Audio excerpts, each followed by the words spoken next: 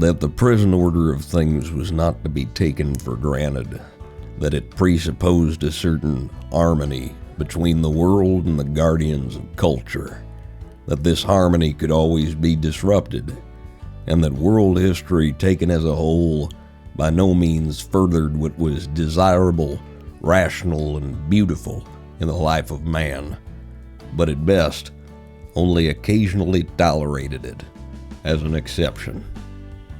All this they did not realize. Hello, I am the Ronin Pawn, and welcome to a twitch.tv/Ronin Pawn live stream on twitch.tv/Ronin Pawn. If anyone knows what that quote is from, you tell me, because I don't remember what it was. I remember reading it at some point and liking it and then putting it in the quote database, but I don't remember what it was from. But welcome, little magnets, and welcome everyone who's probably not here yet. We're starting 15 minutes late, so, there should be more people here, because they should have been waiting, clamoring at the door to get into this show. Why aren't they? We're shocker, big surprise. It's gonna be Kerbal Space Program again. Just flipping it up here. Change. You flip mode. It's greatest. Switch mode. You flip mode. Switch mode. It's flip mode. Pawn. Flip mode. If you're gonna be with Busta, you got to know the terminology. Creative build day, and I am too. By the way, Busta Rhymes.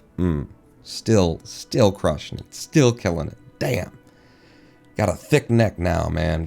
He got big, But, still with the kung fu, and he could still, apparently scare the shit out of Jason on any given day, murder. He could, Michael Myers or whatever the hell was going on. He could do that, and you gotta respect that. The Great Pawn oh yeah, that's the one. So, welcome back to Kerbal Space Program Career Mode. If I seem a little bit like I don't know what's going on, it's because not long ago, I was not of this world. I was on a different plane, asleep. I was sleeping, and then the alarm went off, and I went, we don't really need that now, do we? And then it went off again, as though I'd told it to do that again. And then I said, I'm sorry, didn't I just say? And we had that game about 12 times, and then finally I got up when I heard cats outside making sounds that were like, what? You're lying on the floor just kind of waking up, and you're that kind of thing. It's like, what the hell is going on out there? Especially since I saw our outdoor cat. It's not ours, but we feed it, and I built a house for it. So, our freeloading, stealing my money and time and effort cat. No, our outdoor cat, which we've named Nermal. I suggested that, that reference, because nobody knows where the present order of things was not to be taken for granted, that it presupposed a certain harmony between the world and etc. You don't know where that quote's from. What about Nermal, huh? Can we just lower the brow a little bit here and some people to raise, I know Nermal. We've affectionately termed this cat Nermal. And the other day I walked outside on the porch, and swear to God, I walk out and see another cat. For the moment, I'm assuming it's another. My eyes are trying to make sense of what I'm seeing. There's another cat sitting down there turning away. She hangs out with the father of our kittens, because Nermal is the mother of the kittens that we took from Nermal, which is why she's such good friends with us, because we steal her children. So occasionally the cat we've called Mo, because one, he looks like a Mo. He's just like, hey Mo, and he's like, Rah. But it sounds like he's saying Mo when he meows. He's got a very deep kind of meow, and he's very grumpy. So he's occasionally around. I walk out on the porch expecting maybe to see Mo, and I walk out and I see Nermal sitting on the chair right next to, just waiting for me to come out so that I can feed her. And like foot and a half below on the ground just to the side of her, it's a possum. Are cats and possums friends now? Did we get into the Ghostbusters Bill Murray universe where dogs and cats are sleeping together and it's chaos or whatever? A cat and a possum on my porch. This much space between them. I have to, like, you know, I have to, like, make dinner and buy roses and just pour wine and stuff like that to get this cat to buddy up to me, to start, you know, being okay with me to be within a foot and a half of it. And this possum, I don't know what he's doing. Maybe he put a ring on it, but he's just sitting next to the cat like it's no big thing. Cats and possums? I'm sorry? So, I think, I got no problem with possums. I think they're very cute from a distance. I've taken pictures of possums before with, like, the flash on, and it went right through that thin little layer of hair that makes it look like maybe they're not these bald, disgusting ferret, like, massacres of genetics that they are. And even then, it's like, but he's got the cute little nose. I got no problem with possums. Lady Pawn, not a fan of the possums. She is not a fan of the possums. So, I don't know if I've damaged her relationship with Nermal by telling her that Nermal likes to hang out with the local giant rat population. We value things outside our control, the less control we have. Marcus Aurelius. Is that... Did you look the quote up and it's... Who the hell is Marcus Aurelius? Hello, Jermaine. And what? More we value things outside our control, the less control we have. I read a book that had that quote that I read at the beginning of the stream, and at some point, God knows I don't remember it now. And hello, Vulcan Rider. My daughter had baby possums that were curled up in the engine compartment of her Jeep. I opened the hood and they hissed at me. Little bastards. Just no. I think they're cute enough. I got no problems with them. Lady Pawn thinks they're disgusting, rat-like, and it's funner to say, they're rat-looking, just horrible, and, you know, use words like that. It's the coffee is not 2/3 full. It's a third empty. And now it's half empty. Son of a bitch. Just keeps going away. Hello, Florida Sidler. Jermacian says, the soul becomes dyed with the color of its thoughts. Marcus Aurelius. I mean, that's true and all. You know, depending what you mean about, like, by soul, but I think we can agree that, yes, that's true. But I don't know who Marcus Aurelius is. This may have been a book that I read. This may have been an author that I read. I don't remember. I've been a lot of places. I've seen a lot of things from Soho down to Brighton. I must have seen them all, but there ain't been anyone like him. That deaf, dumb, and blind kid sure plays a mean pinball. Ladies and gentlemen, I don't know what we're doing today. We kind of wiped out a bunch of missions all at once. Well, if at once you mean across two long and harrowing and arduous and tormentuous live stream. Well, one that was, and then the second one was just fun, good fun. The last live stream, I got to yell at the game for its engineering system that doesn't really work on the surface of a planet, at least for me, for reasons. But it was the good kind of yelling where it was like, are you kidding me? And, you know, it wasn't like I'm angry at people. It was an I'm having fun pretending to be angry at people kind of a way. But sometimes it gets in there, you know. Wisdomquotes.com/Marcus Aurelius. Okay. Sure. Is that where my quote is from, Jermacian, or are you just throwing your own quotes out here? We apparently have positioned a satellite. Oh, I remember the geosynchronous satellite that's going in the wrong direction around the planet and has a weird inclination and is, like 1,000,000 meters higher on one side than the other. Those geosynchronous satellites. Boy, they can be weird, can't they? Doing all of these odd things that don't make them synchronous to the surface of anything. Geosynchronicity. Who even understands it? It's geosynchronicity, but in Kerbing you got to put a K on the front of everything. We also have Explore Eve as a mission, and we have a timer set for that, and I think it's coming up. I think it's like around day 180 that we'd be leaving for that. We could start building for Eve and build an orbital station around Minmus, which is basically just having something in orbit of Minmus that has an antenna, a docking port, can generate power, can support 5 Kerbals, has a cupola module on it, and that's it. So it doesn't even really need to be a station, just like a big ship that parks there for 10 seconds. And they're like, hey, you made a station. And I'm like, yeah, sure. Then I drive away, taking their money and laurels, accolades. Mainly the money is the thing. Repeat your quote. I didn't see it. The quote is that the present order of things was not to be taken for granted, that it presupposed a certain harmony between the world and the guardians of culture, that this harmony could always be disrupted, and that world history taken as a whole by no means furthered what was desirable, rational, and beautiful in the life of man, but at best only occasionally tolerated it as an exception. All this they did not realize. That was my quote. I think I fell asleep before you finished Bill's ship last time.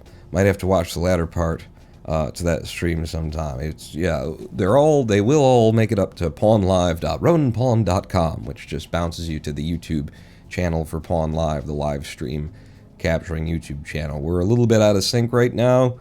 Lady Pawn having trouble logging into her Twitch account. Tried to get Twitch working on the Switch, and apparently, like, logging in on the Switch broke her account with Twitch Direct. I don't know what's going on there, but it's probably because the names are so close that even the code can't keep straight what the hell it's doing. Twitch and Switch.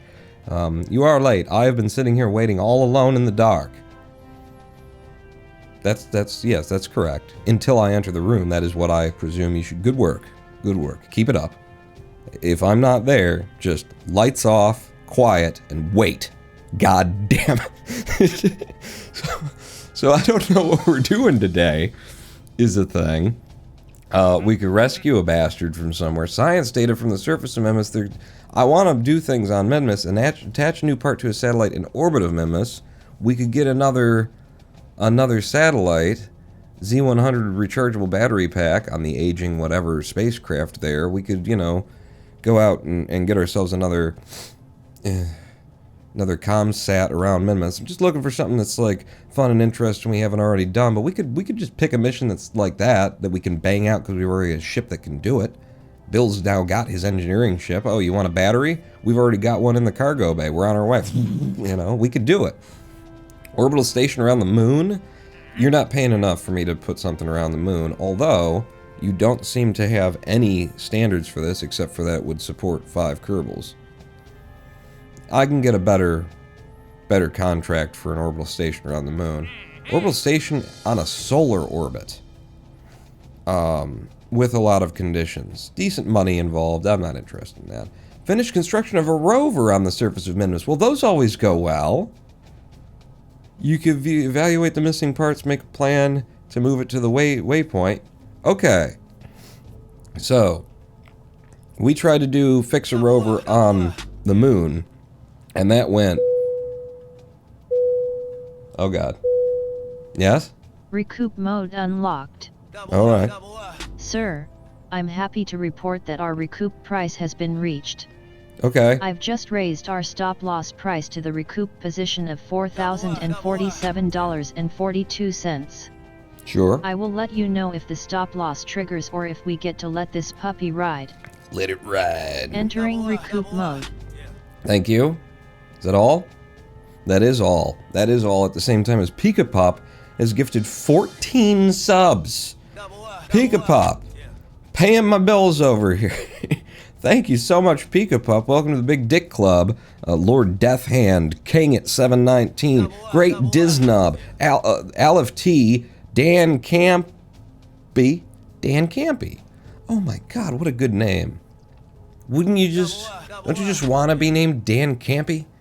Come on down to Dan Campy's Camping World, here with Dan's and Campy camping on Dan's Danny Campy Camp. It's just Dan Campy. That sounds... I would vote for Dan Campy. I don't care what his policies or positions are. Healthcare? World on fire? He could be a Republican, a Democrat, a fascist. Fucking Dan Campy for president. Dan, welcome to the Big Dick Club, Dan Campy. Didn't mean to make it a whole thing there around your name. I like the name. Box of Pins, Florida Seidler, Angry Raccoon, Raccoon. Angry in sort of the Japanese sense. Angry Raccoon is how the spelling goes. Silent Cartographer 89, Alcanis, Oregon CRX, Frag Magnet, Six Sevceris, Six Semper Tyrannis, welcome to the Big Dick Club, and Twitching Astronaut as well. Tier 3 subs. Tier 3, 14 Tier 3 subs. Those are the kind with the, I think they give you rocket launchers or something. I believe someone like mails you a bride at Tier 3. Those are the expensive subs. Pika Pop, holy pooples, thank you so much. And welcome to the extremely big, that's like 9 inches to everybody that's going out there. That's just like full replacement dick. Yours could fall off now thanks to Pika Pop. Thank you so much. I have been watching, waiting, planning, and plotting. Well, give us your best evil laugh. Here, I'll help you. Excellent. Like that. Thank you so much. What kind of club does that get you in? A 9-inch? It gets you a 9-inch club that you can attach down there, or use however and wherever you. I mean, it's throw it at Dan Campy if you don't agree with his policies on the campaign trail. Just whipping 9-inch. Hey, what? Humongous dick club. A 9-inch nail. You mean like a cigarette? Like a 9-inch cigarette? That's just a Marlin stick at that point, isn't it? Where did I get that term? I have looked this term up like a half dozen times in my life, because at some point, I think I heard someone in a movie or something refer to, you smoking that cigarette, but you got one of them like long things, like the fancy people who didn't want to get their knuckles stained yellow. Like if you're smoking that much, Jesus Christ, but they got a stick there so that the smoke doesn't get on them because they're too fancy. So you get that big long, cigarette extender thing. And I think I heard somebody at some point call it a Marlin stick. And I have looked that up several a time, and it seems like the internet has never heard anyone refer to a cigarette holder as a Marlin stick. But it makes sense, because a Marlin stick is actually like a long, it's like a whisker, I think, from a marlin the fish that's kind of like a, but it's, I don't know if it's real or if I made it up in my head, basically, or if I misheard something or misunderstood the use of a word at some point. Do you have those? Have you experienced that? Do we all have the same internet experience of like, I remember things, or have certain words or terms in my head that just feel like they've always been there, and then they come to me and I'm like, oh yeah, that's curious, I wonder what the origin of that is, and you type it in and the internet is like, what are you talking about? No results found. What? And then you have to question whether or not this is some corner of the, like, if you're alive as long as I've been, something to be proud of. Then you got to question whether or not it's like part of the pre-internet, and that the internet didn't manage to like grab, and it just kind of wafted away on the breeze, and now it's gone from history. Or if you just heard shit upside down, backwards, inside out, and have been confused and wrong all of your life. What do you even get in the Tier 3? It's like a back massage, I think. They send around, Twitch sends a masseuse to your house, I believe, something along those lines. With the happy ending, it's the full treatment at Tier 3. I don't know. It's a band. Marlin Stick is a band. Tales from the Old World. Yes, as Silent Cartographer you've mapped it for us. So just follow the. But yeah, finished construction of a rover on the surface of Mimas. We tried to do this on the moon, and they gave us a vehicle that just could not be repaired. Fucking ridiculous vehicle that we did manage to get just enough together that we could like slip and slide our way into the area that they wanted it to be. The thing is, I would never do a contract like that again, because those contracts, they don't work, they're unfunctional. I just yell at the game and things like that. We've had problems building anything on the surface. We were just trying to snap to nodes last time, and that doesn't work. So I would not do this, except for it's worth $1 million. It's worth $1 million. And there are other ways to get this done than to actually, like, fix the rover. As King Akira 9000 on his... 9000? King Akira showed on his channel. on his Twitch channel recently after I told him that mission, don't do that mission. If you get it. He took the mission and then he came out with a claw. At least his plan was. I didn't stick around because it was the end of the live stream, but he said, here's my plan. I'm just going to come out with this craft. I'm going to grab it, and I'm going to pick it up and move it to where it needs to be and not even try and fix the craft. So I'm going to take that. It's worth $1 million. And it's just go to something on the surface of Minmus and something, etc. Why wouldn't we? And science data from the surface of Minmus, if we're going, it's not worth a lot of money. But, you know, it's free. We want to get more science data from Minmus. Might as well. Attach a new part to a satellite in orbit of Minmus. If we're going to Minmus, so we got 5 active contracts, max of 7, so we got 2 spaces left here. Multi-Minmus Mission Mark 1 relay. An adjusted orbit. I think we've got enough monoprop to do that. No problem. Rescue in orbit of Kerbal. Position the aging something in orbit of the moon. What? Is this... Be in command, ensure that the probe has an antenna and can generate... Is this one that you'd have to repair and stuff like that and then put it there? And it's worth 15 grand. I hope not, because it's not worth doing. But I will move this guy. 185 degrees. So...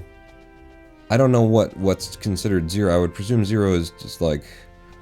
0 degrees would be equatorial, actually. And so then 90 would be like that, so 185 is equatorial, but in the wrong direction. I don't want to move my satellite like that.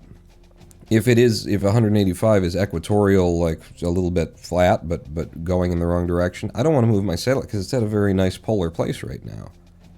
Yeah, maybe go fuck yourself. Maybe that. But attach new part to a satellite in orbit of Minmus. We get a new one. It just needs a rechargeable battery. I'll take it. And we got an empty slot. Are we going to Minmus today? Again? I mean, Minmus is just a good place to live. Really. It's fun. I would have thought he was a bit older than that. 20? You look like you were what? 20, says Vulcan Rider? Who are you talking to? Somebody in chat? Who looks like they're 20 in chat? Who?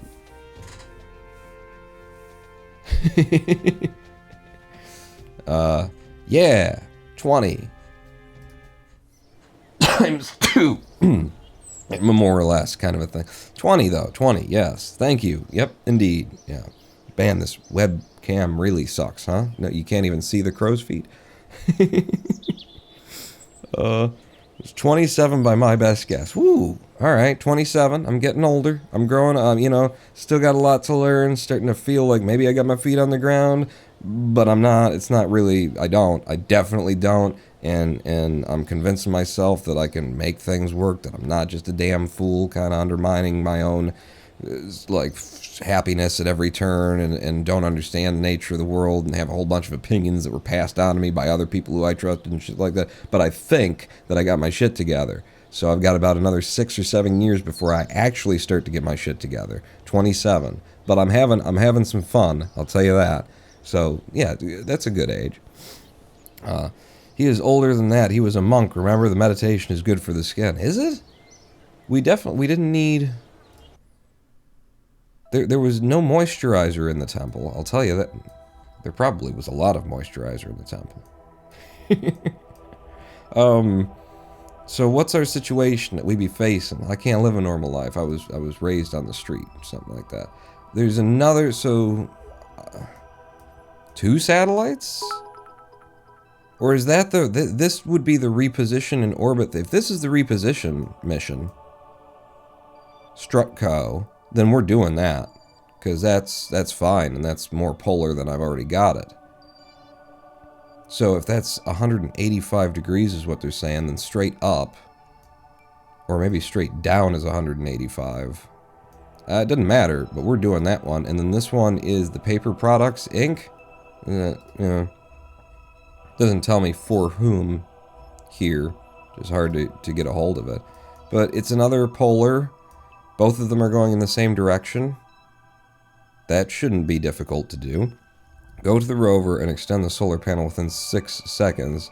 then that mission is almost done. Good point, little Magnus. Last time that we tried this mission on the surface of the moon, they gave us a craft that it wasn't fine. It wouldn't have rolled, as we found out. But it certainly seemed like there was not a single part missing from it, except for a battery.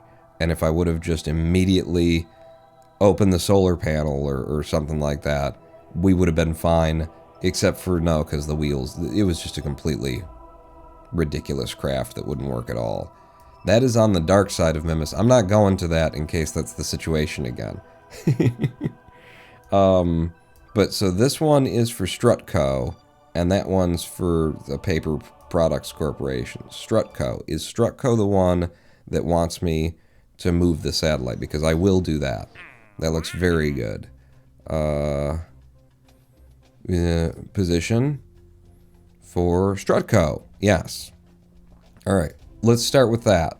So we'll head straight out. Look, we're already going to space.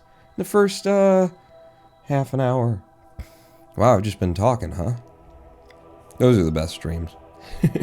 Starts playing the game and I'm just tuning out. But when we just start chatting and stuff. So which one is it? It's gonna be you, right? The multi-Minmus mission something. Somebody. Multi-Minmus mission Mark 1 relay. Fly it, and we're just gonna adjust it into a more polar position.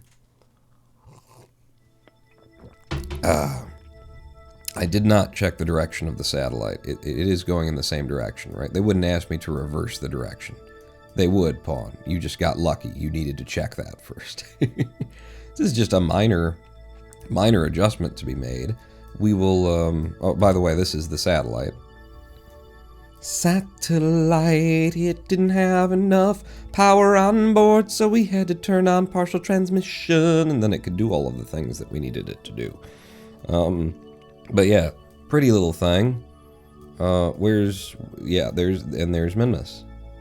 So that's the satellite that we're going to move, and we have 6.87 monoprop left in it. This thing weighs less than a ton, if I recall correctly, and that is information that you can look at somewhere here. No, that ain't it. Where's it's like ship in map mode information.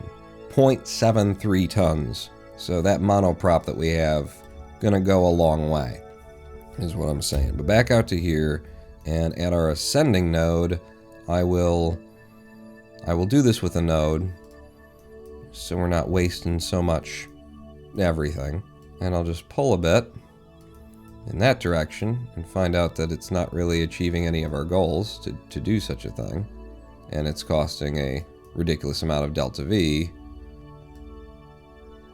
And I don't understand. Oh, it must have blinked off into another universe or something, the thing. Yeah, no, die. Die, though. Die. Go away. I am killing you as hard as I can. Kill me faster. No, I'm trying. Maybe it's actually from this position we want a radial for a little bit of twist, or did we just... Oh yeah, now I can see it. Now I can see it. Thank you. Okay, yep, twist. And then retrograde. Wow, that's... I just... Can other people see these lines that they want me to look at? Can you guys actually see the orange line in there? It's there.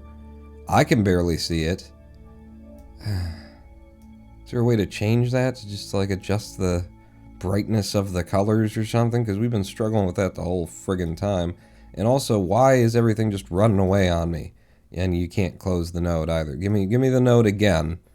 Gotta be better off just going there and burning in all the directions until it starts doing what I want it to do. At the ascending node, I'll get this guy up over here, and I'll reduce the amount of change we get on each scroll wheel. And then I'm figuring that we would pull anti-normal in order to twist in and up. And that is correct. But as we do that, we're generating a lot of prograde forward. So we need to counteract that with a retrograde burn. Wow, it's just a very subtle adjustment. So we get it into that position, and we've put on a fair bit of prograde, so we retrograde back.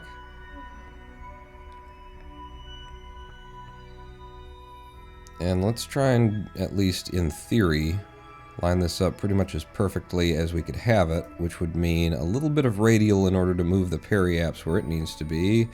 And I'm going to say that's going to be actual radial and not anti, yeah. And that gets our periaps and our apoaps exactly where they need to be. Maybe a little bit more on the retrograde pole. Look at that.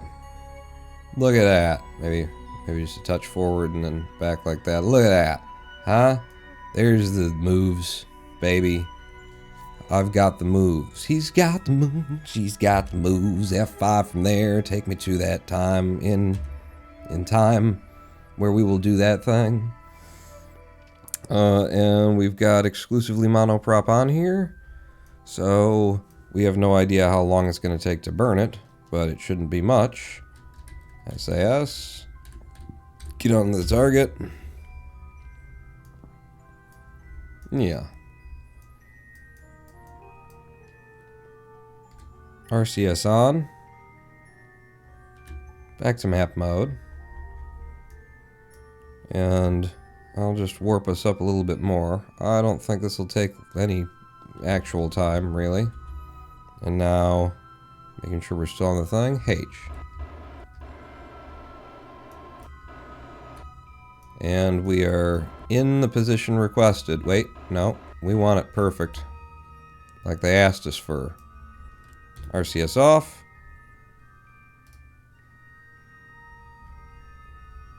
Maintain stability for 10 seconds. We've just done it. That's 50 grand in our pockets. That little adjustment that actually made this satellite more better. It's at 185 degrees instead of a nice 180. 50 grand. 50 grand right there. I think with the advance, more like 75, 80 grand. Boom. We're killing it already today. And look, see, now the satellite is where it didn't really, yeah. But we did it. So there you go. Back to the Space Center. Knocking them down. Setting them up, knocking them down today.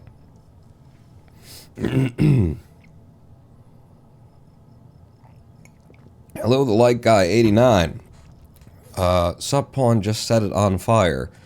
We would have to send Bill up again with a can of gasoline or, let's see, a bottle of whiskey and a rag. I think we could do that. I've got that mod and... Oh, no, I don't. So what's next, though? Because you got that...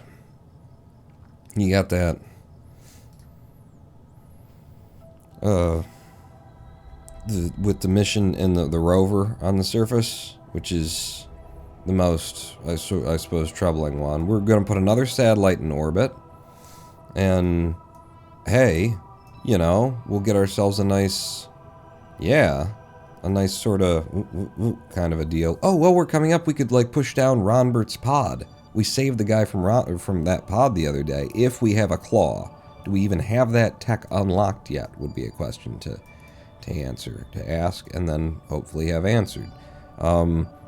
Sorry? Is that a place you want me to do science? Good for you. It's not going to happen. This is the unfinished Minmus searcher. Let's go see what it is and be ready. I'm gonna just be ready on my SM64 pause buffering in case. It's just it has 0 electric charge when we got out here. There's nothing draining out of it. Now that's a cool little thing. I like that design. Does it function at all? Would it function at all? I can't communicate with it. There's no one aboard it.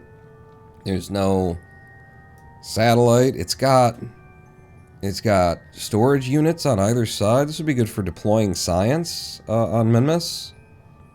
Oh, wow. Yeah, that's really all the thing is built for. That's cool. It's a cool looking design. Doubt it's going to work at all. Probably looks cooler than it functions, but we'll see. What mods would you recommend using? I've only played KSP Vanilla because I don't know what mods I should use. Heck yeah, that looks cute. Yeah, doesn't it? Mods I would recommend. I I stick with just purely visual ones, you know. If you're looking for game-changing mods, this is, I believe, what is it? What pack am I using? Spectrum? Is it Spectrum? Something like that? That just has like a bunch of visual packs in it. You get the C-Can, you pull down the C-Can, which is the mod linking. You get the C-Can. Just look that up if you don't know and haven't heard. C-K-A-N. You get that, and then you can just like type in Spectrum, and it'll just download it into your KSP directory. You might have to tell it where your KSP directory is, that kind of thing. But so that's for like just visual kind of stuff, and I like this pack. There's lots of visual things you can do with Kerbal. But for gameplay, I've rarely strayed too far away from the base game. I quite enjoyed Bargain Rockets back in the day, where you're making spacecraft out of models that are cutely modeled after like refrigerator cardboard boxes, and some of your engines are fire hydrants and things like that. That was cute. And it also, I don't know, it made the progression feel a little bit more balanced, you know, that you're building smaller things first. But on the more like standard side, I found Ven's part pack to be very good. It retextures all of the parts differently than what I've got installed right now, but it also adds just a few things that are like, yeah, that's really useful. I think it adds a few things. I'm pretty sure it adds a few things. I don't know. But yeah, I'm not a big mod the game to make it work guy either. I'm more interested to see all of the fun and interesting ways that they failed to design Kerbal Space Program in the way that this game is broken. But yeah, Bargain Rockets was real fun. I'm sure that hasn't been updated for years and years. I believe Linux Guru Gamer adopted it, though. The grandfather of just, like, catching everybody's mods that they abandon. And he'll, like, pick them up, make sure that they work in modern versions, and add them to his list of things to check in on occasionally. Don't you use any mods to show you more information? Not anymore.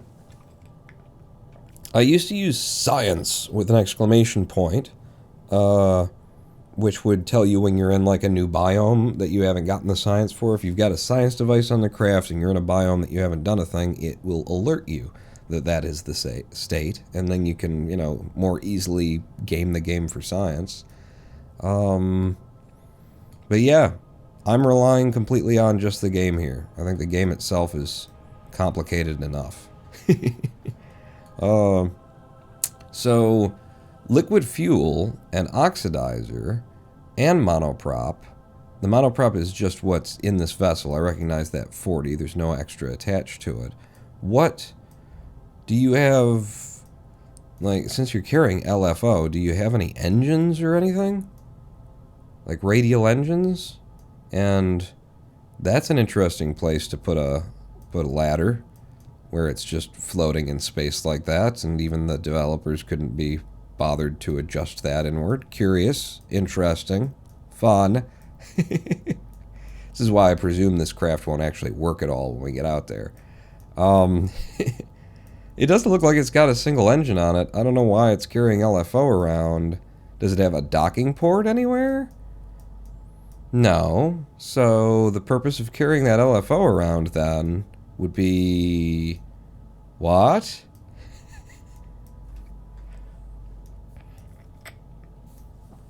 For ballast. I'll bet anything it's just there for ballast. Because it's built and it's attached to this, and in order to get the center of mass where it needed to be to make this craft, they just threw LFO on to weigh it down. Does that make sense? Am I crazy, or is that my thing? Mod Kerbal Engineer Redo. Yes, that's the one that gives you all the text. You could like position it anywhere on screen, but it's just tons of little tiny things that you can configure to tell you whatever you want at all times, you know, instead of having to like click down here and look at just the AP and the, you know, the app apps and the peri apps and stuff like that and flip through a bunch of stuff. You can just get all the information on screen all the time. That's good for if you're staring at it constantly. I don't know. I like to fly by the seat of my pants a little bit more, you know? So what would we bring up? I mean, there's going to be a battery on the thing. I'm guessing that the fuel there is to try and wait this out so that it will actually run on the surface of Minmus. Is there anything else that would, make this more useful? This is a lot of dragging stuff to places. It's a good little craft for the idea of building a ship on the surface of Minmus, being able to cart parts back and forth, but, why aren't you just landing them where you're landing them? In other words, I'm not sure that this really has a use, but it is very cute. And all it needs is a battery. And solar power. Yeah, we want to give it the ability to generate some solar for itself. And, I mean, actually, this has electric charge of 100. It doesn't really need a battery. It just needs to be able to regenerate its own electric charge. She needs a jump, is what we're saying. She needs a jump. Back to the Space Center. So what's our solution for that?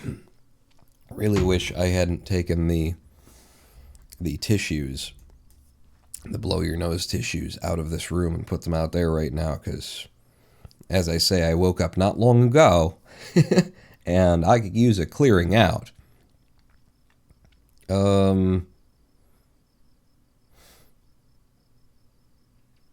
So again, back to mission control, just so I can try and put together in my head the things that I might want to do today, which are, we'd land.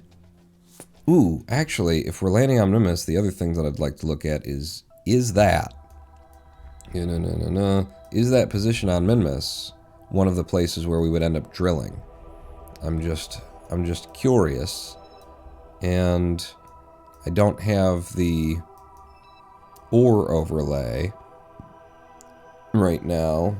Okay, you got a cutoff of 0%. If I bring you up, and then, like, we've mapped the thing, do I have to go out to the satellite and turn it on again every time I load in, even though I've mapped it already?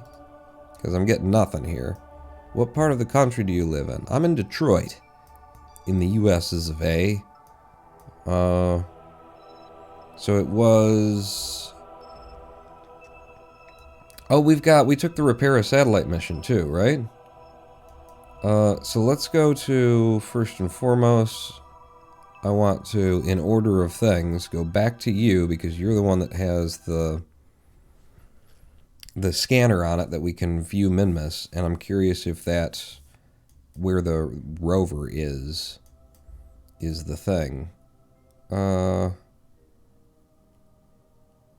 Cutoff plus...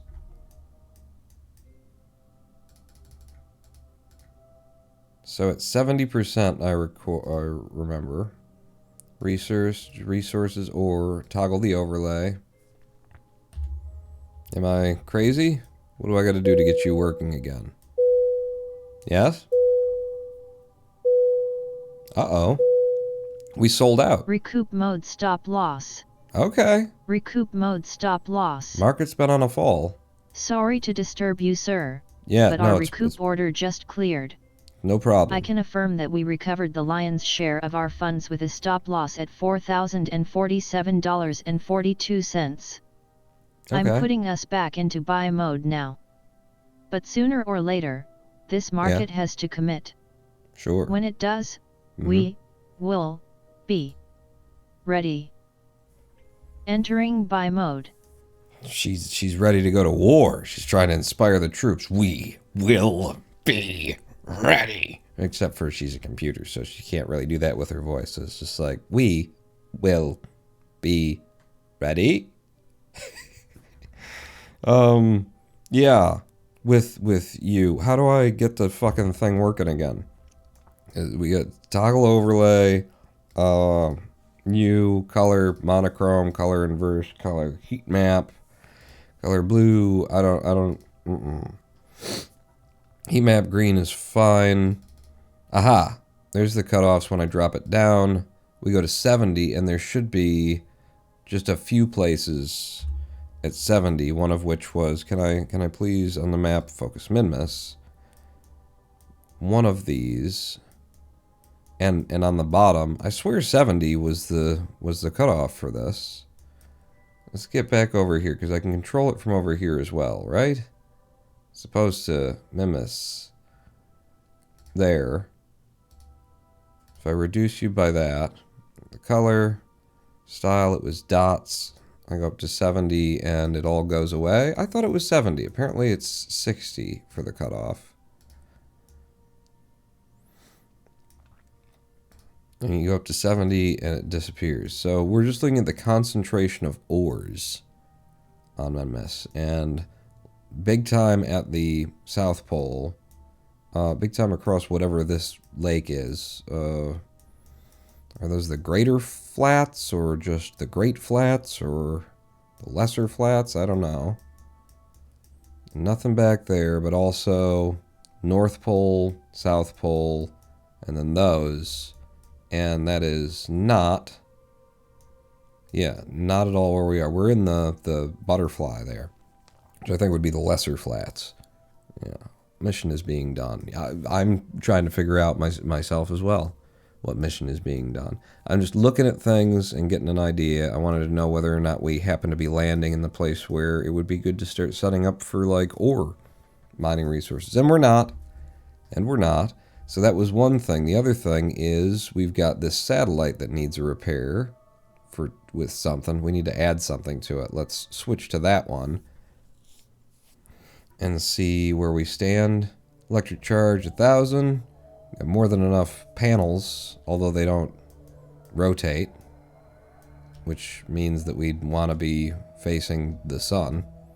SAS. Do you have SAS? You do have SAS. Fairly nimble little thing. Point you sunnish, in a sunnish, sunwise, sort of solar, sunny day. God, I need to clear my throat. Ha ha. So what have we got on here? We're using a Hex 2. That's nice. We've got narrowband scanners, which aren't those for use on the surface of Minmus. What do they want me to do with this thing? It seems fine to me. Attach an extra battery. Okay. Just the Z100 too. That's not like much of a battery to attach. You've also got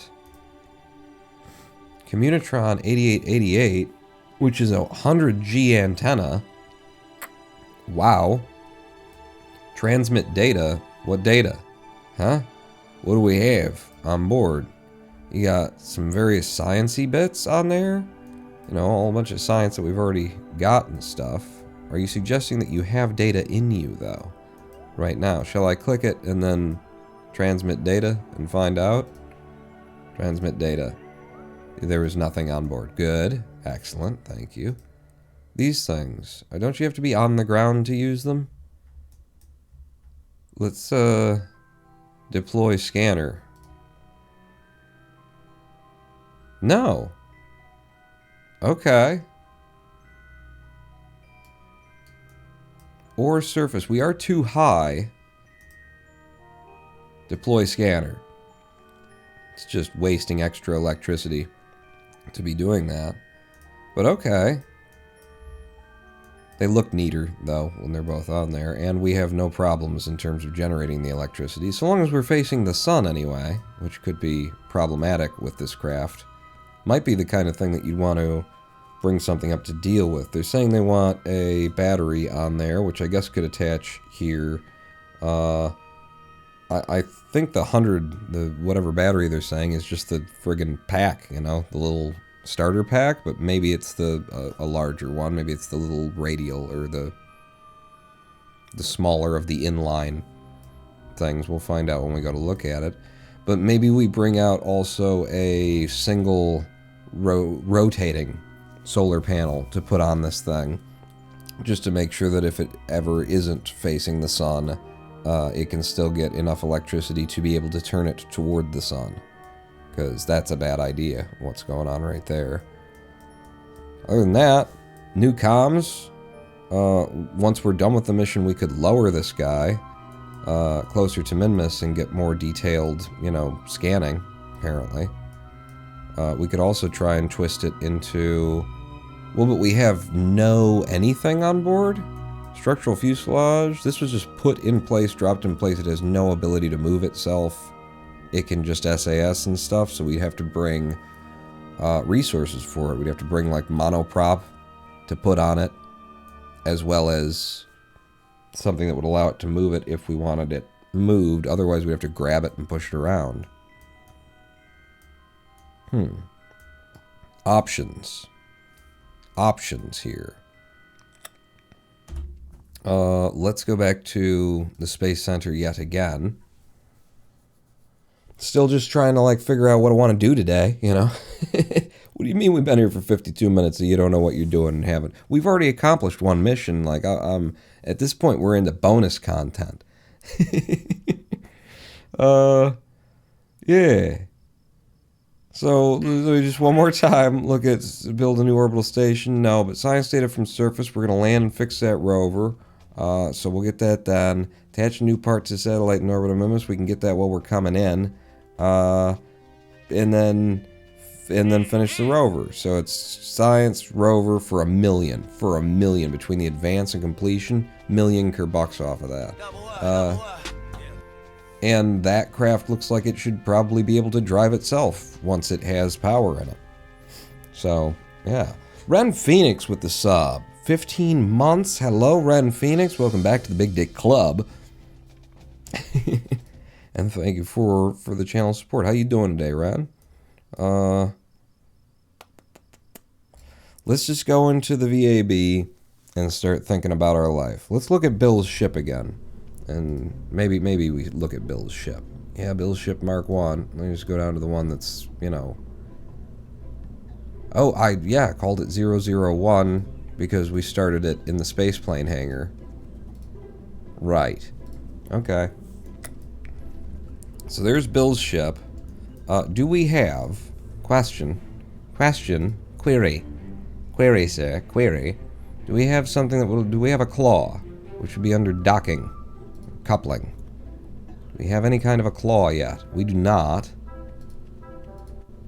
Yeah, we do not. So we can't just grab a thing and move it around. Let me go over to science and see where our first claw would be in R&D for unlocking it. We have 112.6. So claws. Aerial landing, aerospace flight, actuators, advanced grabbing unit. Is that the first claw that we get? We really don't have another claw already? Because I feel like there's multiples, right? Advanced grabbing unit junior. Okay, you get them both at the same time. That's the one that I expected to unlock first. Apparently you get them both simultaneously. So, actuators for 160, we have 112.6.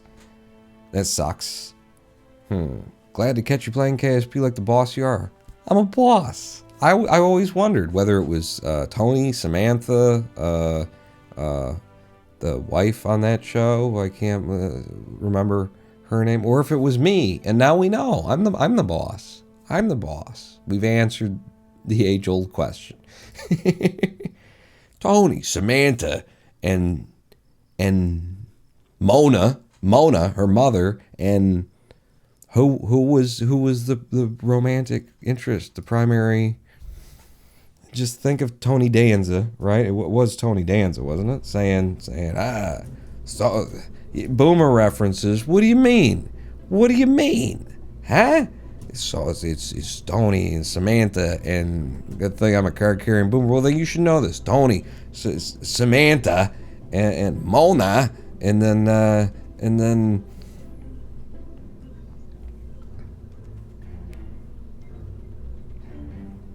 Uptight lady. I can't remember. Uptight white lady. It was... I can't remember. Damn. Good supporting cast, apparently. Because I can't remember, you know, the woman around whom the show existed and she was as much a main character as Tony was, and I can't remember on Who's the Boss is what we're talking about. Who's the Boss? For all you millennials out there, whatever it is.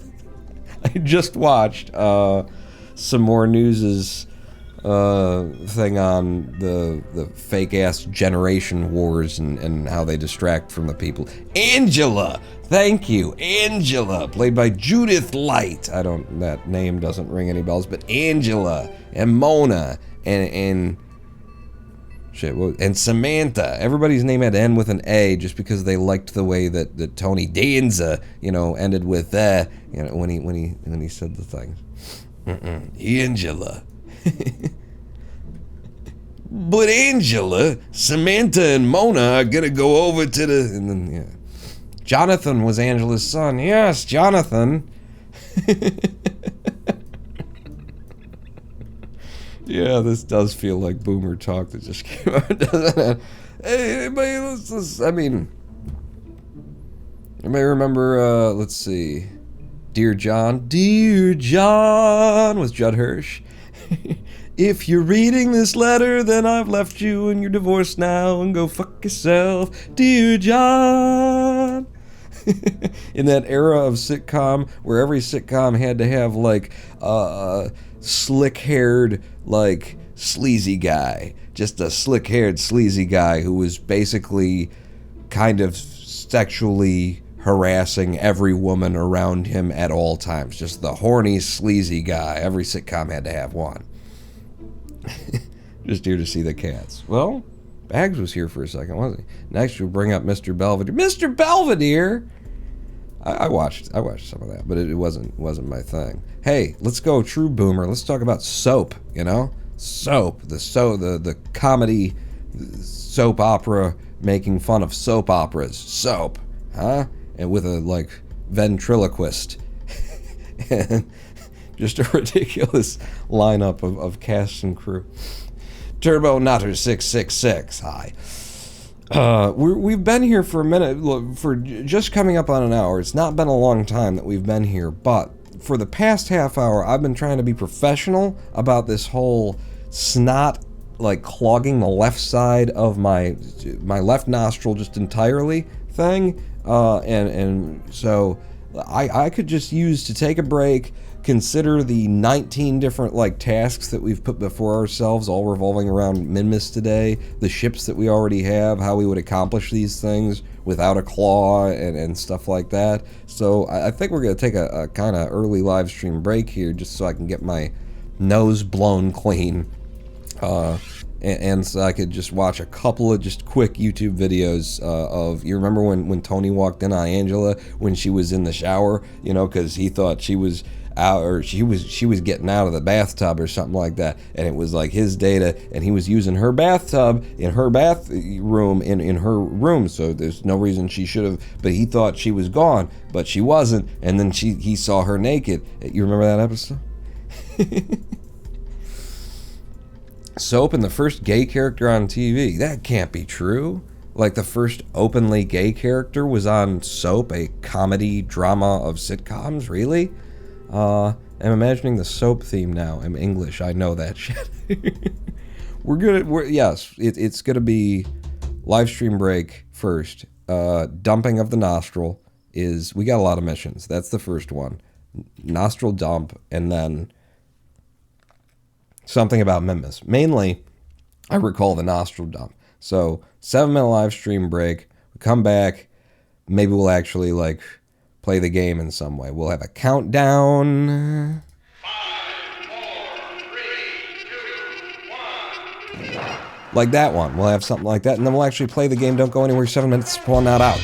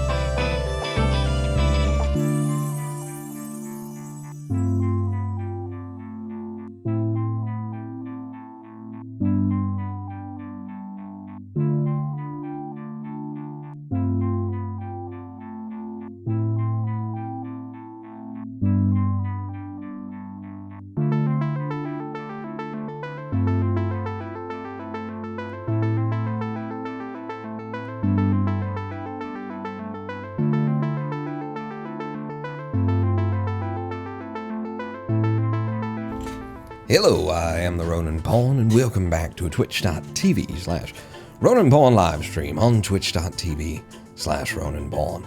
We're in Kerbal Space Program. We've been here for just an hour and 10 minutes if you count the time we were at live stream break.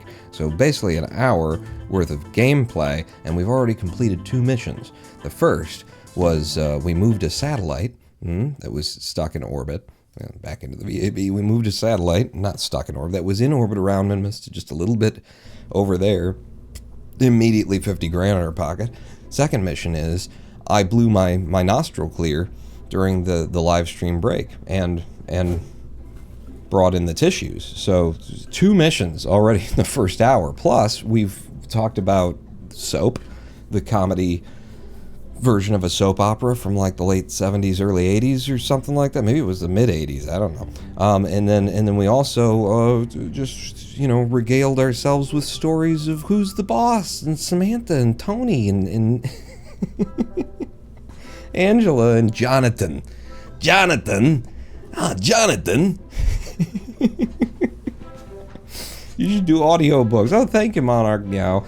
I saw as I was returning that some sad news is in chat as well. Turbonutter666, one of your cats got run over recently. Our condolences if the cat did not make it, which I presume you would have said if it was, just bad luck, to be honest, that it got hit by a neighbor.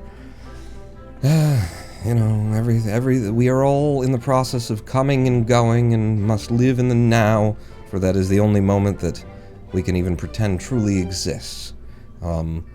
So into the ether, let us bid your cat adieu and welcome it to a new journey, the other side of life.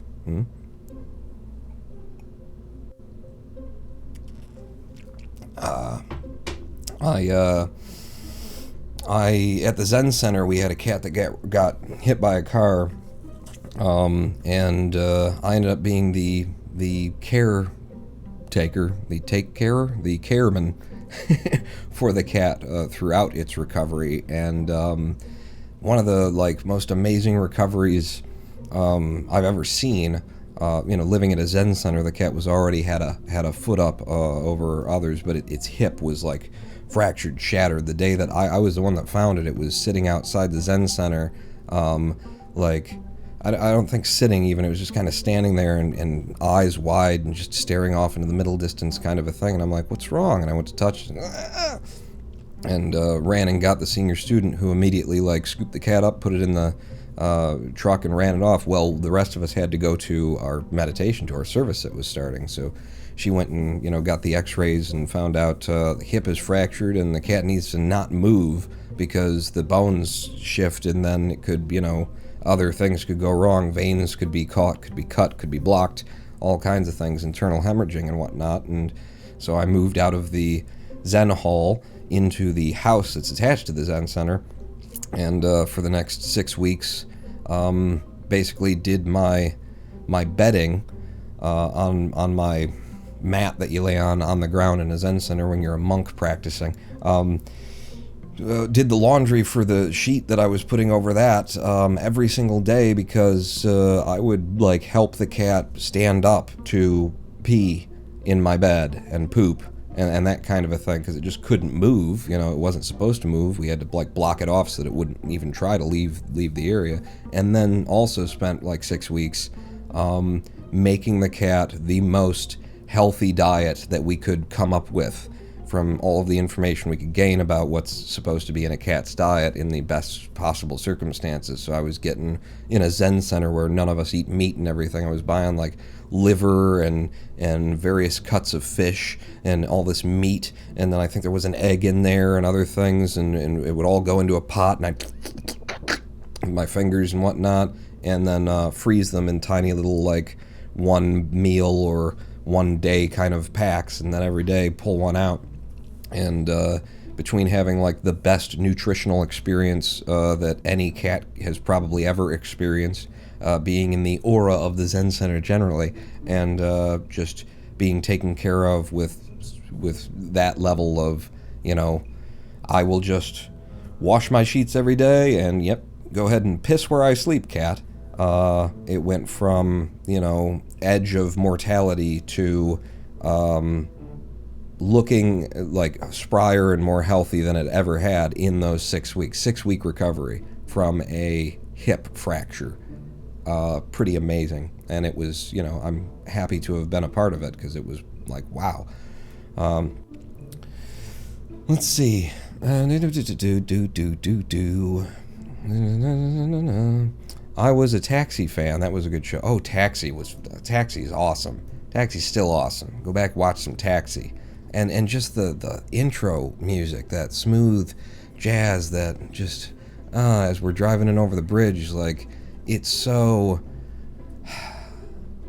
And that tells you everything about the show and the production and who was making it and everything. Just listen to that song. That's not a song that you put at the beginning of any show in the history of shows. The theme music, outside of like MASH, where the theme music was included hit tunes at the top of the charts, like Suicide is Painless. It brings on many changes, and I can take or leave it if I please, or something like that. Outside of MASH, which had very specific subject matter of Vietnam and being in a war zone and everything like that, just for Taxi to use that smooth stuff, it's, every other sitcom, every other show you've ever seen, especially a comedy show, it's like, hey,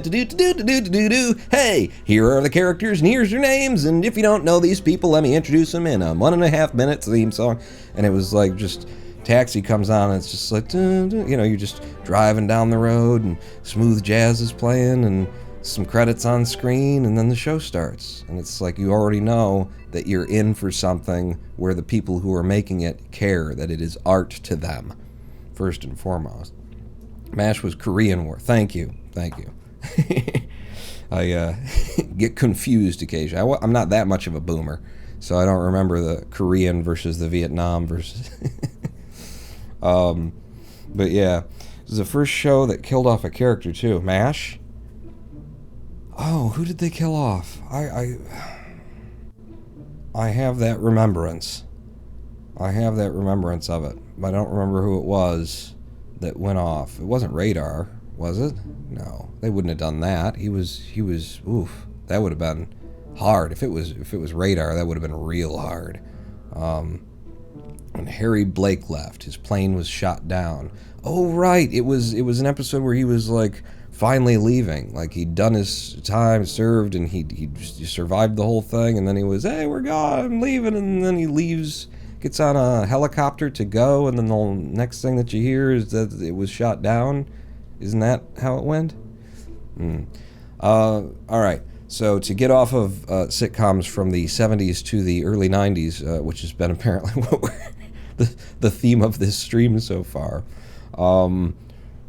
what we're going to do today is we've got a satellite in orbit of Minmus that they want me to put a battery on. What battery is it they said? It was the something 100, the Z100 rechargeable battery pack. That's all we need. We've actually got at least one of those on board Bill's ship right now, because he's an engineer, so he carries things like jumper cables and batteries. So if we go on to the interior here, he's got a battery right there. So that gets that part of things done. And the ship, or the satellite that we're putting the battery on, doesn't really need it. Maybe we'll put it on, complete the mission, and then take it back off. It's got 1,000 units of electric charge storage capability on the thing anyway. But we put it on there, that completes that mission. But the other things that we want to do with that satellite are, it's got great comms, so we want it as a comm satellite around Minmus, because it's the strongest comm sat we've got. I think it's got an antenna on it that I don't even have unlocked yet. Yeah? No, it's this one, isn't it?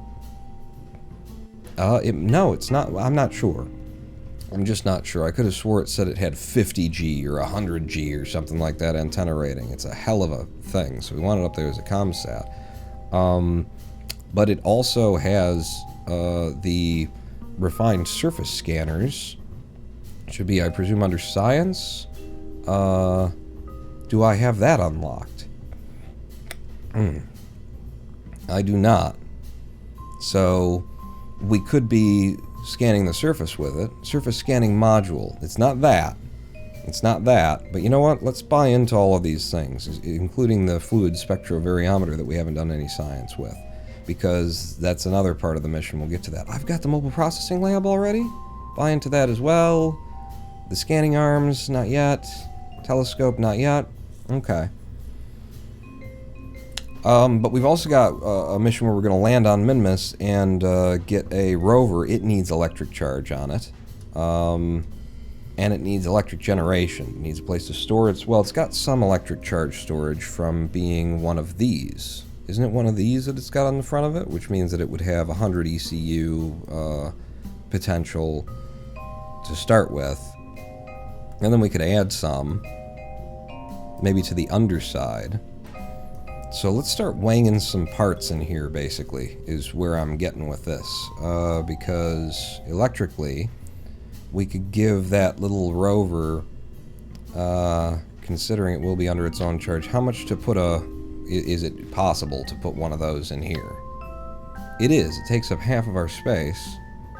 But alright, so that's a decent sized battery to slap on that. That'll give it 1,000 electric charge. Good, good, good. Is this stock, or are you running any mods? Hello, Twisty Golf. Welcome to chat. And the only mods I'm running are visual. I've got restock, so it's just different models and textures for all of the stock parts, and then I've got scatterer and stuff that comes with, I think it's called, the mod pack is Spectrum, but and chatterer with a whole bunch of sound effects that make the game a lot bit more immersive, I think.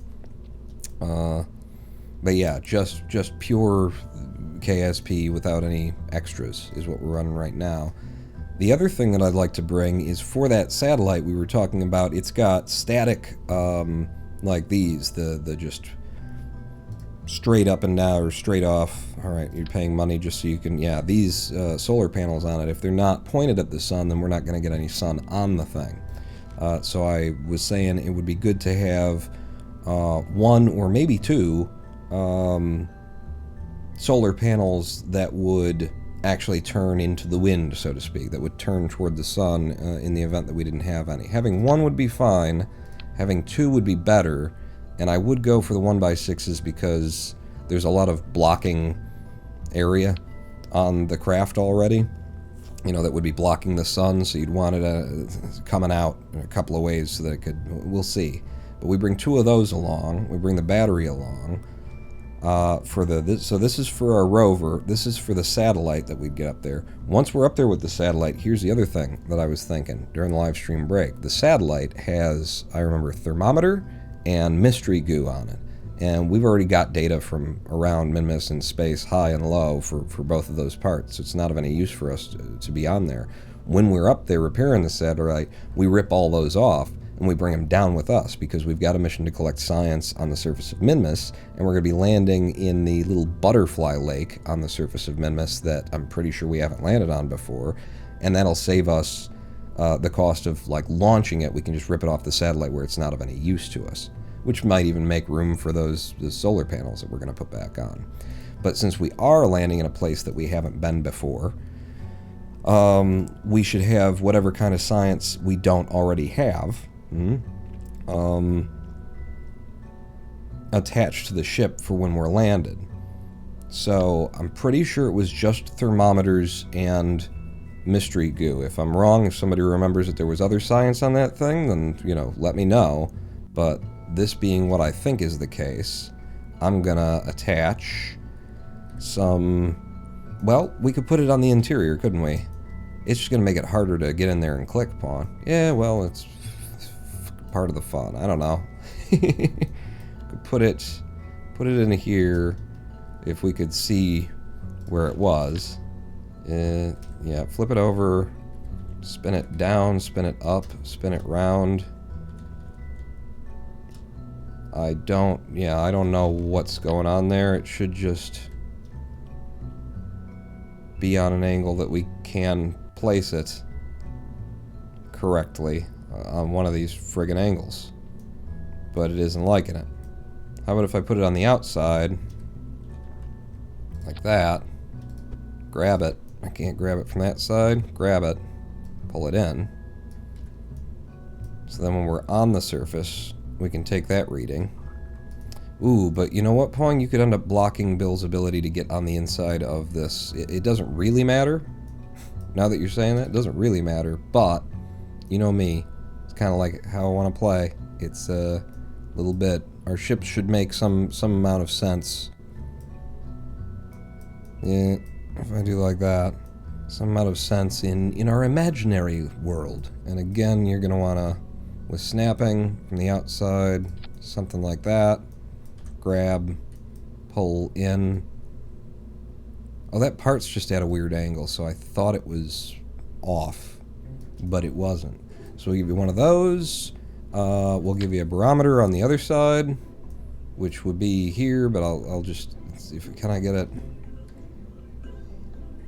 with snapping. Flip it around like that, and then you stay wait up there because there's probably more parts that I want to put on.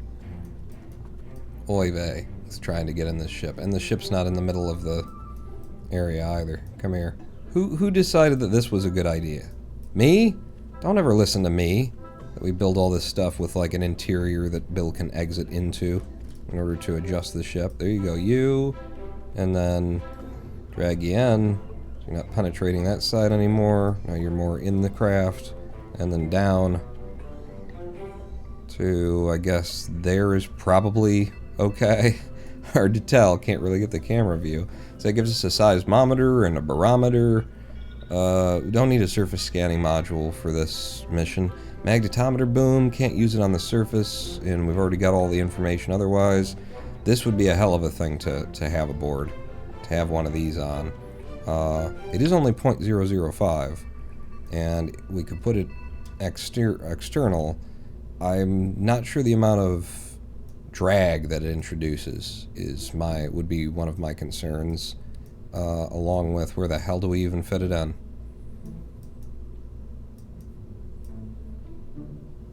That's the antenna. That's a radiator. Yeah, I got parts everywhere on this thing. I don't want to block his ability to. Well, I could try putting it there. Can I use this in where there isn't in a vacuum on Minmus? It doesn't work, does it? Like a lot of the other parts do, but this one doesn't, because it specifically studies an atmosphere. So then we don't have to bring it. Yeah? Because, you know, like the barometer you use in space in all these different places, and it just keeps making jokes about how, yeah, the absence of an atmosphere certainly makes the atmospheric pressure not really what it shouldn't be. But then you get this part, and it's like, no, you can't use that because there's no atmosphere here. Kind of changing everything that the game has taught you until then. Almost like it's a bad way to do that, kind of. Hello, Mr. Combined. How you doing? I found you from Apollo Legend. I'm doing good. I'm having a good day. I mean, I just woke up and ran to the live stream. Maybe that's the thing. That's what I need to start doing more, is just not, you know, being aware of what I'm doing while I'm doing it. I remember once we rebalanced the position of the thruster blocks last time that we flew this craft, this was no longer like the correct number. Maybe it's just something we figure out when we're up there, what is going to be best for maintaining our rotation and whatnot. We also were a little bit light in the Leo fares on the thruster blocks, so maybe, at least for the angle of landing and taking off, because that was something that I quite enjoyed, we put a couple of these on the bottom to give it even more power to lift itself. Thar. Yeah, something like that. I'll give it a bit more power. And then, because I'm not sure that I like the way that looks, just bring those out a little bit more, make them stand a bit prouder. I think it's a bit too proud. Yeah, that's fine. So that'll give us more authority. But we were also a bit light on the monoprop after we did all of the maneuvers that we wanted for landing, and if we're going to be able to vent more as we're going, we'll get it done quicker and everything, but it wouldn't hurt us. In fact, that's another thing that we want to bring along for the satellite. The satellite that we're going to repair currently has no means of self-propulsion at all. It's something the game, generated in, and it has nothing. So if we gave it some monoprop systems, that would benefit us quite a bit. So if we bring, like, how much weight? So we could bring those balls, or we could bring these balls. Okay, we can't bring those balls. So if we brought a pair of these balls to be attached, and then we brought some monoprop blocks for it as well, this is going to be kind of nasty to put monoprop blocks on a craft such as this. Maybe we just give it a single direction, because we know that when we're editing a craft in space, it doesn't really work well for trying to get the exact sort of positions that you'd want.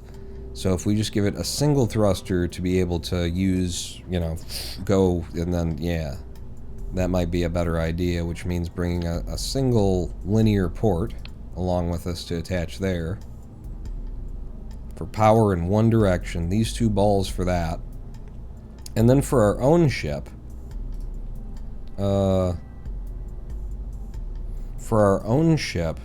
what about some extra monoprop?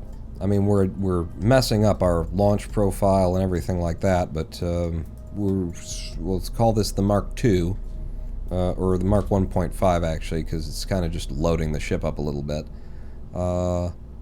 But if I put the extra monoprop that I had originally had there in the places that I liked, which I remember it was, let's see, we'll put it on like this. We'll use absolute snapping in order to get it to, nope, I need you there apparently. Absolute snapping to get it to a dead middle on the vertical there. And then, if I recall correctly, I liked it down a bit, and, obviously not penetrating the landing gear, and out a touch.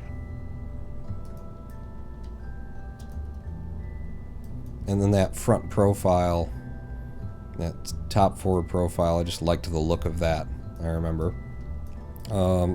Potential for more explosions when we try and return with this craft, since it worked out so well last time we did it.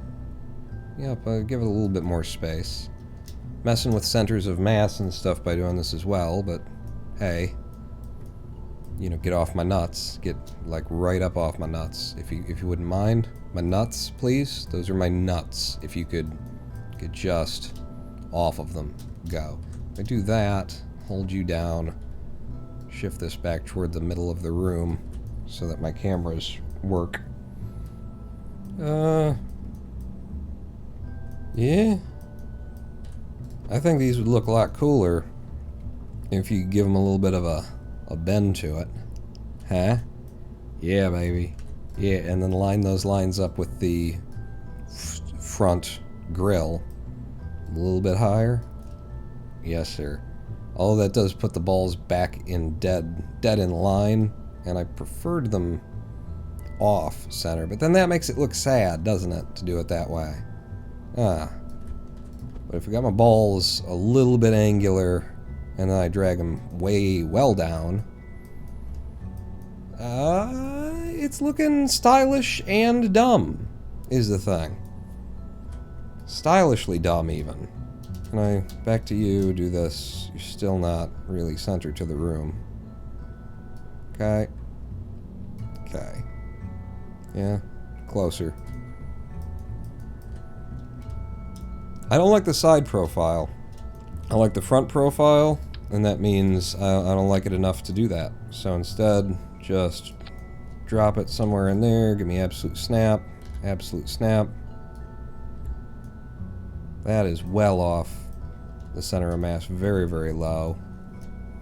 But I like it. I like it like that. Are you okay with it penetrating like that? Kinda.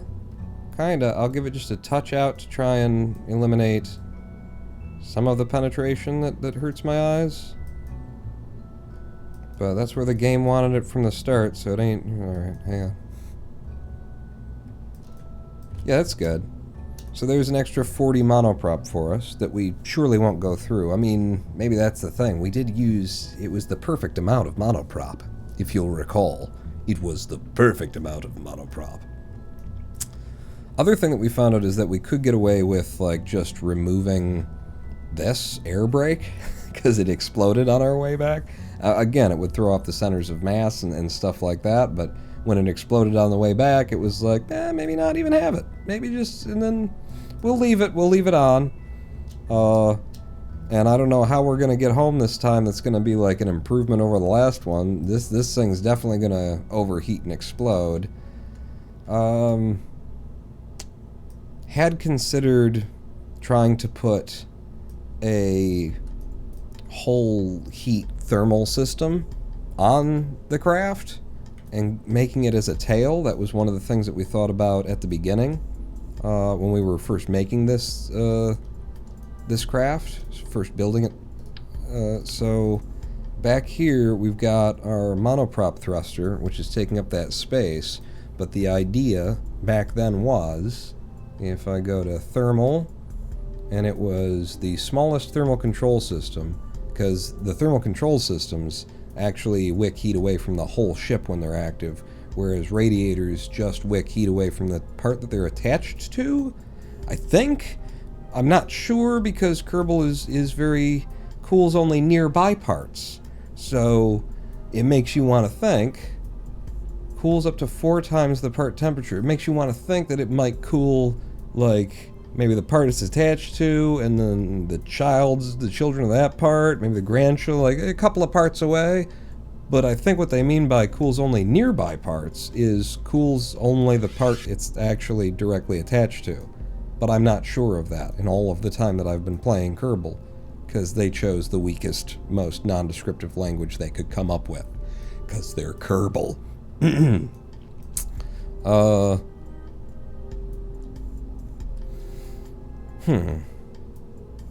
So the idea was, it had been, let's just imagine that the things that are there aren't there anymore. It had been that we would take you, some absolute snapping, pull you dead metal. Are you on absolute? You are. And that looks dead metal. And then we'd have that, and then it would extend like that behind us while we're returning. Like, we would deploy that specifically for return to wick heat away, because we have no ablator. We have no ablative system on this ship. We've managed to return it once before, fine.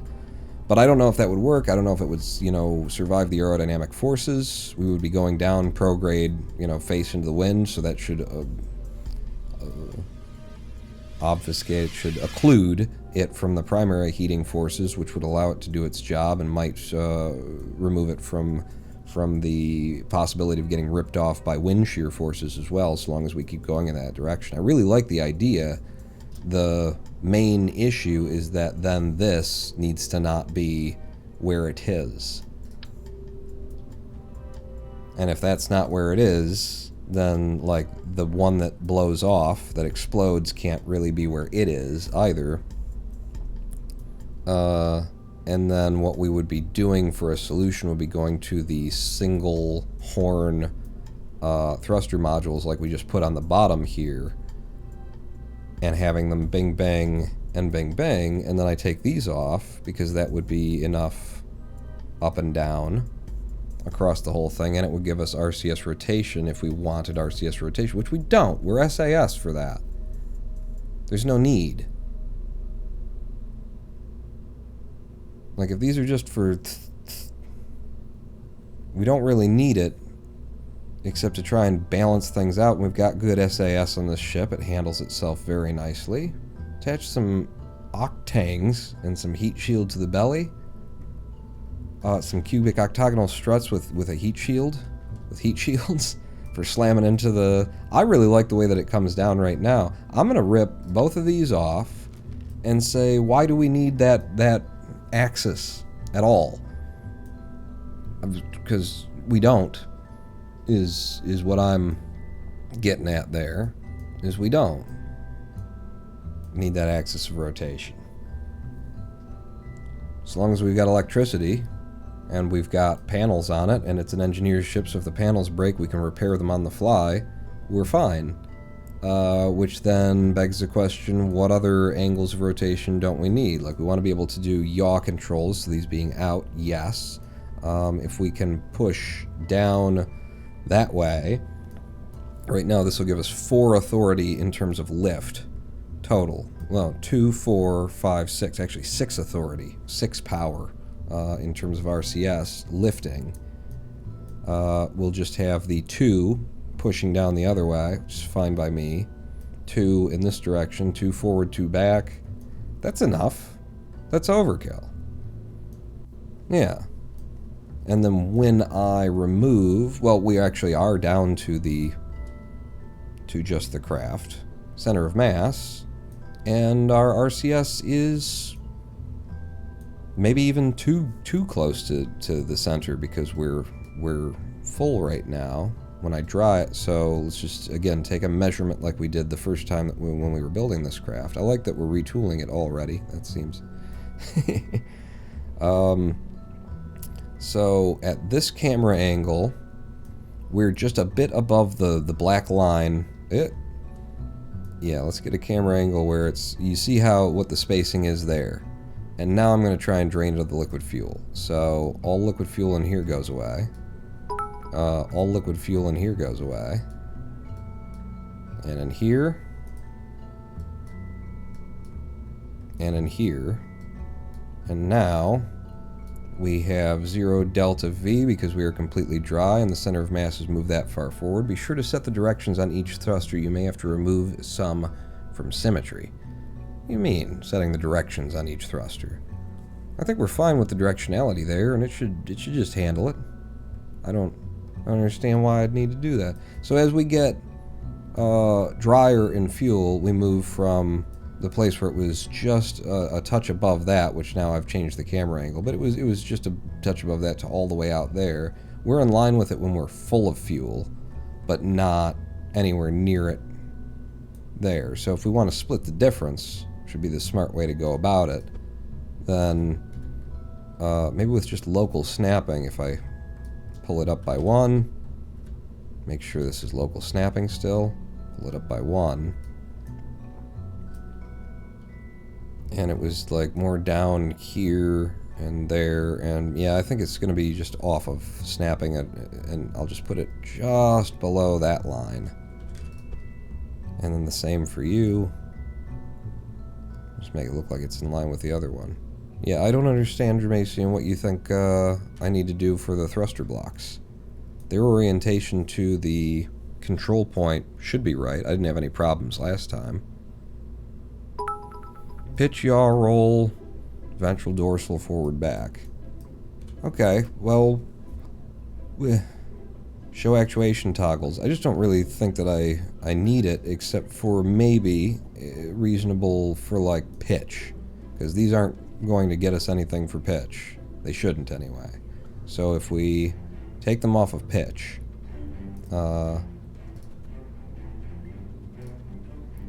you can be for roll. You shouldn't be for roll. Okay. Yeah, no, it's tweaking that doesn't need to be done, but it's okay. It's worth it. Yaw.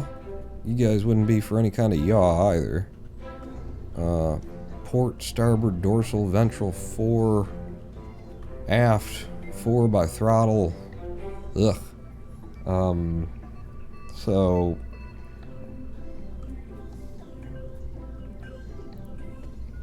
dorsal would be in a, and then, or like, if they're not in a place where they could possibly contribute to it, then I don't really have to think about that. But dorsal would be the top side. It's where the dorsal fin is, on the top. Fore and aft. So dorsal, ventral, fore and aft, port and starboard. Right. So you wouldn't be for port and starboard. You would be for dorsal, ventral. You wouldn't be for fore and aft. Okay. And then you guys would do yaw, yes. Roll. You can contribute to it, but you don't need to because the SAS can handle that.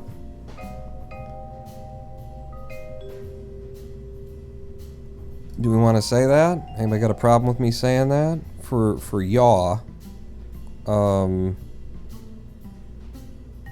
no, we don't want it for yaw either, because that's yaw is rotation around that axis. Port and starboard, left and right, yes. Dorsal ventral, up and down, yes. And then fore and aft. So I'm just removing all of the roll factors and leaving the roll to be handled by SAS. Okay, you got me. You worked me into it. Jermaine, you got me there. Does that make sense, what I just did? Is that like a good enough? Can't you just run SAS with RCS off, though? Yeah, absolutely. But we will be using the SAS to stabilize ourselves when we're doing any of this stuff, because the ports are not going to be dead on the center of mass, because the center of mass changes over time. So there is some value to doing it.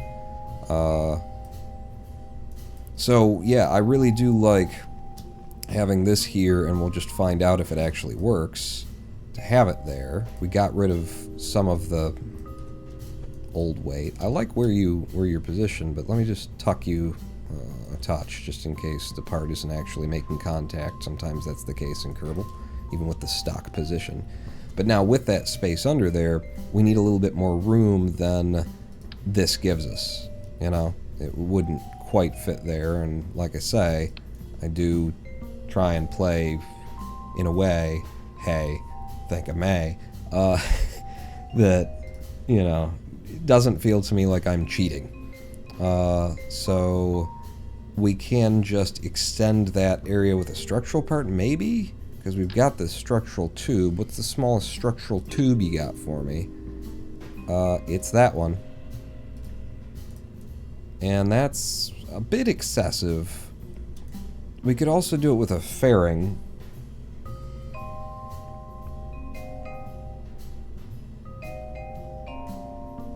And the fairing would have to come out and come back past it and everything. I think what I want to do is use that, but... So, put you on, and that, see, that's on the outside of things, and then put you on, and then there. Now that could be a problem because the decouplers, even though there's no center to them, I believe they do have a plane of physics on the inside of them. You know, they're not like the structural tubes are.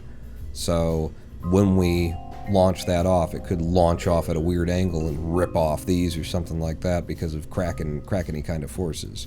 But I will go with that and just see what happens. Your fuel, you need to... Can you blend in at all? Yeah, blend in like that, because we've got a very black and orange kind of a thing going on here, or gray and orange. So that gets us that gets us to this point. What? Sorry, Paul? Don't worry about it. You're fine. Is this? Yeah, that's fine. I thought maybe the Oscar was actually penetrating there for that gray strip, but no, it just... The models are well colored to blend together. So that will have changed how much delta V we have on every part of everything. So let's get our staging correct. The SRBs fire, and then we drop the SRBs as we switch over to liquid fuel, and then we're off and onto these boys. And I have drained us of all the liquid fuel and not put it back, apparently. So let's put the liquid fuel back into to Bill's ship. So you there, you there, you there, you there, you there, you there. And now we have 2,172 meters per second. Is that at altitude in vacuum 2623? We built it originally to be, I think we were launching it when it had like 2,900, maybe a high 28, something like that. I'd like it to be at 3,000. But we are carrying a fair bit of load here. We've also added some load in other places, and including this. We would want a bit more liquid fuel on there if we had the option for it. Where could you tuck a touch more fuel if you were going to tuck a touch more fuel then? I don't have good small fuel parts. We've already looked at that. You know, we got this, but it goes out to too big a thing, and then we got this, which also goes out to too big a thing. We could have some baguettes. We could have some more balls. But remember, this thing has to come back from Atmo. So baguettes and balls, you know, they end up getting in your way eventually. Might be I could tuck some fuel in there. Ooh, that makes it sexy. Done it, dough. Question: if I were to go radial and do it in four-sided symmetry, do you still tuck in nicely without like a bunch of penetration? Yeah, you do. Oh, I like that. Now let's just give him a little twist. Okay, no, let's not give him a little twist. Let's, if I did that, no, that also spins it that way. I'm thinking mirror, even though we're radial, because they're a little bit penetratey there, but I'm totally willing to accept that so as to have it all put together in 4x symmetry mode. There's obviously room where if it were easier to move around, we could move it around, but boy, I think that adds a lot to the ship in all of the ways. Makes it look very spacey and cool. Hello, Mr. Blueflower.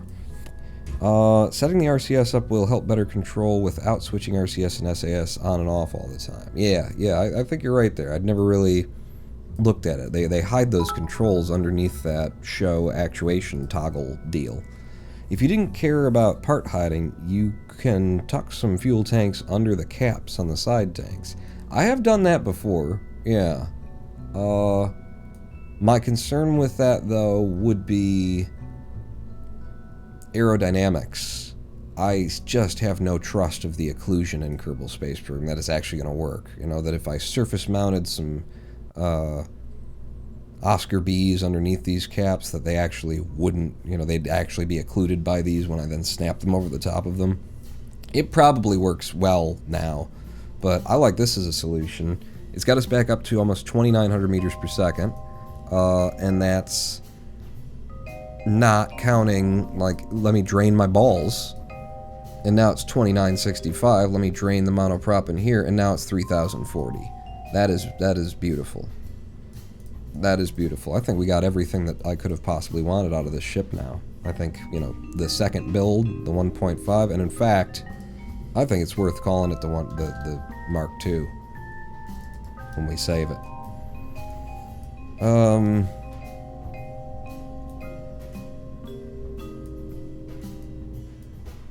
Okay, so now we need to, like, redo the lifter stage.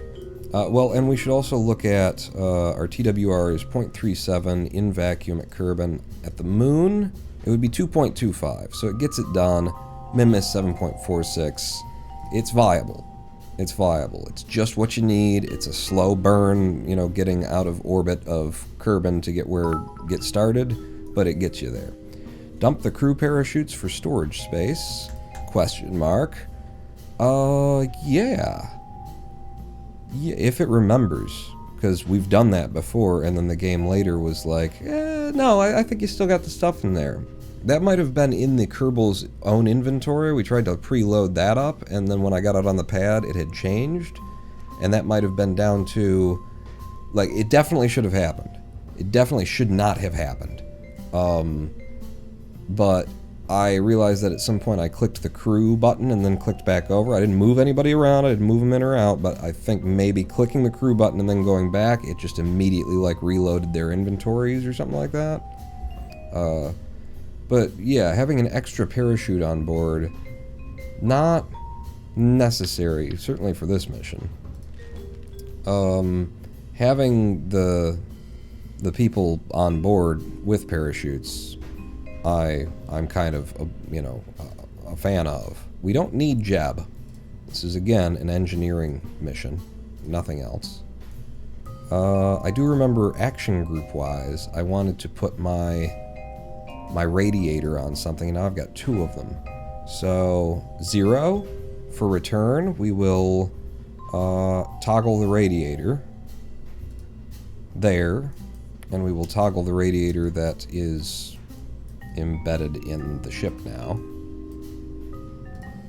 You toggle that radiator as well on 0. So for return, I'll be able to turn those on.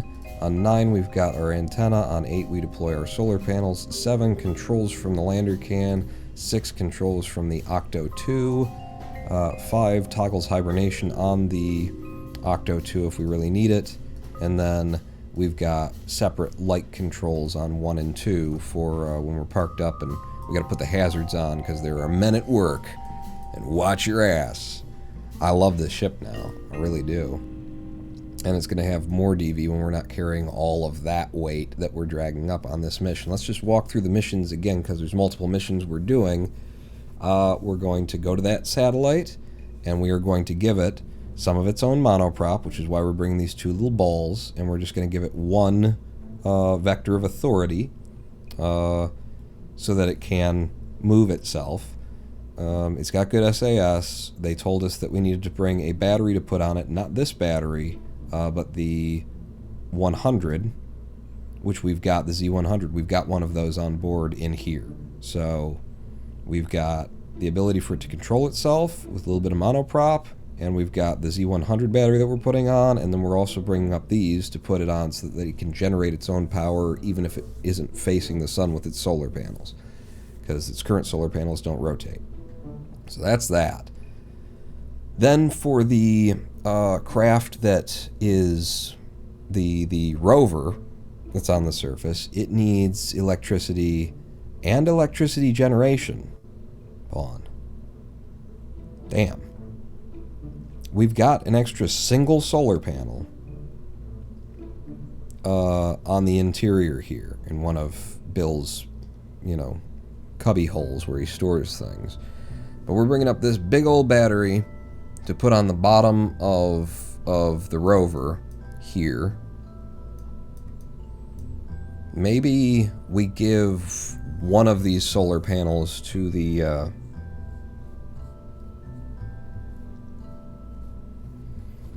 satellite, and we save the other one for the rover.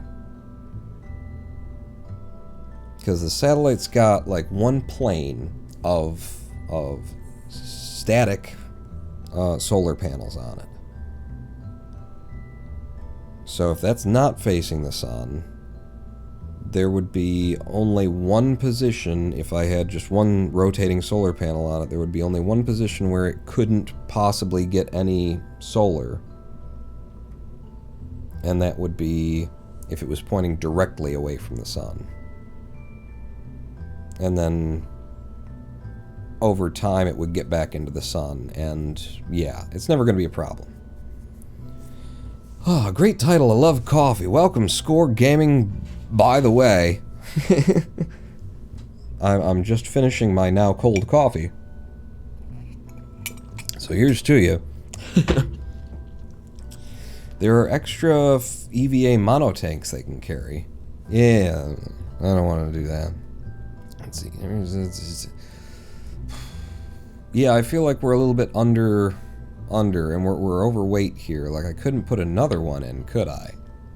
For the sake of five though, just 5 units, 5 liters that I can't get in there because of the size of everything that we're bringing.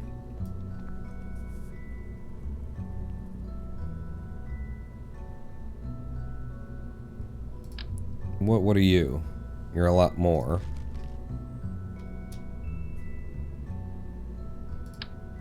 So you're 50? 65 to 15. Yeah, you're a 50-liter bit. We don't have 50 liters worth of space in the... Oh, we do! So I could bring another panel...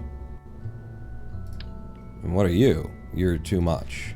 I could bring another panel... for the rover, and the rover's panel could be a 3x2 instead of a 1x6. Could even go on the back part, where it's got all that hauling crap space for no particular reason. I think a 3x2 makes sense, and it's the right weight to be able to bring. So yeah, okay. Bring a 3x2 for the rover. Hopefully we'll be able to find a spot for it. Okay. So, the rover repair, we got all the things for the satellite repair, we just walked through it. The rover repair is slapping that battery on, putting that solar panel on, and then just driving it to the place where it needs to be. Other than the missing solar panel and some more electrical storage that we're bringing up, that rover looked fine. It looked completely, all the wheels are there, it's got its own cockpit, it will need to be driven by someone. Which means we could bring a probe in order to make it self-contained, but I don't... I don't think it's needed. No, let's not. Let's not worry about it. I think that's got us in terms of everything that we need for the mission and the ship rebuilt for, you know, just in perpetuity, because now it's even cooler. How it will handle in terms of drag and re-entering the atmosphere, you know, since it didn't handle that great last time, that's a matter for history to determine. But we're going to save that as the Mark II, and now what we need to do is figure out our launch stage again, because we've added a significant amount of weight to the ship that's being pushed, the payload, and we're going to need more of everything, starting with liquid fuel. So with as much extra that we need, I think I pull this off, and we add liquid fuel in the way of maybe one of you would be enough. 2,168, not enough. One of you. 2246. This is from altitude. Oh, well, go up to 12 kilometers. 2384. That gets us the 2400, and then we add 1,000 from the SRBs, and we're there. However, the TWR is now down to 1.16 when we transition over. It will work. It will keep us going, and we'll be generating a little bit of speed. It'll be a slow transition from one to the other. And I think I'm willing to live with it to not have to add engines and get into that whole cycle. But then for the SRBs, we're down to 933 meters per second.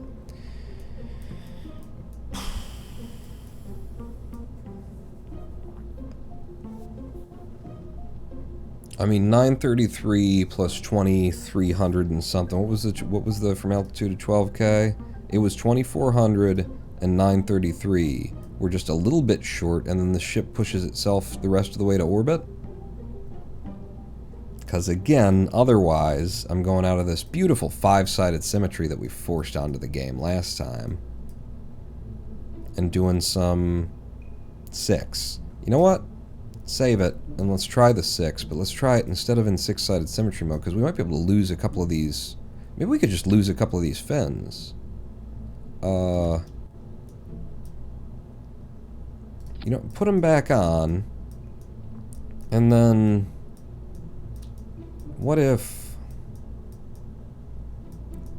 because they're not going to fit in any other, because it's a 5-sided, it's a weird 5-sided symmetry there.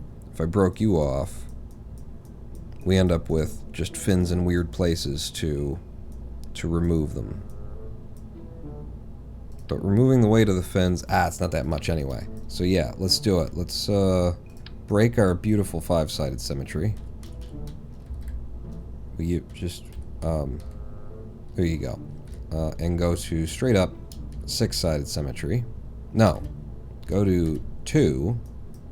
And then, how are you going to do this, Pawn? I got ideas. Yeah, I know, I heard. What are those ideas? Don't you concern yourself with my ideas or my ideas.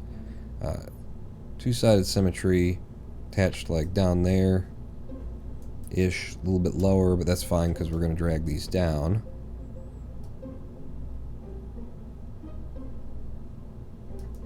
Yeah, let's say about there.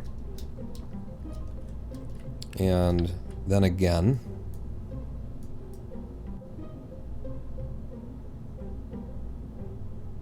is that too close? No.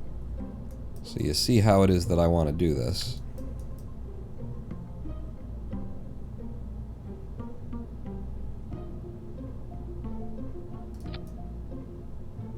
Alright, that's too close.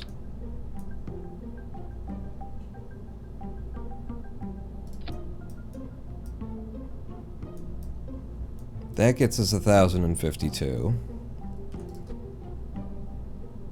Boy, in order to get them all in the same line, if I go to absolute and then snap, yeah, go to absolute and then snap on all of them.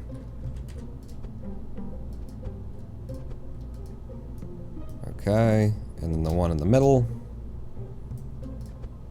and then snap, and that should have them all at exactly the same perfect-ish kind of thing and stuff, and guys. And then just merge you in a little bit more so you feel a little bit better to my brain hole. And that gets us 1,052 meters per second from sea level off the pad. And then we do need fins.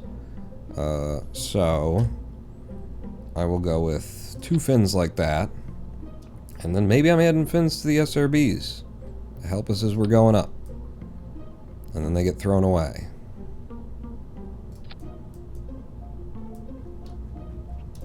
Oh, that's pretty. Oh, but that's pretty, though. And should sit on the pad very nicely. Yeah. So now we've got 1,000 meters per second in the SRBs to push our liquid fuel up. Then we switch over to the liquid fuel, and we've got 2,415, which means we've got the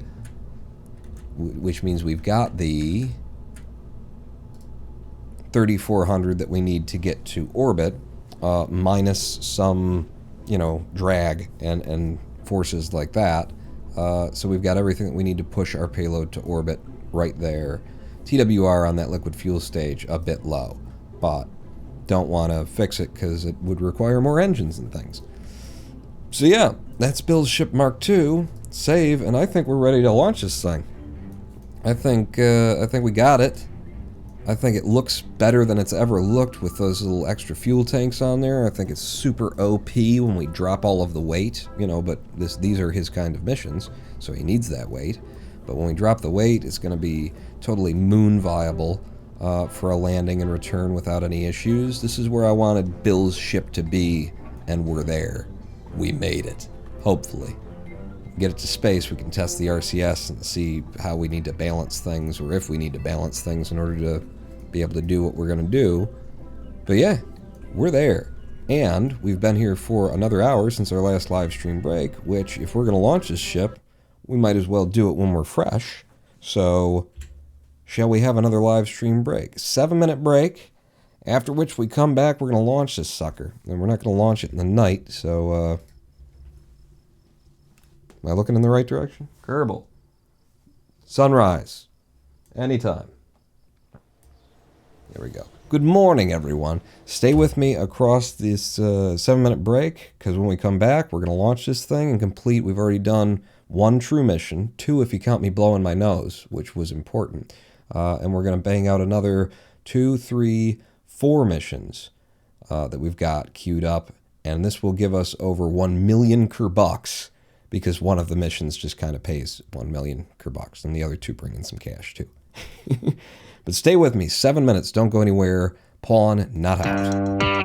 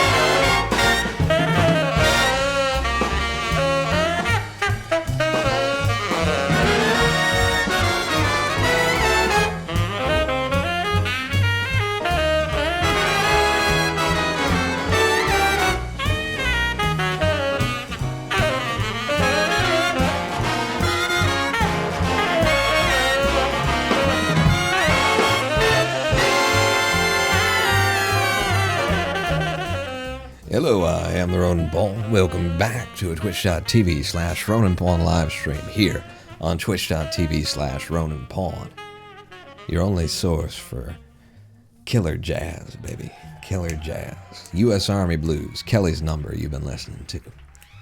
And we're in Kerbal Space Program. Huzzah. All right. And we've just finished retrofitting Bill Kerman's personal engineering ship that is designed for him to haul equipment to various destinations within the planetary system. He's looking at about 3,000 meters per second of delta V on board his part of the craft, and we've got enough DV to push him to orbit completely, is what we think and hope. Got a few less fins on here than last time, just one actually. We got 4 instead of 5. So we're hoping this works, and the last time that we returned Bill, things were a little bit hot on board the ship, so we've added a radiator system that is a full ship radiator system, and we're just hoping that it can survive the aerodynamic forces of re-entry, where we've attached it to the end of the ship, which should be behind and occluded by the aerodynamic, or occluded from the aerodynamic forces as it comes down. And we're about to launch it. The other thing is that just before the live stream started, about 45 minutes, I woke up. So we've been here for 2 hours, 15 minutes, about 45 minutes before there. So 3 hours I've been awake. I've had my coffee. You've had your coffee. We're all awake. Time to switch to the beer, because we're going to launch a ship. You know, we got to be clear. We got to be straightforward thinking. Hey, having one early in the day, I learned it from Germany, Mom. I learned it from...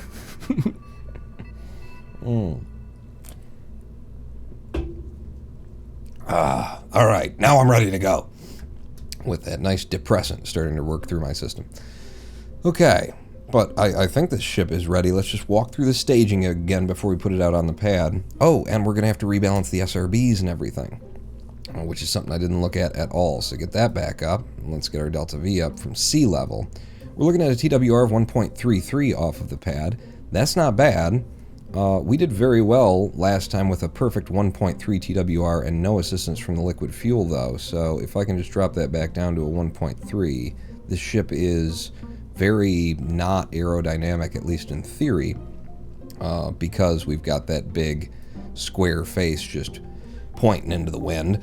But that's how Bill wants it. He's an engineer, and he figured out the math or something, or maybe he just likes the view as he's going up. I don't know, but that's how he wants it, so that's how he gets it. So we start off with a TWR of 1.3 on the SRBs right down here, and then at altitude when we're dropping those SRBs, which will be around 12 to 14 kilometers, we'll only have a TWR of 1.17.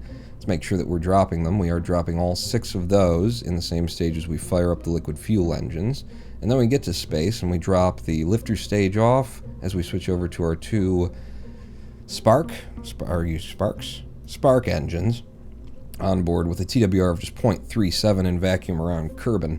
0.38 in vacuum around Kerbin with a delta V of 2,929 meters per second on board, plus the delta V that he gets from his monoprop, plus the delta V that he gets back from throwing the monoprop away, which pushes us up to actually something like 3,100 meters per second of delta V on board this craft that is carrying a significant heavy load of parts and equipment for the 2 repair, I guess we'll call them repair, missions that we've got, where we're going to be putting parts onto things on and around Minmus.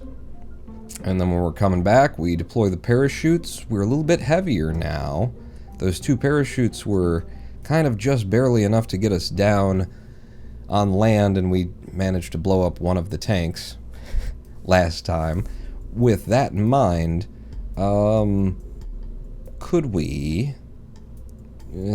spring damper, could we increase the spring strength? And I'm not sure what damper strength is. Like, I just want them to be, I don't know, good and rigid when they hit, you know? Because if we're coming down at like 10 meters per second or something like that, 3 and 2, does that, I don't know how these relate.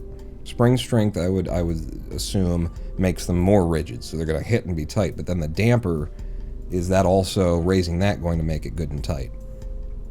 Good and tight. We do that on all of the landing legs. So you guys as well. Spring damper, go up to 3 and 2. If you know better, tell me, because I don't know how the spring damper stuff works. Pre-launch alcohol. Might be 4 here, bro.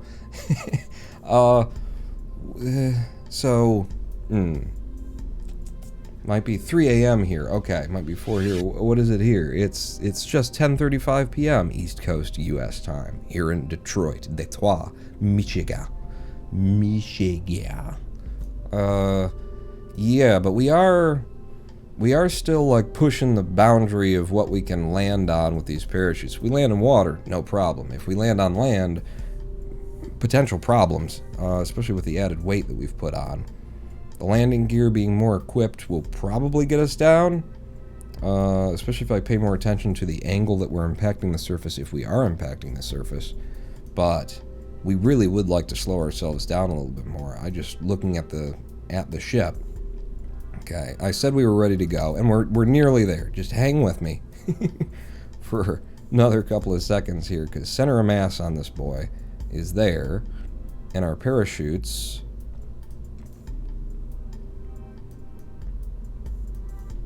are a little bit off, but they're in the places that I like them.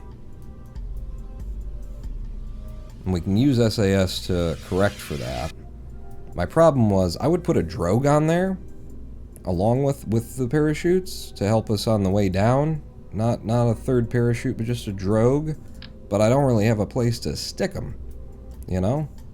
I suppose I could put like 2 on, but it's just weight is what it is. Oh, and that's 4 times symmetry, so we wouldn't want to do that.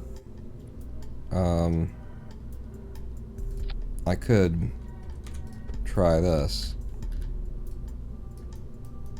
And then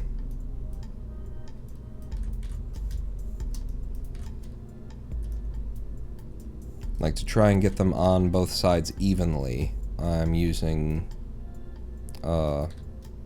absolute snapping in order to get them dead center to the part, and then we can try and push the parachutes in a little bit. And give me another one. Snap. Absolute. Should snap it to the dead middle. It doesn't seem to have done that thing. Or maybe it did, and it's because we're now at an angle. Did I put that one on at an angle? No, you were fine. There you go. So snap, that's the dead middle of it. And then absolute snapping, and then embed. To the point where maybe the black line is just a bit above the tip, and then the same on you. Come on, grab it. Pull you back out. That's pretty good. And that gives us a pair of drogues that are a bit behind the center of mass, or a bit pulling to this direction, which should be good because we've got more pull on that direction. It just might even us out on our fall. They look like they're in a nice position. I don't hate it.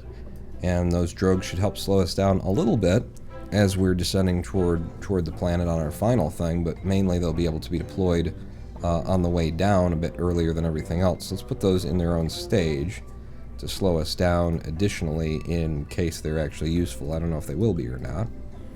And then put the ship back together. Thank you. Let me just make sure that that's, yeah, one-sided symmetry and in place. I think we're good. Drogue would be a pretty good idea, probably. Damper would be how strongly it absorbs the impact, and spring is how much weight it can hold without sagging too much. Should be how it works. So the damper would be the how much it resists the impact, and then spring would be once it's alright.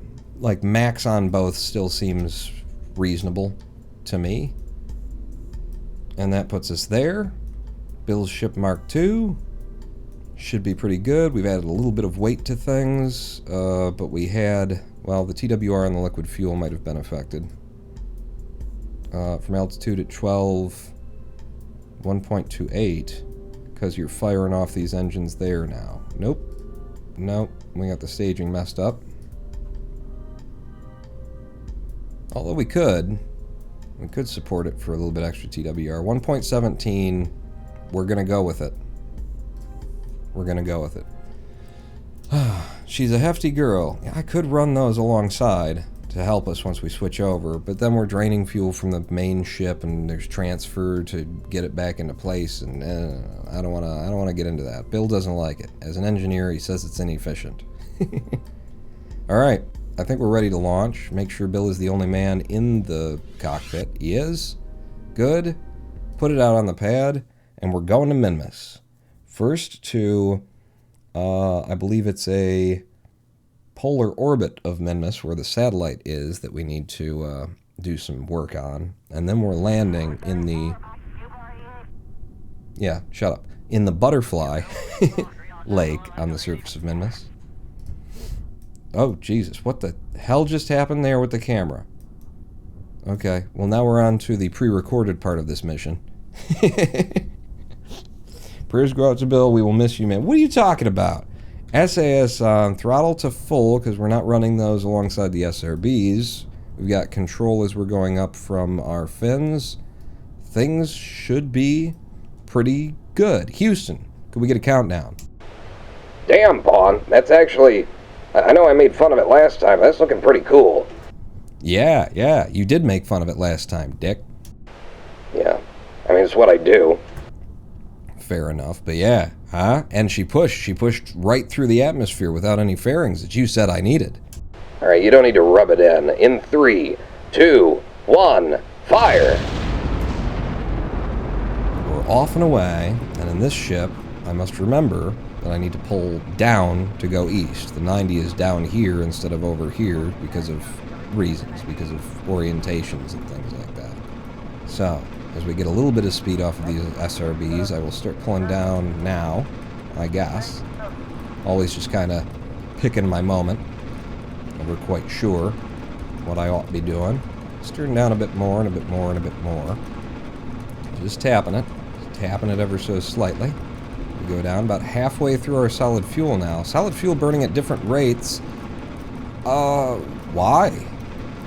No, why? Oh, that's really bad. That's really, really bad. We've got 2 of these that are... Because I only changed... I didn't I didn't change the TWR on any of them. Oh, yes, I did. I pulled just a few of them down. Son of a biscuit. Well, here we go. We're out of fuel on 4 of them. 2 of them are remaining. We're losing speed. Dropping them now. Switching over to liquid fuel. So that was not super efficient. There's some explosions for us. Always like those. Keep pulling down. Made it to probably 12 kilometers. I was watching other things on that lift, though. And just pulling that prograde down. Very slow acceleration, though, so I don't need to pull it down too much yet. We can probably sit here on the 45 on the bubble for a few seconds. Apoap's is only at 23 kilometers so far, over there in the bottom left corner for y'all.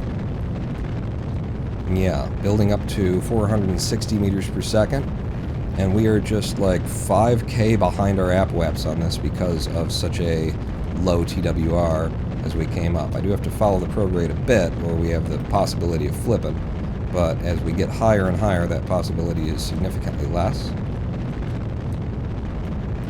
About 35 degrees on the ball, and we have more than half the liquid fuel remaining at 700 meters per second now. Apoap's again just 5K in front of us. This isn't bad. It's a slow ascent, but potentially a very efficient one because of that. Made it roughly 10.5. Oh, damn. Okay. Well, we'll see how this works out in terms of having all the delta V we need to get there. Apoap's up to 45 kilometers now. We're at 36, so that's nice. 1,000 meters per second of delta V left in the tank. Still turning down. Apoap's at 52, about a quarter liquid fuel remaining. Let that Apoap's get up into space in case we need it.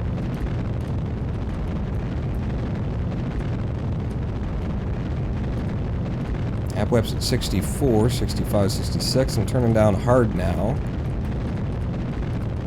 Apoap's to 70. 1, 2, and at 3 I'll kill the engines. We'll follow prograde so as to not impact the wind that much.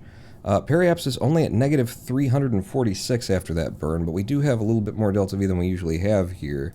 I think this ship is going to be doing a fair bit of the final pushing there, and that'll come down to the SRBs not being balanced on all of them, because I did it in 2-sided symmetry 3 times instead of 6-sided symmetry, and then I adjusted the TWR, thrust-to-weight ratio, on just one of that set to get it to a 30, which meant that we lost some of our velocity and wasted some of what we were bringing up in the first place. Plus, we've got all of these aerodynamic drag forces on this ship, which looks pretty goddamn cool, and looks even better when we throw the lifter stage off.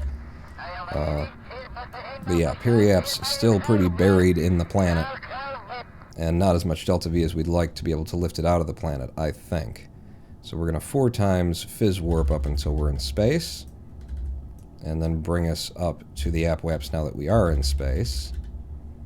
And you don't need to be following prograde exactly. You can just set a touch above the equator and the horizon on your ball and start blowing that out. And you're not holding the Apoaps in front of you, so push it out some more. 200 meters per second of delta V remaining. Periaps is still negative 200 in the planet. I'm going to keep the Apoaps pushed out in front of us a bit, because we're not going to finish this with this stage, which means this much weaker stage, which we talked about this could be a problem. We talked about that could be a problem. Yep, we were unable to actually release this because the decoupler is stuck in the plane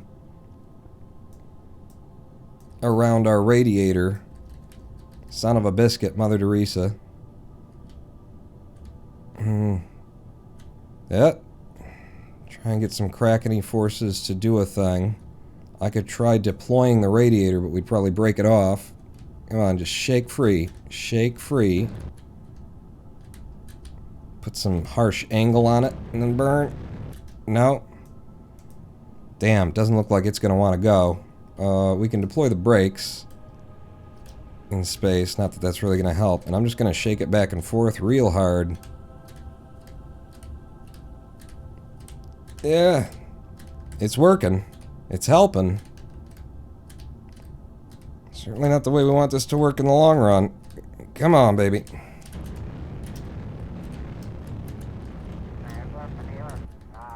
Definitely a bit of a scrubbed launch, I'd say. Let's try this. Let's try deploying. Extend the radiator. And the radiator broke off. We have repair kits on board, so maybe we can fix that.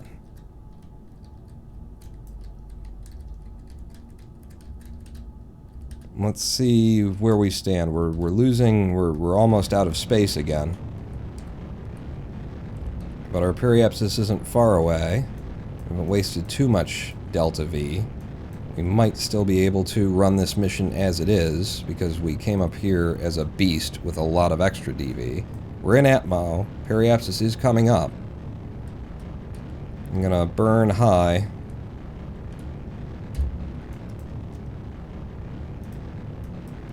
Okay. Yeah, Apoaps is being blown out now. We need that periapsis to raise significantly, so I need to burn kind of just skyward. Yeah, there you go. Get it so that our app isn't falling, but isn't gaining much either.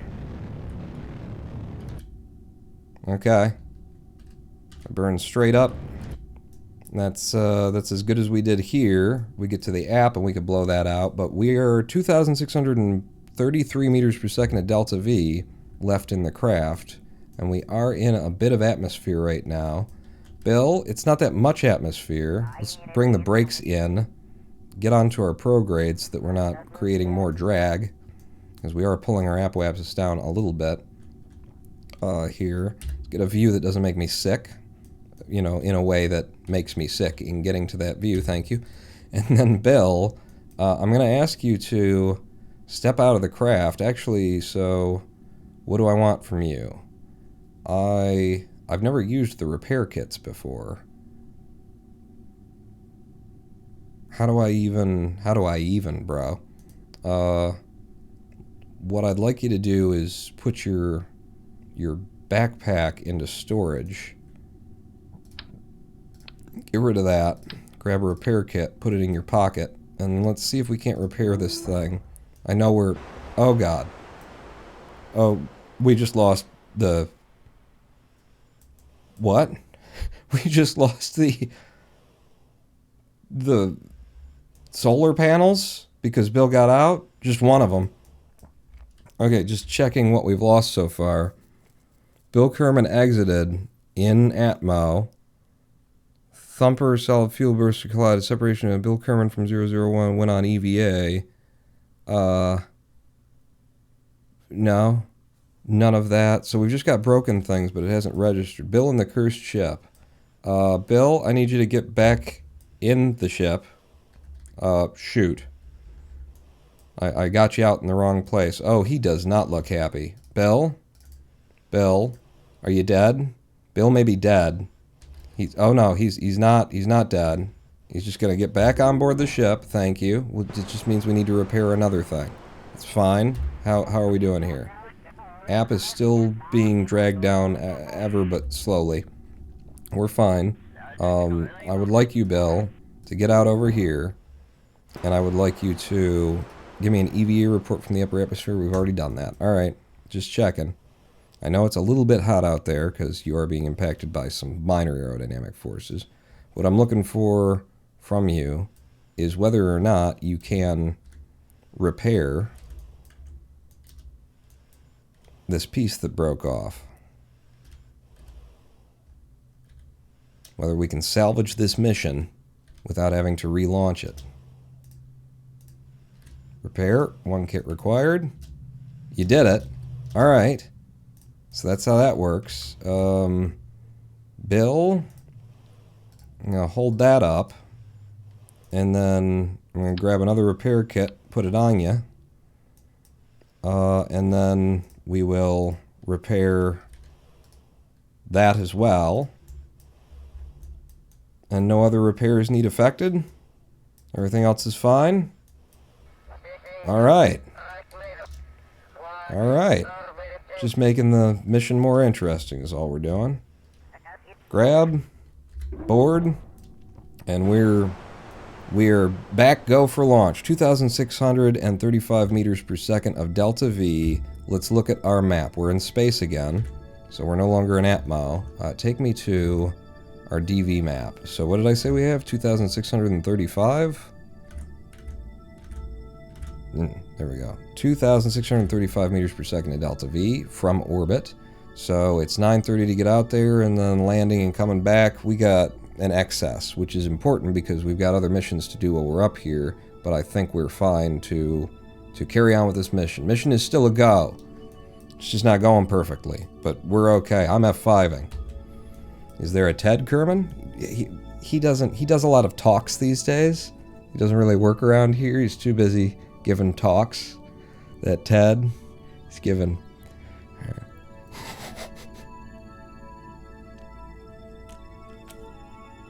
I love that we just repaired the ship. We'll have to deal with that whole radiator situation eventually. But we're up here, we're in space. We can deploy comms.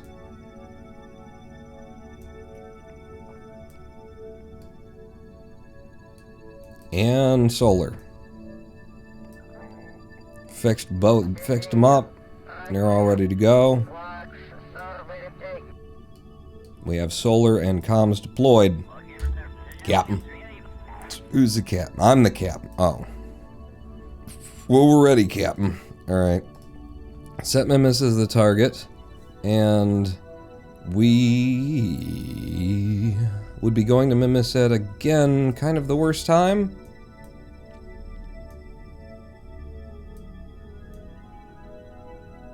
Doesn't seem like our ascending node and our descending node are way off there. I guess that's true, but we're doing it anyway. I'm not waiting for Mimus to come around. And I'm kind of getting sick of setting maneuver nodes for things like transferring to Mimus. So let's just get away from the planet. We'll put Mimus somewhat on the edge, and then leave a little bit early. Ready to fire prograde, F5, and burn. Starting our burn now. I mentioned Ted Theodore Kerman. Ted Theodore was his middle name Kaczynski? Or are we talking about Ted Theodore S. Preston Esquire? What?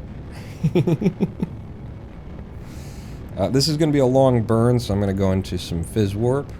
And if it will hold together at 3 times, we'll do it at 3 times. I'm just pushing out with Minmus coming up on the edge of Kerbin there, and hoping that we get, you know, we get close, and then we make an adjustment halfway to get an intercept. You know, why sit around here doing maneuver nodes for hours? I mean, you can just guess, and maybe get where you were hoping to go, right? It's just as good, I think.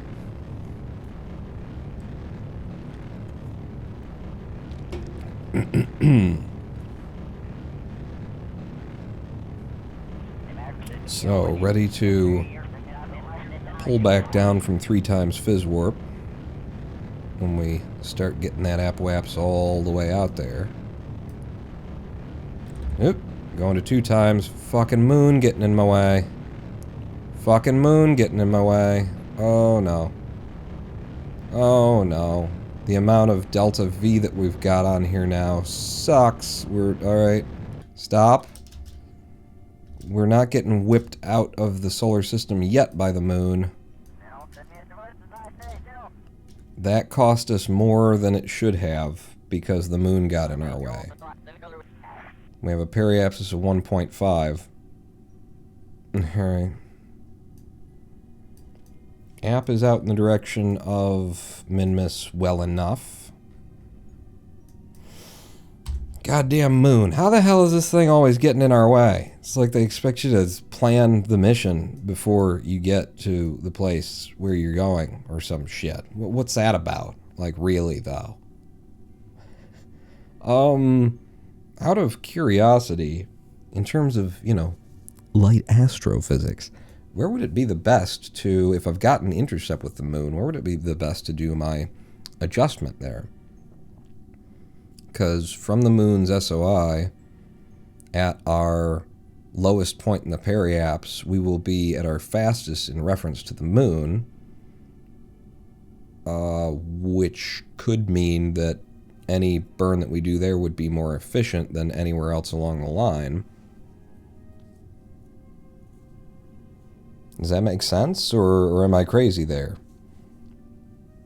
Because that's the minutia of this that I don't, you know, that I've never completely processed, is the idea of, you know, well, if you got this effect, that thing, and you got that going on, the other deal, at our fastest in reference to the moon will be in its sphere of influence, and then maybe that actually improves how much efficiency we have.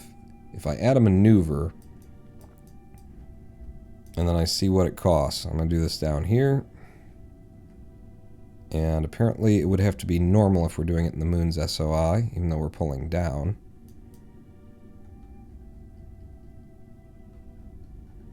Pull that descending node over to there. Put some extra prograde on. And then we're into Minmus's sphere of influence with that. More prograde, please. So back to the maneuver. Prograde to bring that up. Our first place that we're trying to get to is that satellite. It's not that one. It's not that. It's that one. Wow, so you're at a weird-ass angle. I'll be coming in from this direction, apparently. Yeah, I know. Me too. Whatever you were saying. So more normal, more anti-normal. Pull you back up. So if I set you as my target, and then again back over to the maneuver node, and anti-normal to lift.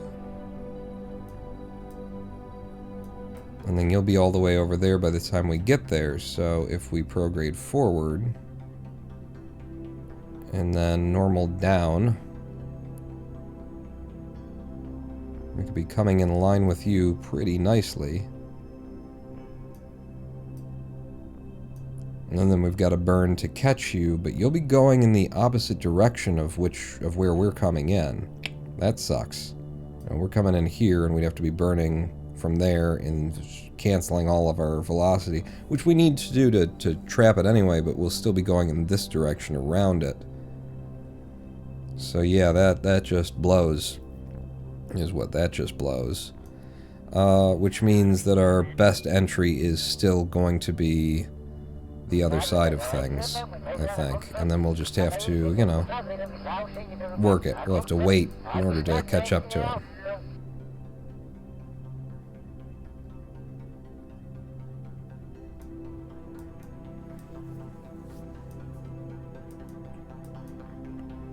So we come in at your apoaps, more or less. Like, how am I doing there? Pull you down a touch. Down a touch, then we get some ticks. Let's say there, and then we'll get on his line, and then we'll just go faster than him by dropping our periaps, and we'll do that until we catch up with him. We'll be well behind him, we'll be half a rotation behind him, but it just doesn't make sense to try and go in the opposite direction. Or try and reverse our direction entirely. So F5 from there, and then if you can, warp me to that location. There's the moon that got in our way, you son of a bitch. It's a tiny 35.8 meter per second burn, so maybe doing this in the moon's SOI really does make sense. Can we go... yeah, orbital. Thank you. And I'm curious if we have... no, because it's the only thing that we brought here is the seismic accelerometer, which has to be landed to be run, right? Yeah, can't be done right now. Fine, fine, fine. Node coming up in T-minus 35 seconds. So, SAS, find our burn point. Just a touch off of the normal. Put us into the spot that we want.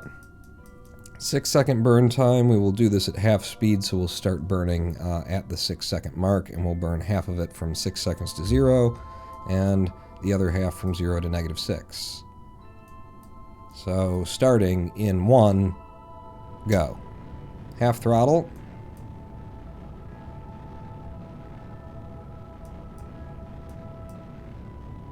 Waiting to see... oh! Wow, it's running away in a hurry there.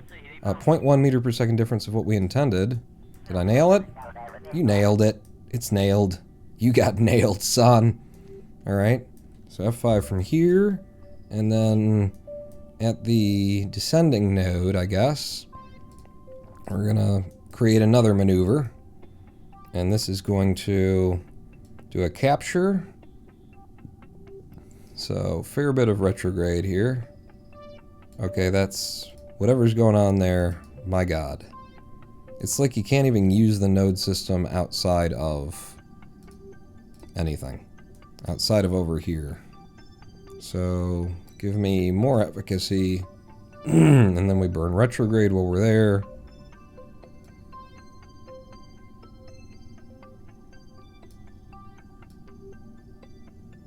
Why? What? Everything's just rushing past me. It's because I can't, like, actually see the lines. They're so dim. I can't tell what the fuck's going on. So, yeah. Once we're out here, like, it shouldn't be that much, too. There we go. Just click it. Okay, so there's a capture for us. And then less scale on our adjustments here. And what would our adjustments look like? I would assume it's a normal up. To twist.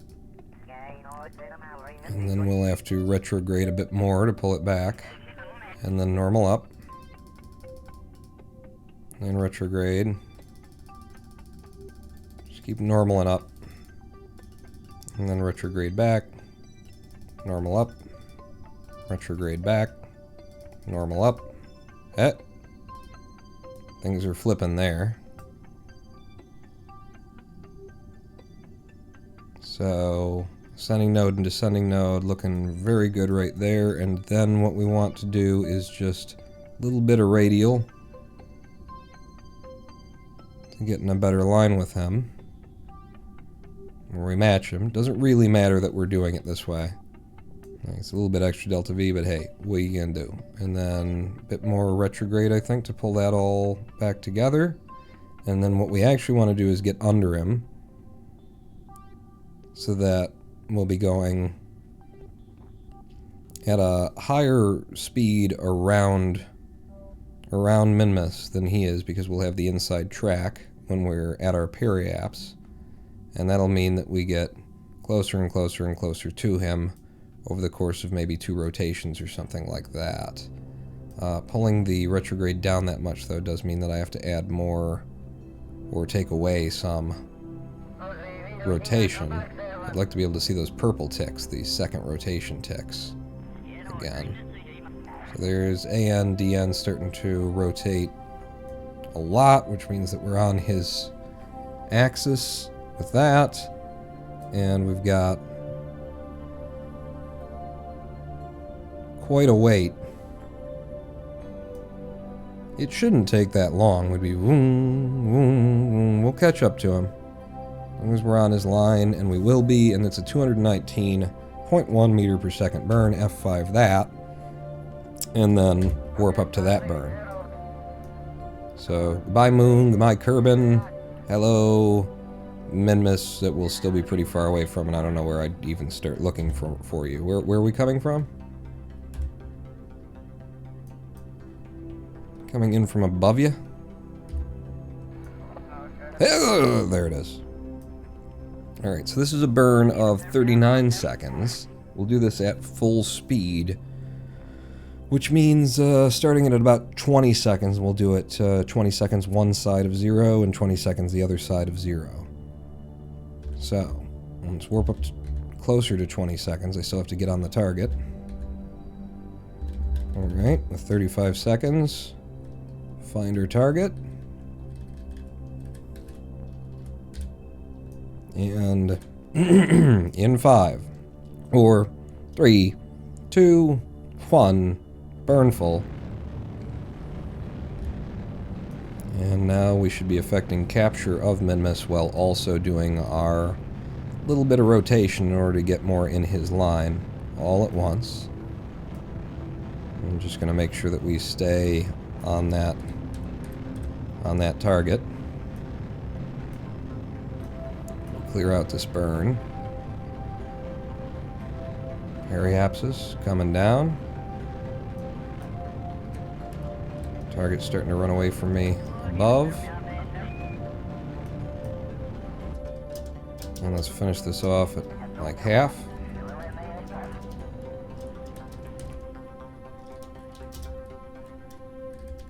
And that is exactly the burn that we intended. 0.0 meters per second delta V left on the burn. And we are in line on his plane, a little bit inside of all of his positions, which means that we need to just go around Minmus a few times, and we will be catching up to him because we've got the inside track on him, which means we're going faster in reference to the orbital cycle, kind of, but he's going faster because it takes more speed in order to be at a higher place in the gravity well. It's really weird because of frame to try and think about these things. But yeah, you as the target, and then what I want to do is I'm going to set our next maneuver node here, which will start to show me where the ticks are going to be over time, and then if I go 1 rotation forward and 1 rotation forward, where's the other part of this tick is my question. Are we like so far off that we're just missing him like entirely? Where's the other part of this tick? Ah, there it is. So we'd be there and he'd be there. Yeah, no. I did that okay. I did that okay. If I had another node that was earlier, I could adjust it more finely. But he'll be there, we'll be here, we'll still be catching up with him, and then I can try and blow us out a little bit and get closer to him. That's fine. That's fine. We'll do it in a couple of stages. So now that we've got that set up, if I F5, then we can just warp to that, and it should take us 3 days or 3 rotations into the future, which will be 10 days from now. Good God, we're just sitting up there waiting for it, huh? Alright, we'll do it. And then we see that he's here, and we're there, and then he's here. Oh, see, yeah, I am just way under him, so we could have gotten that done a lot sooner. Just kind of silly.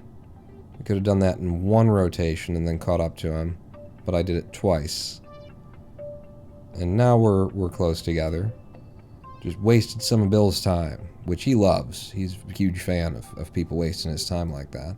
So drop that one, and then from our app waps, we'll blow out, and we'll just do it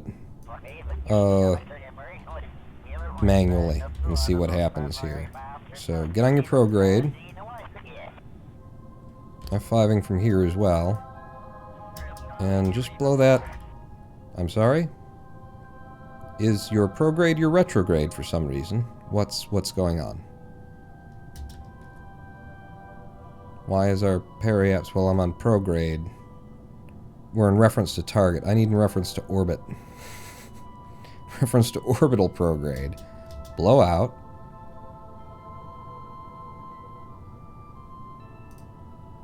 And watch as our intersect gets better and better and better.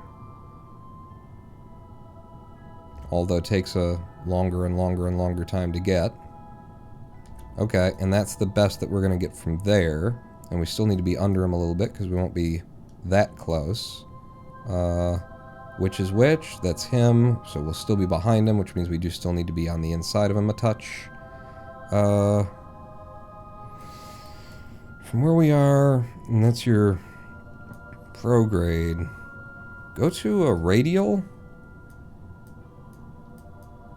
And then I'm not sure which one it would be. That doesn't look like the right one. I mean, maybe it is. Radial in. Radial in would be like this. Radial out would be like that, Paul. Okay. Yeah, with a bit of radial, we get a little bit closer here. Still on the inside track, but we still need to link up with him better than that. But let's warp up to there. With a node, I could do it a lot better. What just happened? Why are you now showing me that? Because you're lying. I guess you're talking about the next loop after this one. We'd be there. Somewhere in here. There we go. Yeah, game just a little bit broken. Just a little bit. Why do I not get a second set of ticks, though? You know? I really need the purple set of ticks to get this done nicely. From here, I'm going to try again, just prograde orbital.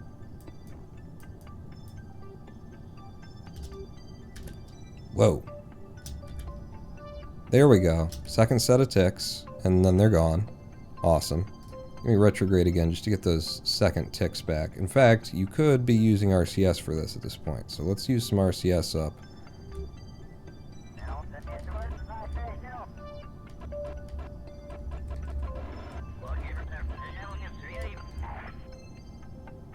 Okay. So actually, that's the best place that we've got there. I still need to get to him, though. I think I am going to node this up because it's just taking a bit too much effort. No, with too much on everything. Node us up. And then here, with just a little bit of a touch, please. That pulls us away. That suddenly flips it over there and goes crazy, and then our intersect is, and then, oh, you crazy, crazy, wild, wild game, you. Oh, I'm on entirely the wrong things. I was dragging on the wrong things. U, add maneuver, and it's radials that I wanted. And that's when I hit the radials, they go stupid.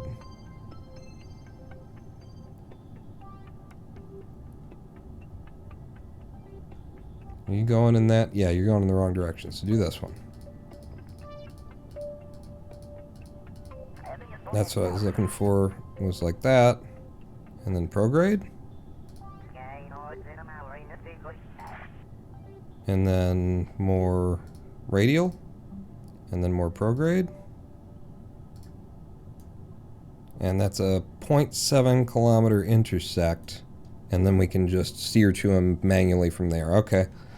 I tried to do it without, nodes, and that's not advisable, is what we said there. So 0.7 meters per second to be burned on this particular angle. And this is, again, something that if my RCS is working, RCS,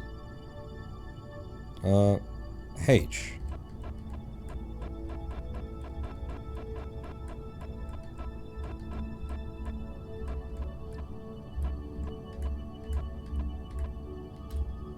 Oops, I meant to hit N.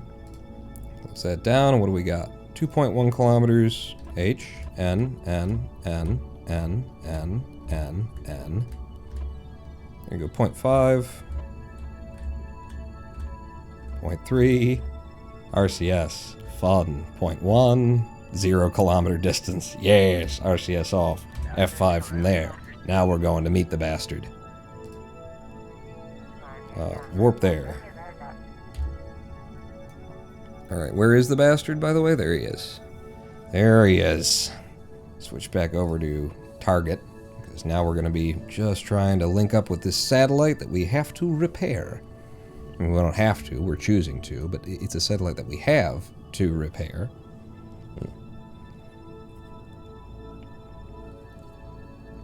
Very nice. Difference of speed with the target of 0.6 meters per second.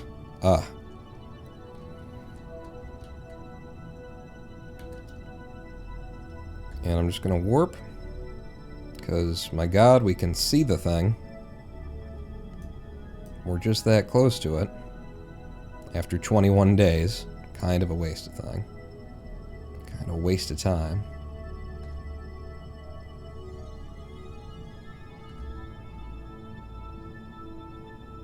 It's 50 times warp in order to slowly come up to him. Wow.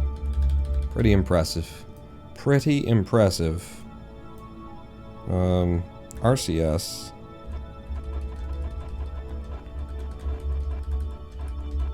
Let's go straight at him. And then get on my retrograde / target. What is that noise? I guess that's just in the song. And the music in the background, I just hear... It's not cool. Hey! Oh, it's because it's the sound of this. It's chatter, and it's the sound effect of those. That's awful. I hate that. Please stop. Please, for the love of God, stop. It's in my ears, and it's ugly. Nobody wants that. We're coming up right next to him. We're going to park. Real damn close. RCS. N. N.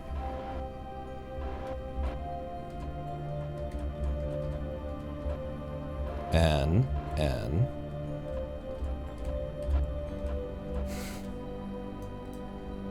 N. N. Can I...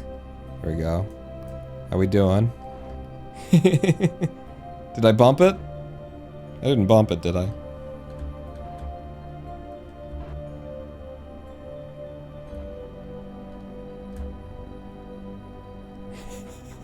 What a perfect parking job. Good work, Bill. RCS off. Back out of the cockpit. And just go ahead and spin around like a record baby, right round, round, round. Looks like we are drifting away ever so slightly. If I could just stably RCS H. Whatever, close enough. F5. We are at the satellite and we're listening to these horrible, horrible devices that are just burning the insides of my eardrums out. Okay, so it's time to do some work on the satellite. What was it that they wanted us to do in the first place? We come up here and attach a new part to a satellite. We need a Z100 rechargeable battery pack on this satellite, and that's all that they asked us for. We're doing some extra work in order to make it more useful to us. So, Bill, I need you to exit from the crew hatch. Okay. And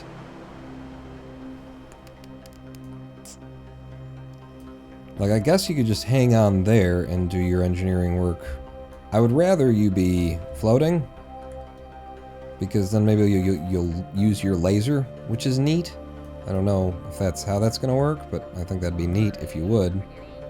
I'm going to do that. I'm going to put your RCS away. You just sit there. Maybe we'll move you over toward the craft so it looks a little less silly.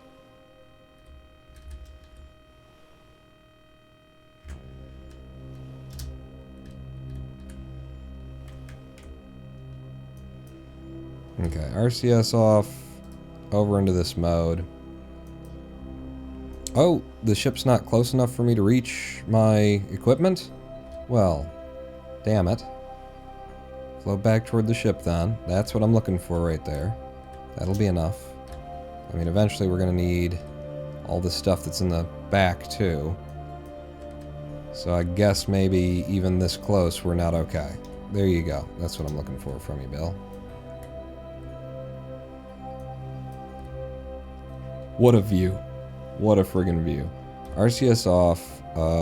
We needed to attach a battery, which it does not really need. So we're going to attach that battery. Boom. Mission complete. Alright, and it doesn't need that battery, so fuck off. Because if we go over to that craft, it has 1,000 units of electric charge on it. It does not need that battery. Everything that this thing can do is active right now, except for transmission, and it's got more than electricity. Even the solar panels are at the worst possible place that they could be, which is another part of what we wanted to do when we came up here. So back over to Bill, and some of the adjustments that we wanted to make. Bill, you've drifted away from your toolkit. Yeah. Fine controls? I don't know if that's really working. RCS are off. And we need to give it its own balls. We want to give it its own SAS and stuff like that, but we can start. Yeah, I think we can start by just giving it the solar panel. And maybe we just give it one. I know we brought up two. But if I just give it the one, and I put it over here, central to the part, or to the craft, we're getting too far away from it. Damn it, Bill. You have to move the ship over or something like that? If I just put it down... Ah! Can I go 2x symmetry? I can't. Yeah, the ship... I think we're just too far away. We've drifted. Alright, Bill, get back in the craft. Put your laser guns away. This is perfect and close as my parking job was. We need it to be even perfecter and closer. So, let's, for the sake of safety, retract one of our solar panels, and I'm going to park right underneath the damn thing.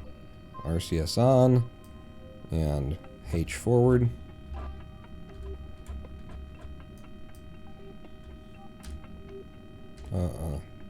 RCS off. I'm going to try and put it in like that, basically. Yeah. RCS back on. No. K to go up. H to go in.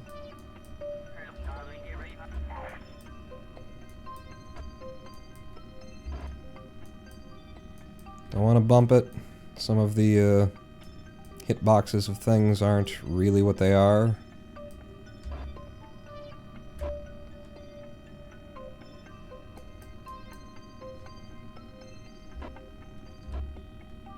N. N.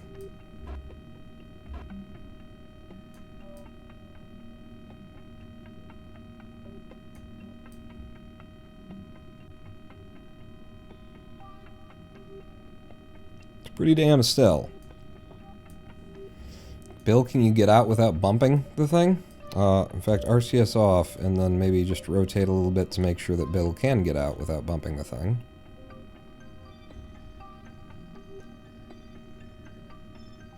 Quit rocking. No need for that. No need for the rocking to be rocking. No need to rock this party like it's... No, RCS on, N, H.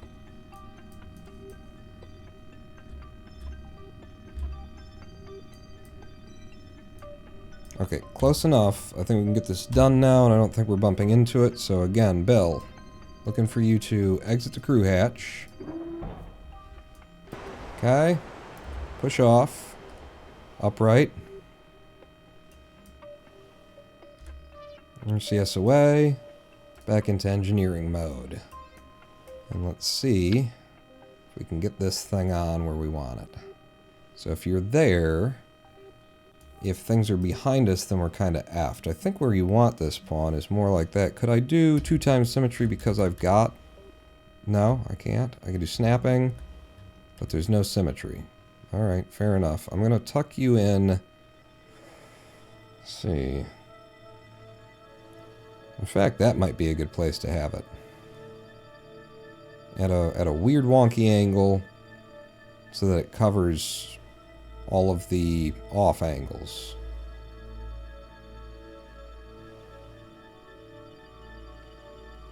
And we put both of them on there. So I put you there. You zap it into place, Bill. Good work. And then the other one. We put the same snap point this side and then just there. I believe that's the same snap point. What are we looking at here? Yeah, I think that's it. That would be just a bit above that. Is that really where you are? Yeah, you're one side of those, so this would be one side of those, and boom. It's the other one. I think you missed there. But sure, whatever. You're drifting, Bill. And now we want it to have its own, well, let's extend it. Apparently we're close enough to do that as well. Extend both of those solar panels. Because that now gives it, even when it's not facing the sun, we'll be able to grab a little bit of electricity from all angles. Just in case that was going to be a problem. Oh, Bill, how did you end up toppling and whatnot? Okay. Just get stable again, if you don't mind. Stable-ish. RCS back off, because now we would like to give you your own monoprop. So I brought these balls up for you. And looks like I can safely and fairly tuck some balls onto here. Good work. And then on the other side, another ball.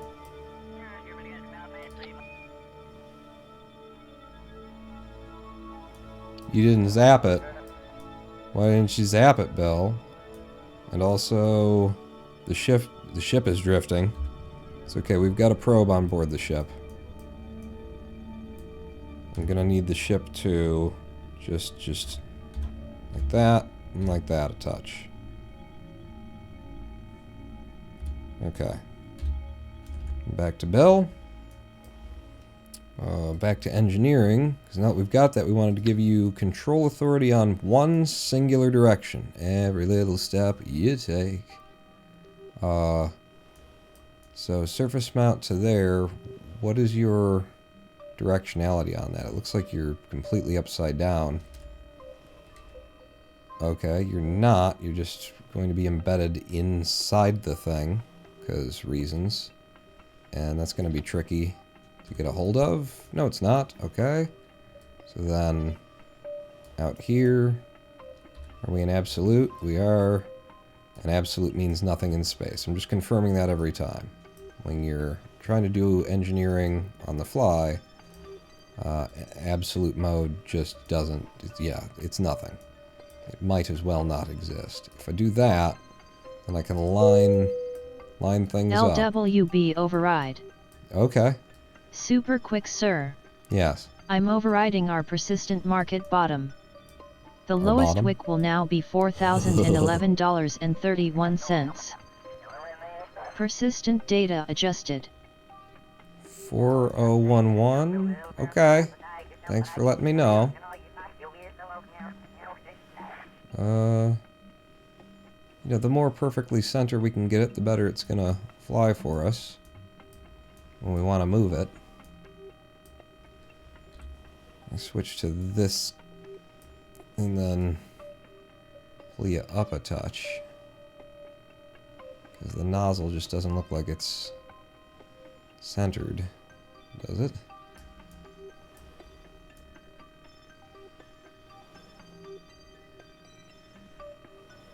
I'm gonna say goody fucking enough. It's got some decent SAS on it. I'm gonna do that. Hey, you made some money. Did I? I made some money? When did I make some money? Where's my money, man? Where's my money, man? When RCS is used for the decimal. Random dad joke. Do you know why the ocean doesn't leak? Because of all the seals. You're hoping that it's in... Hello, Freedom Fluffy, and welcome to chat. Because you want KSP2 to be multiplayer. And the seals. The seals, yes. Daniel opened the 7 seals, and the demons did come, and the revelation was known to the man. I know about the seals.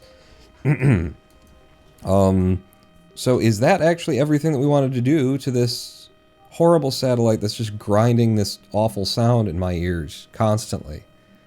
Because I think that's it. I think that's all we wanted. Was it can now control itself with RCS. We've got balls to give it RCS. It's got 1 thruster. We've added electric generation to it for some of the off stuff, and we completed the contract by putting on and then taking off a battery that was completely unnecessary. So I think we got it. Good work, Bill. Alright. It was fun enough. Well, a little engineering in space. As long as now that I am completely convinced that the systems for like putting parts together, this out of the VAB construction system doesn't work in all of these number of ways. It's like, okay, now I accept that that's what it is and have to deal with it. Fair enough, fine. Let's redeploy the solar panel that we packed up and maybe just check to see what's left in here.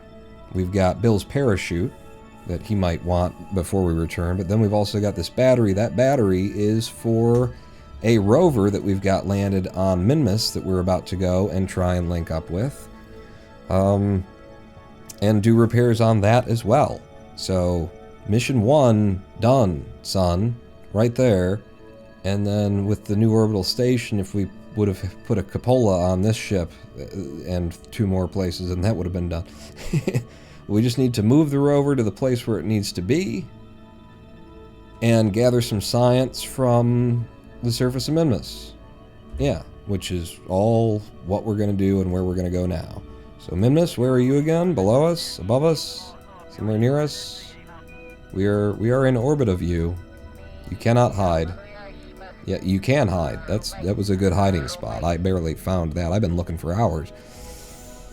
Arctic internet is not good enough for Twitch. Locking your stream at 1080p. Can't say leaving on a dad joke. Can't stay leaving a DJ. Girls only want one thing, and it starts with a P and ends with an S. Puns. Ha ha ha ha ha ha ha ha ha. Also, damn with the internet thing. Partners are the only one who get consistent transcoding, and I don't even want to be a partner.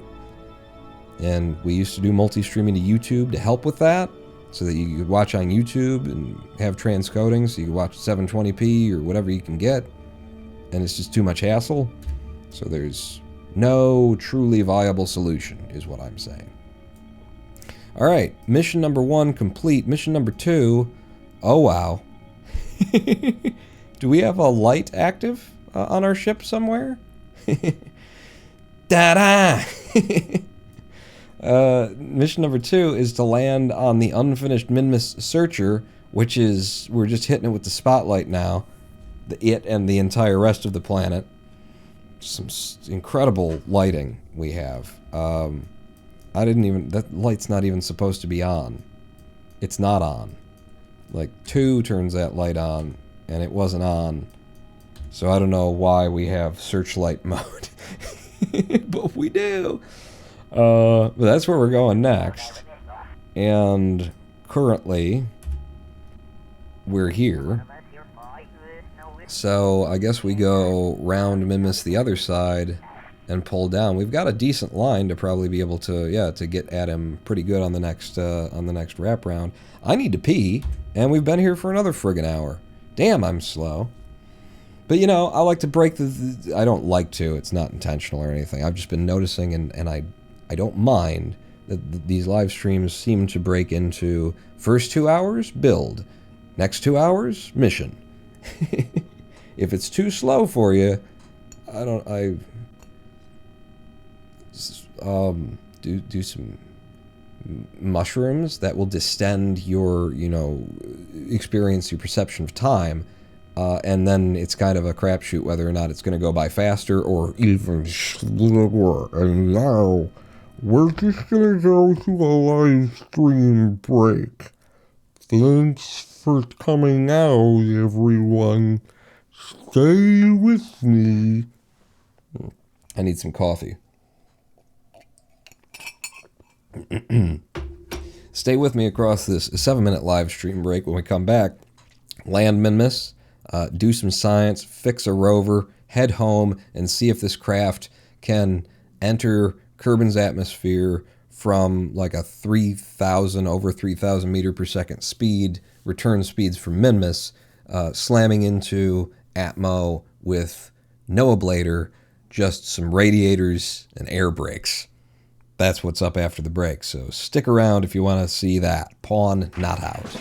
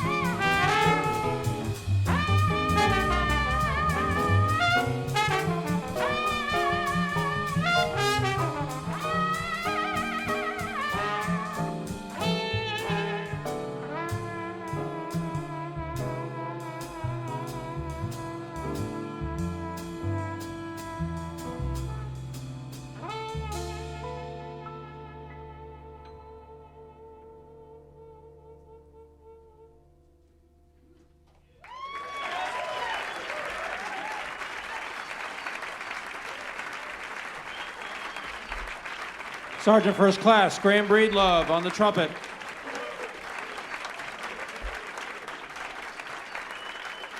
Master Sergeant Matt Neese with the composition and also the trombone solo.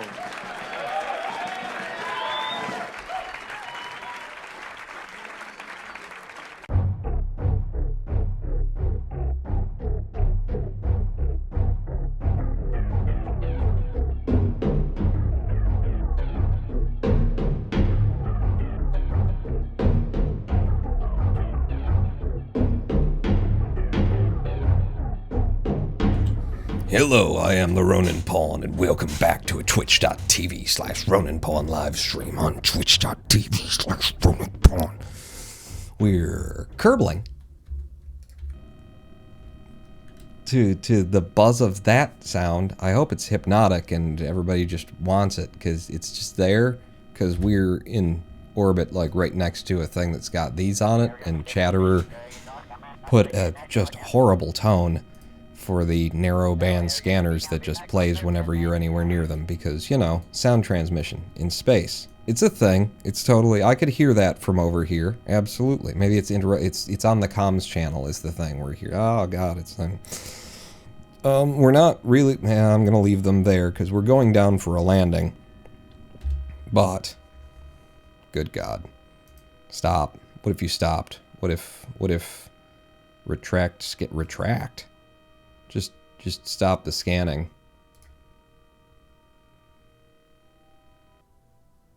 Oh, thank God. Oh, thank God. We'll turn it back on when we're not hanging out nearby it. God, I can't believe I left that on while we were doing the repairs. I do apologize.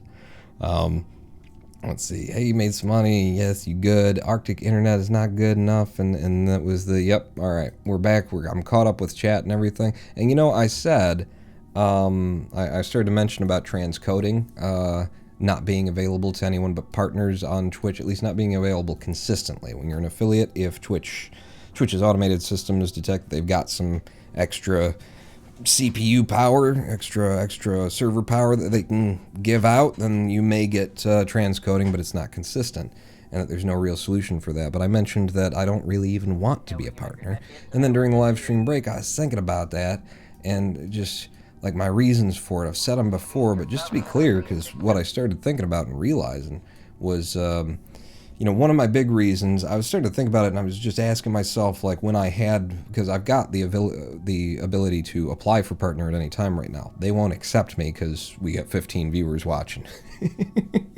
And that's, you know, 15 to 30, depending on what we're doing and how much buzz is going around at any given moment, is my standard. So they won't accept me, but I can apply for partner, which is something you have to unlock by hitting a certain threshold, which I have hit in the past. But I don't want it because when it came up, I applied for it once, and while I was waiting to hear back, I'm like, what am I getting from being a partner? Other than like a stamp next to my, you know, channels. He's a partner, huh?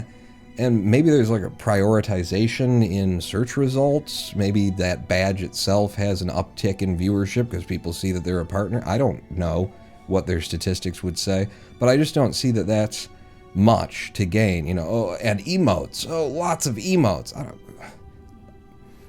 I know Twitch chat loves their emotes and everything, but in terms of me making a contractual agreement with Twitch, is that worth it? And my answer is no, in comparison, like when I'm thinking of what Twitch wants. And here's part of what Twitch wants, which once I realized this, I was even more committed to the idea of, I don't want to be a partner.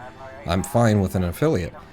Simple Flips, much larger streamer, SM64 streamer, former SM64 speedrunner, very popular, very large channel, very large following, makes great content, hugely entertaining. It's a good day for me whenever I see Simple Flips uploaded something on YouTube. Here on Twitch, he made an agreement with Facebook, completely separate from anything that had to do with Twitch, to stream on Facebook for a bit. Is this the best camera we could be? Because I just kind of want to chat at this point. I hope you'll entertain me, because I was just thinking about this, and it's interesting to me. So he made an agreement with Facebook where they were going to pay him, kind of a lump sum to come over and stream on Facebook for a certain amount of time and try and boost Facebook's live stream. That's why they're paying him, is to try and bring some of his audience over to Facebook, and then they get over there and they start using the platform, and then that's what their goal is. And his goal was to pay him and his staff of editors and people who work on his channel and his live streams constantly. And so there's, it was money in the bank to help, keep the business running, kind of a thing. And he looked at the deal and he said it's worth it. And so he went off to do it. And then Twitch came along and said, well, wait a second, we heard you're streaming on Facebook now. And he said, yeah, I'm not like restreaming on Facebook. It's completely separate, unique content. I'm just streaming on Facebook what I'm streaming on Facebook, and I'm streaming on Twitch what I'm streaming on Twitch. Different content, should be all clear. And they said, no, it's not. I was like, what do you mean? And they say, well, part of our agreement as a partner is that it's exclusivity. You can't live stream on another platform. Maybe specifically that you can't live stream on another platform in exchange of direct revenue or something. Maybe there's more terms to that, but they claimed the authority to tell him that he couldn't do what he does on another platform and make money doing it. It's a non-compete, and it's an exclusivity portion of the partnership. So now they're claiming like his live streaming content as their exclusive domain, and you're not allowed to do that on another platform when you're a partner, according to their contract. I'm guessing that they just pushed on that because they didn't like that Facebook was trying to, edge into their territory, and so they were trying to punish, people who were moving to other platforms or giving other platforms a try or testing it out. But regardless of their rationale, they claimed that authority over him because he was a partner, and he said, well, they said you can stop doing the Facebook, cancel that agreement, and, we'll leave everything as it is, or you can not, and you're no longer a partner. And he looked at the numbers, and he looked at the figures, and he says, well, I'm taking the Facebook deal, and I'm going to stream over there for this period anyway, and I hope when it's done that we can have an agreement. And they banned him not just from being a partner, but from being an affiliate for at least a year, I believe. So he wasn't allowed to access any of the monetization things on Twitch, even as an affiliate, not as a partner, for a year. So all of his revenue streams, if he's, on Twitch, have to be outside of Twitch. No subscriptions, no cheers, that sort of a thing, which there are avenues to do it, but it's just really, really fucked up. And what I was thinking while I was on the live stream break was about the idea of an employee in a contract. We got all this shit going on right now with, people trying to unionize because Amazon's got people having to, wear diapers to work so that they can be pulling the shit that we're ordering off of the shelves to get it onto the truck and just, shitting in their pants while they're carrying our boxes around the line because Amazon is working them to death and threatening anybody and everybody to be fired if they don't keep to ridiculous, unreasonable quotas, and they have no rights. They have no, the things that we've fought for hundreds of years as a society globally, getting away from being oppressed by employers who demand 12-hour work days and meeting quotas that are unrealistic, and then you don't even have time to take a piss and stuff like that. And then people start talking about unionizing after everybody broke up all the fucking unions, and the middle class just pretty much immediately started to just die.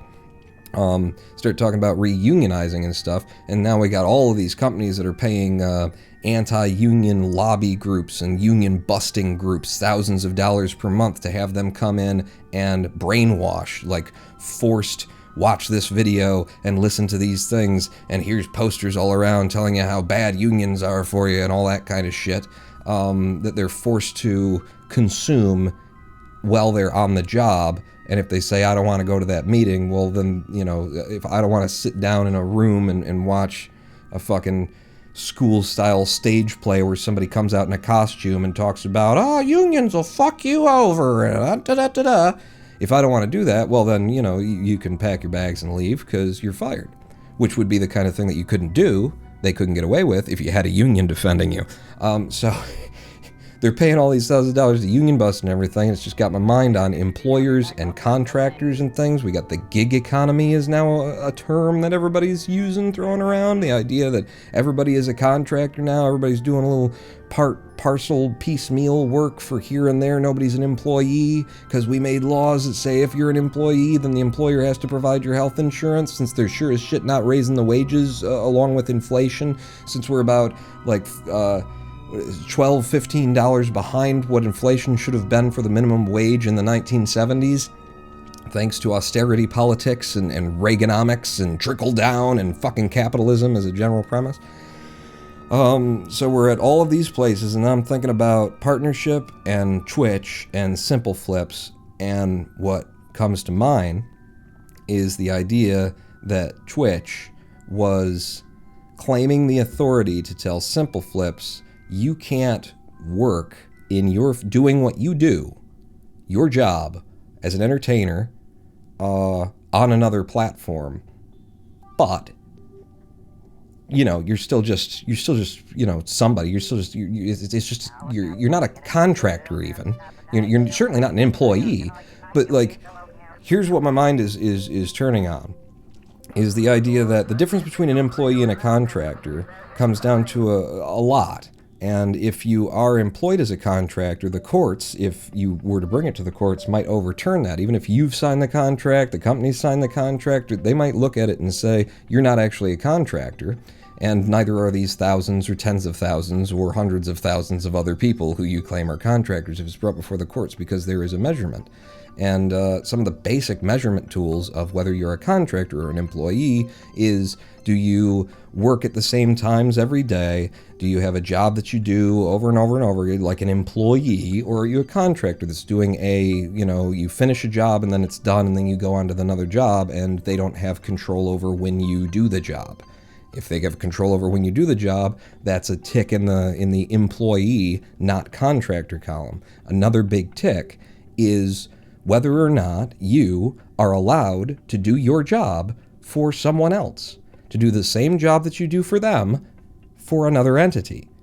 Because if they're claiming the authority to tell you you can't work at UPS and then go work at FedEx, a second shift kind of thing, you can't do that together because now you're working against us, against one of our competitors, we're not going to allow you to do that. That puts you strongly in the realm of, it's another big tick in the employee, not contractor column, even if they're saying you're a contractor, even if you agreed that you're a contractor via a contract. So when Twitch tells Simple Flips, you can't be an entertainer on Facebook because you're an entertainer on Twitch, we've got a contract, it raises some issues. It just, I don't know where the law would fall on this thing. I think in today's conservative place of the law, I think they'd fall with Twitch, because Twitch would be arguing that they're completely outside of the idea of an employee or a contractor, that all they're doing is giving people access to their, platform. They're not dictating that you have to stream this often or have to stream these times, or, oh wait, you do. You do have to stream this often. You do have to, it's not necessarily a certain amount of time, but you do, in order to maintain partnership, have to stream this often.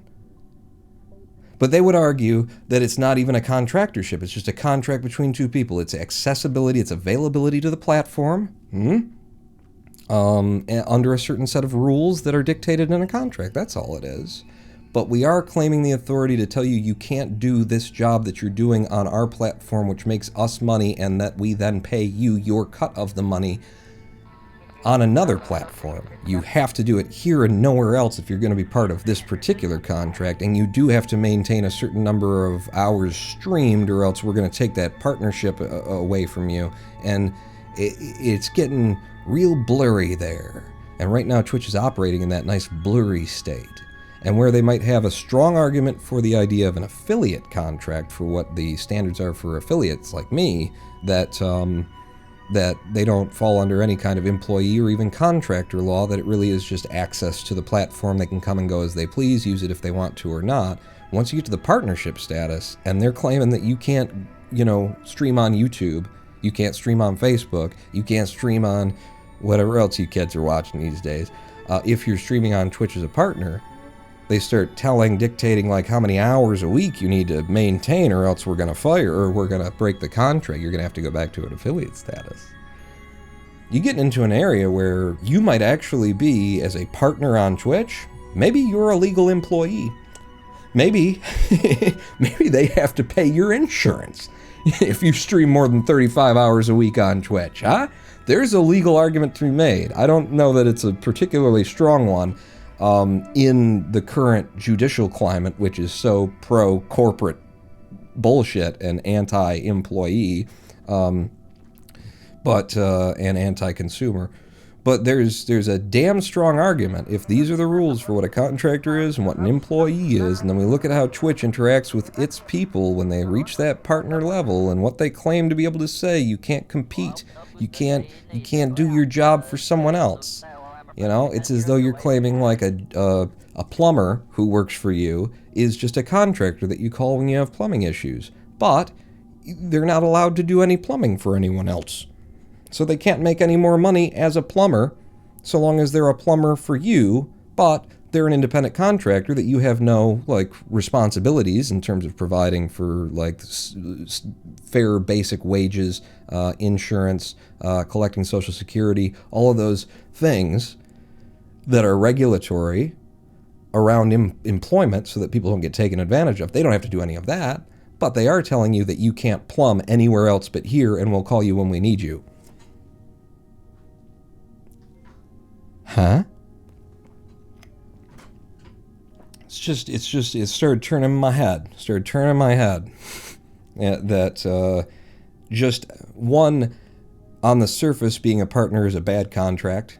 You know, like, what do I get? Do I get more money? Do I get a bigger cut of, like, are you going to, like, outweigh all of this other shit that you're going to claim? Am I going to get, like, 60-70% of subscription fees now because I'm a partner? And I don't think that's how that works. I think you get the same money that you've always gotten as an affiliate. But now you got emotes. So it's a bad deal in the first place to sign on to as a contract. But then with everything that they're claiming, it suddenly hit me. Is Twitch actually abusing the concept of employment here? You know? Especially as we're entering all the questions that we have around this concept of the gig economy. You know, as everything turns into, well, you're just working, you know, in piecemeal so that we can avoid employment regulations that would give you rights. Could Twitch be on the firing line? It's not Facebook anymore, didn't you hear? I don't. It is fear hog as far as I'm concerned. What about NVIDIA streaming services? Did anyone use that? NVIDIA streaming? Does NVIDIA have its own streaming site? I use the NVENC encoder in OBS. NVIDIA streaming services. Wow. What a hip, trendy sounding thing. I can't wait to get on board. So, all right, now that I've ranted about politics, economy, and, you know, possibly threatened the platform on which I am relying substantively for my income by claiming that they may be responsible for paying their partners as employees, treating their partners as employees, and possibly recognizing affiliates as direct contractors and having some other responsibilities along those lines. Now, what we're going to do is we're going to land on Minmus. So we want to land on this fella here, and we're going around like that, and it takes us a long-ass time to get there while Minmus is spinning underneath us. And so actually, if I burned from where we are right now, by the time we get over there, it might be that Minmus is spun into the right place.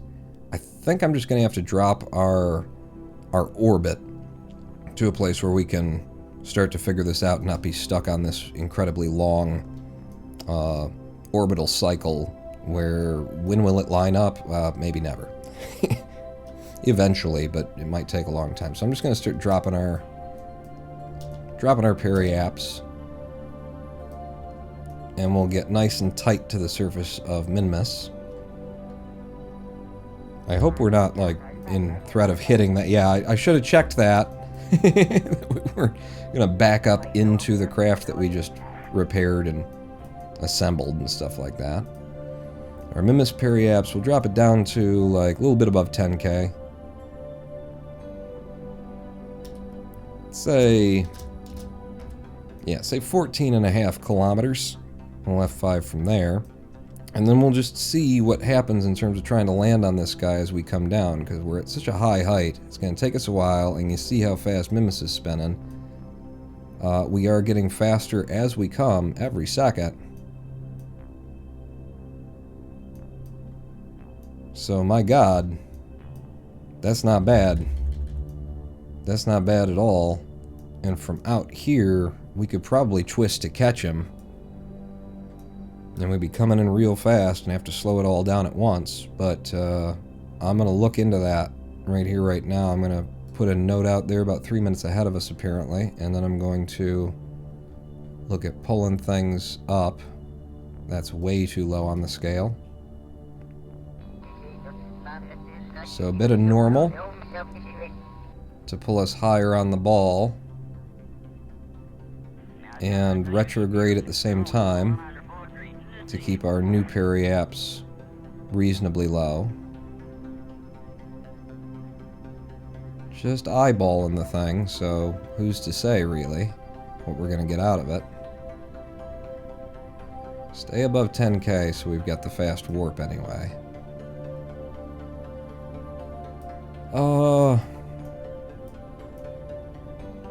Yeah, I'm not 1,000% sure where things are going to be when we get there, but it seems like a reasonable burn to make. I'm going to make it. I'm going to make it, and I'm not going to worry about having it like right now, or, you know, being in the correct space or the correct time when we leave. I'm just going to burn it where we are.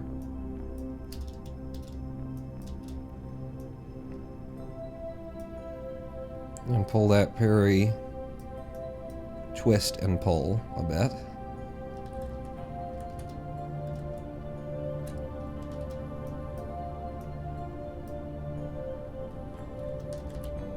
Okay, close enough for government work. And our periapsis is now 13.7, and it's on that line.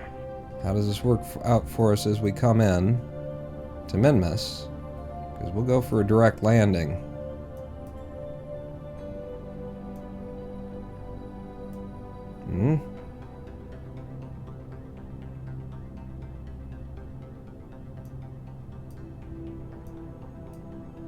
Here we go, there's an angle to look at.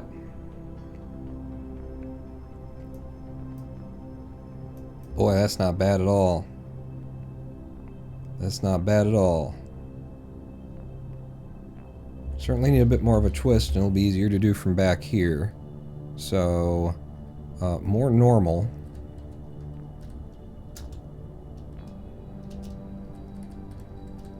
And if we're lowering the periapsis as we go, more is the better. More on that line. It's still going to be spinning under us, so I don't want to get too close to it, but we're coming in fast.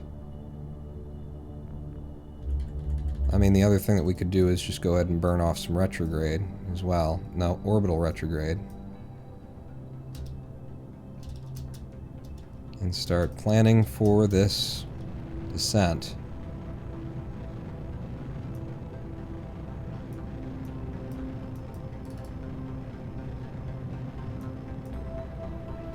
There's our descent point. Coming in. I'm going to aim for like the coast here. And aim a bit past.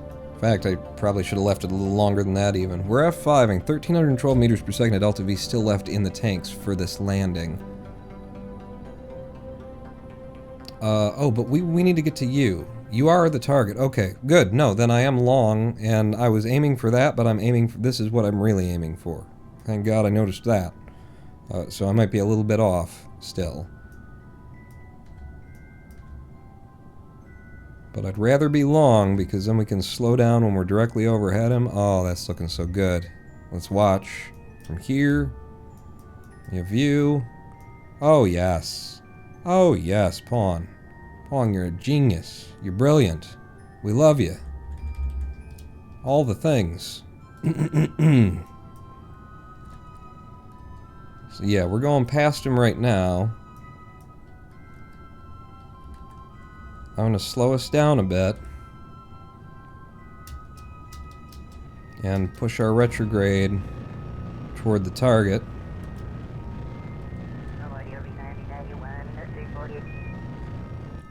And leave it a bit short. It's easier to slow down as we're going past him than it is to catch up with him once we've passed him.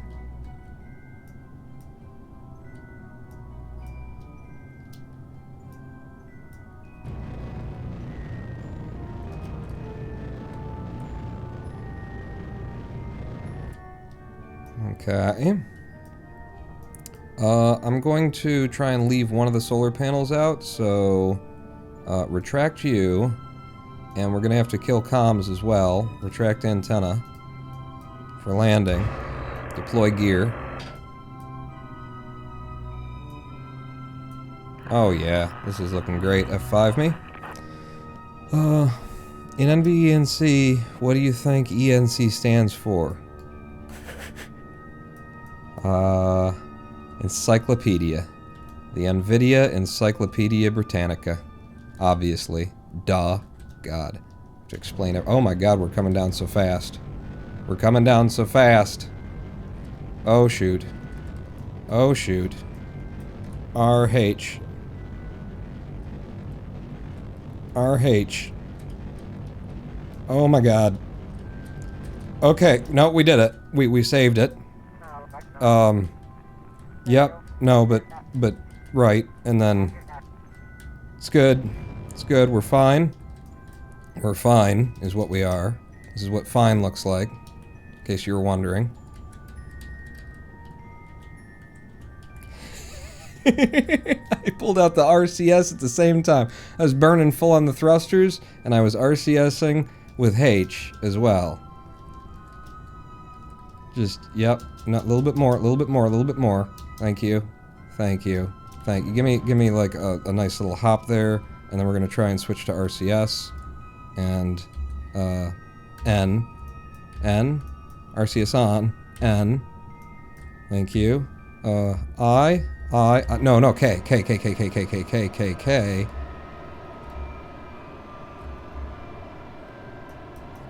Uh-huh. Good. Good. Sure. Yup. Yeah. No, we're fine. Just like three-handing the controls now. Nope, need that. Okay. Right. Just parking up next to him. Good and close.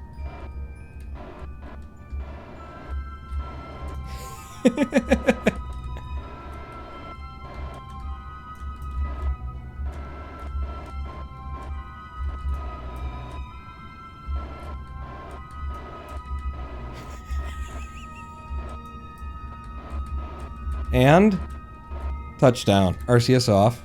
SAS off. I love it. I love flying this little bastard. This is so good. Still got more than half of our monoprop left, and that was, you know, we saw the last time we tried to land this on Omnimus that it did take, you know, about half of our monoprop to get that kind of a maneuver done, so we were ready for it. Yeah, I'd say not bad, considering we were almost dead. That was just a proper, for the first time I did a good suicide burn. I didn't land well, but I did a good proper suicide burn. Because we were considering that it wasn't, that suicide might have been the explanation for what happened there. Because we wouldn't want to had to admit in media that we'd, you know, intentionally with our employees and then made them wear diapers and they had to pee in bottles while they were trying to deliver packages, and that Twitch partners were maybe employees in fact, because we wouldn't want to admit that in the media, so we would have said suicide. F5. We're on the ground. Okay. Still might need to be a bit closer to to make what we need to happen. I'm going to just try and levitate him ever so gently. SAS on, RCS, and then we'll just move you over where you need to be, is the idea. Just a little bit closer to him, because he can't move to us yet till we give him a battery, and that's why I'd need to be closer, is to attach it. So, K, and then J. Bill just doesn't want to have to, like, spend time running back and forth from his tool chest, you know? He needs to be closer. Can I...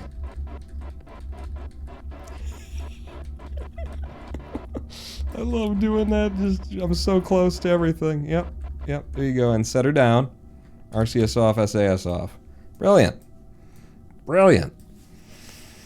All skill, no luck indeed. Your screen is much sharper when cast from my phone to Chromecast than I use my PC and GTX. So Chromecast, which is $40, does a better job than my $1,700 PC. I use the Steam Link to watch stuff on my TV. My TV is a 720p at 32 inches or something like that for my main TV. Works fine. Works just fine. And then I've got I've actually run a wire there, so I don't have to deal with wireless signal issues through the basement kind of thing. But my computer's in the office, my television's out there. I use my computer to watch YouTube and televisions, whatever piracy platform me and Lady Pawn are using to watch movies, because fuck the man. That's only the case on Twitch, by the way. YouTube works fine both on Chromecast and PC. That's the Twitch app on mobile, on the Chromecast mobile, is better than the Twitch app in the web. Why are you guys flickering with light? Well, that reminds me anyway. We're now down on the ground. We're going to start repairs. So let's go ahead and put out the hazard lights. Let's let people know. Man at work out here. Also, let's just make sure that spot underneath us is irradiated. There we go. Just a couple of light buttons that I've got on there. Can confirm, was Hermes driving UK, passed in bottles and a surprising number of other places? Oh, the peeing? I mean, I was a newspaper delivery, had a number of different routes, and I think my highest customer count was over 400 homes that I delivered to on a Sunday, and different areas that I had to drive between as well. On the worst days ever, which were during blackout, it was during that time when the whole eastern seaboard, or like it was New York, Ohio, Michigan, something like that, we had that huge blackout of the area. The paper that I worked for had to print in black and white on old machines that they could run off of generators, because they didn't have the electricity to run the new stuff. So our papers came in about 4 hours late. We stood around waiting to to pick up our papers to go out and do our job as contractors, which, by the way, we were probably employees when you really think about how that works. But we waited until I think it was 2 a.m., 1:30, 2 a.m. to get our papers, and then there's an amount of time on a heavy day where you don't necessarily have to, I didn't always have to, but on a heavy day, you got to sit there and assemble the papers, because it comes in parts and sections. So you assemble them, wrap them, bag them, put them in the back of the car, and then you can reach for them and grab them, only on a heavy day. On the lighter days, I could just stack the 3 sections and drive with one hand, and with the other hand, assemble them, roll them up, put them in a thing that's hanging from the mirror, and chuck them out. But the worst there was, waiting until 2 a.m., 1:30 a.m., 2 a.m. to get the papers, then having to spend an hour assembling the papers, and then we're out on the road at 3 a.m. starting a route. That means that would usually be done in 4 hours or something like that, and we'd be off the roads before traffic kicked in. But early morning traffic kicked in while I was trying to make this delivery, and I believe it was snow on the ground as well, which makes it a longer route and it's slower to drive. And that meant that we got into people trying to go to work traffic while we're trying to drive on things on the wrong side of the road, because that's how you get it done in the middle of the night. If you're in a car that's, because our vehicles we're on the left side in the vehicle instead of the right side, and the mailboxes are, you know, we got to go that way. So we're driving down the left side of the road, which is the wrong side of the road in America, on the left side of the car, and trying to fill them up against, you know, daytime traffic, which meant that night turned into, I think I finished my route at like 11 a.m., maybe noon. And so you work all of this extra time. It's so much more stressful. It's so much harder, and it's killing you. And it's because the paper couldn't get you the papers. So it's, you know, their end fucks you over in the first place. And then on top of that, you're going to get a whole bunch of complaints from customers who are used to picking up their paper when they wake up at like 5:30 in the morning. So you do all that work and you bust your ass and you're out there fighting against traffic and you're awake and you're, oh my God, and just stress is just your entire body form. And then you know that you get to go home, go to sleep, and then you're going to come into the shop the next night, and the people who made it so, people who work for the paper, you know, who are your bosses, centers of the, you know, distribution center heads, are now going to complain to you because your customers complained to them that they didn't get their paper on time after the paper delivered you the papers 4 hours late. On the heaviest day in the snow. So that was good. Really enjoyed that process. I did enjoy the job most of the time, though. You know, just being on the road at night, driving against traffic. It's fun. All right, so let's actually play some of the game again. EVA, bell, out the top. Get off of that thing. Get up off of that thing. Make yourself feel better. And I think from here, we're going to make our attachments. And what we need to do is put a battery on it, and then also, I believe, solar panels was the plan. And that's really all we're going to add to this, because it doesn't have any electric charge. Let's just confirm that now that we're right next to it. It's you. We have 0 electric charge, 40 monoprop, and there's no monoprop facilities on the thing. Also, 60 oxidizer, 50 liquid fuel, and there's no engines on the thing, so I assume that is for ballast to balance this out. I'm hoping. I don't know until I get here, but now I'm here, and let's just hope that there's a reason, and that the reason was ballast. So yeah, Bill, pull out your tools, and we're going to start by actually putting on the problem, Bill. What's your problem? Why can't I... You just not giving me the click sound effect? Bill. Oh, and it wasn't in... It was in move mode instead of the other mode. Why would that affect... If I click on the button, it should automatically...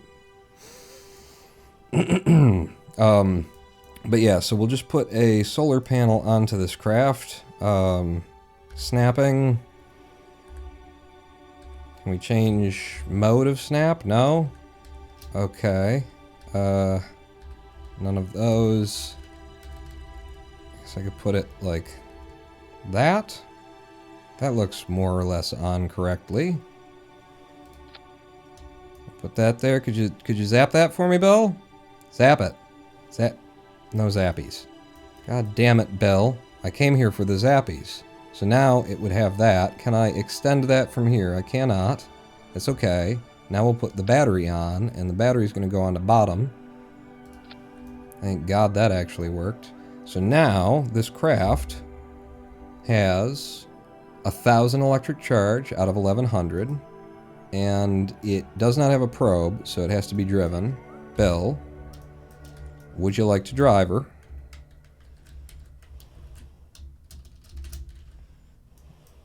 F grab. B board. B board.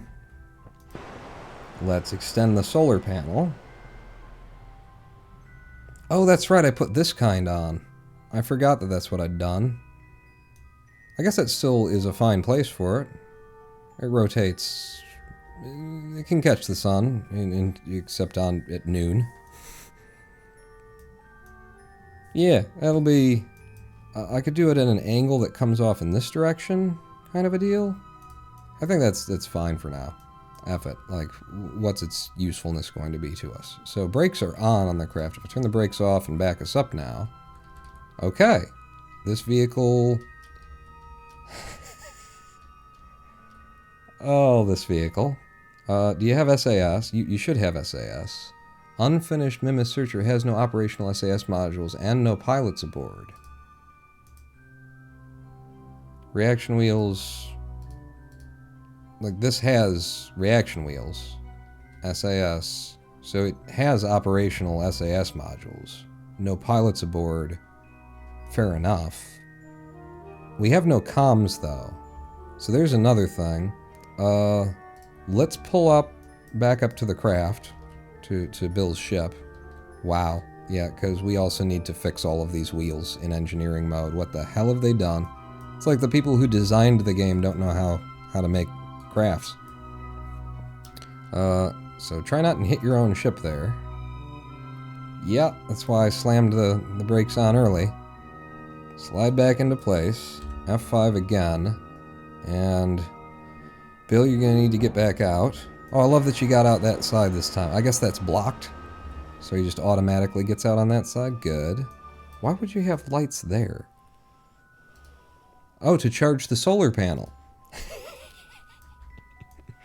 Oh, so what I was thinking is, because we're smarties every day, Bill, you get down here, you stand there, and what I'd like you to do is, I believe we've got antennas spare.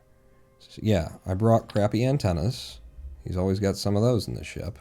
So, we'll put a crappy antenna here, and then we can extend that and maybe get some comms, anyway, some basic comms going, which might enable SAS in some way. Outside of that, there's nothing else that needs to move over, right? Yeah, no, except for that we could put Bill's parachute back on him for when he's coming back down. I hate that it covers over the jetpack, but, you know, with the, So, then what we need to do is try and figure out these wheels, because what's going on here? Aim camera? No, with the, like, place tool, click, 2, 3. We're supposed to have some ability. Alright, no, we reboard it. We're in creative mode, and maybe we can change what we need from once we're on board.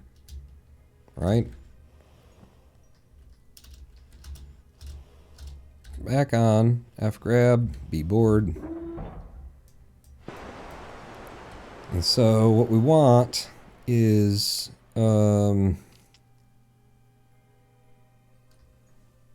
what do we want?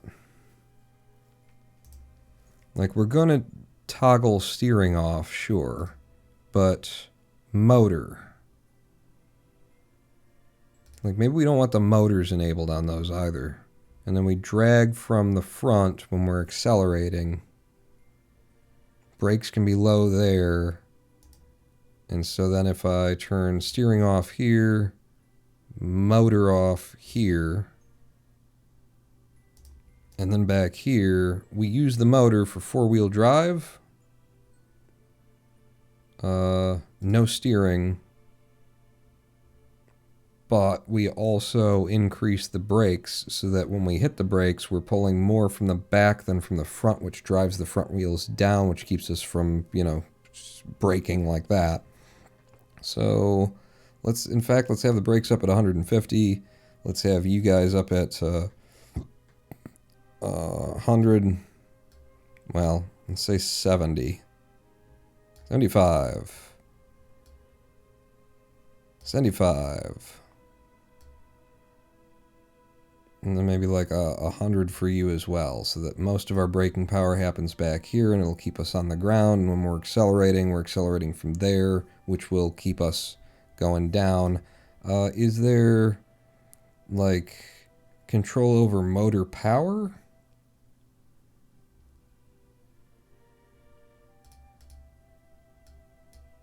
No. So we're doing four-wheel drive from the front and the back, but maybe I should just do front-wheel drive from here. And then we're using that. Because otherwise, when we accelerate, we've got traction wherever we've got it. Yeah, I'm thinking no motor up there, but motor here. And then it's all 4 wheels there, but then the trolley doesn't do anything, so it should keep our wheels down, the idea. Let's try that. So number 1, we got that going on. Brakes, because we seem to be leaning. Reaction wheels, SAS only. And then I try to turn SAS on and we can't use it. But it is, the reaction wheels are working for directionality. Okay. Let's deploy our comms and see what that gets us. Anything? Not connected. No signal. Are we just facing completely away from everything? We are. And we can't connect with that satellite. So maybe we replace those emergency antennas that we've got in there with the better ones that I originally thought of having. Oh, the other thing that we could do on these wheels is traction control. Like, as much as we can possibly tract. As much traction as we can traction. That seems to be less useful, actually. Like, it's too low gear anyway. Try 2.5.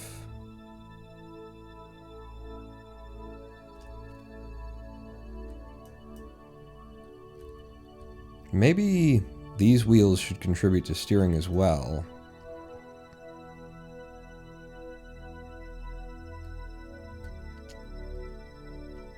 And maybe this one's motor should be enabled also.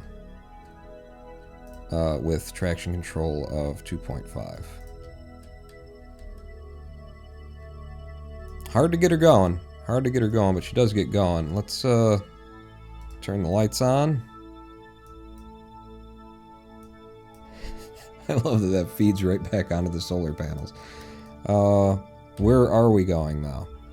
So, the mission is to drive this thing to here. Let's activate navigation on it. Let's also control from forward.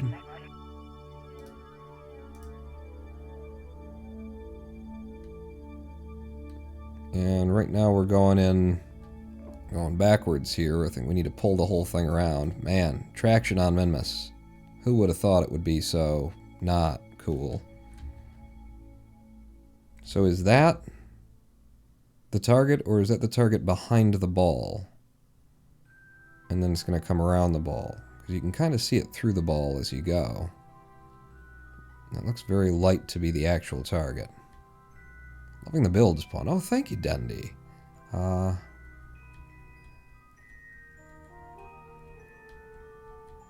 Here we go.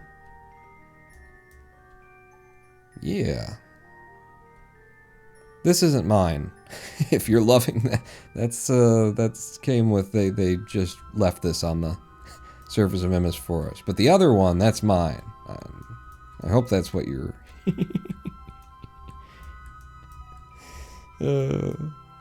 Alright, so dead on the 45, prograde headed in that direction, and we're good. As long as we can not slip without any SAS, we're going. And then we just need to get this thing there. If I were to... See, I switch over to this, and then in terms of pitch, I could just put us on auto drive. Putting some pitch on there, and then I don't have to hold it down. 4.6 meters per second, and gaining speed. We don't need to get there fast. Any speed that we get up is going to be hard to scrub. This is as close as I can get to Minmus because it's so damn small, but should be heading toward the direction of it. And now from here, can't F5 from there. And time warp. We are on completely flat surface unless we run into one of them there rocks, which would be problematic. 2 times symmetry, or 2 times phys warp rather. But keep your eyes out for rocks ahead of us. Yeah, let's do chase cam while we drive, and then we'll watch out for rocks from in here. It seems like more dangerous. What's our speed? A little bit high. I'm gonna pitch down I don't want to be gaining speed that fast. Like, we get over 10 meters per second, and I feel a lot less great about this. There you go. You just hold that, and you can speed up in tiny little increments. A bit bright in here, isn't it? Turn the lights off. Turn the lights off. Turn the lights off. Can I not turn the lights off with the L button from in here? U? U? L? No? Alright.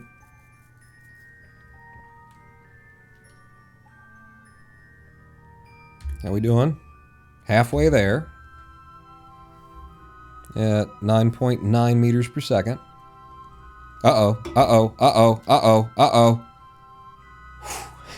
That looked like it was going to hit our rear wheel. You thought this was going to be boring. Until there was an uh-oh, uh-oh, uh-oh moment. Okay. I'm killing the pitch entirely. I want to start slowing down. If we're halfway there, just coast at this point. In fact, killing pitch entirely would be Alt-X. And then it'll reset pitch to 0, and we're just going to coast it in. Not a lot of friction. Not a lot of gravity, hence the not a lot of friction to slow us down. And just coast in to our destination, which is actually where we need to turn a bit to the right. And probably need to start slowing down, in fact, so if I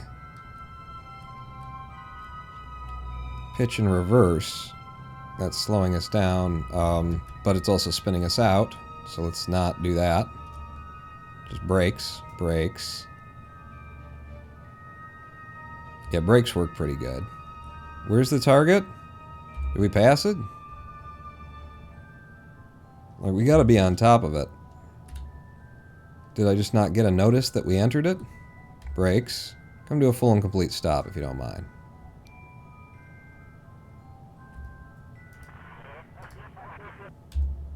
Now I can turn the lights on and off. I can't. Whatever, man. Full and complete stop. Did we, like, get there? And I didn't realize? Move the rover to zone 9F34S on Minmus. 9F34S. Where the hell is this zone? It's very tiny. I like that. I'm not too pissed that it is a tiny little thing, because it's a rover you're driving. So yeah, be specific about it. I was just enjoying the interior from the cockpit and couldn't see the direction that we needed to go as we were starting to get past it. Okay. Yeah, gotta pull back. It's very slidey.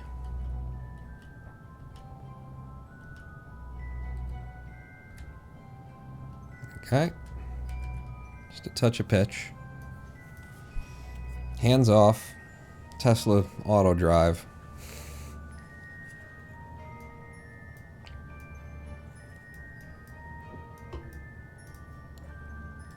Lights off. Oh!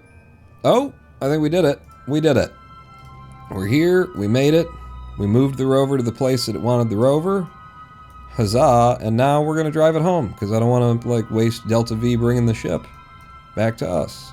So, mission complete. That's $1 million Kerbucks we just made.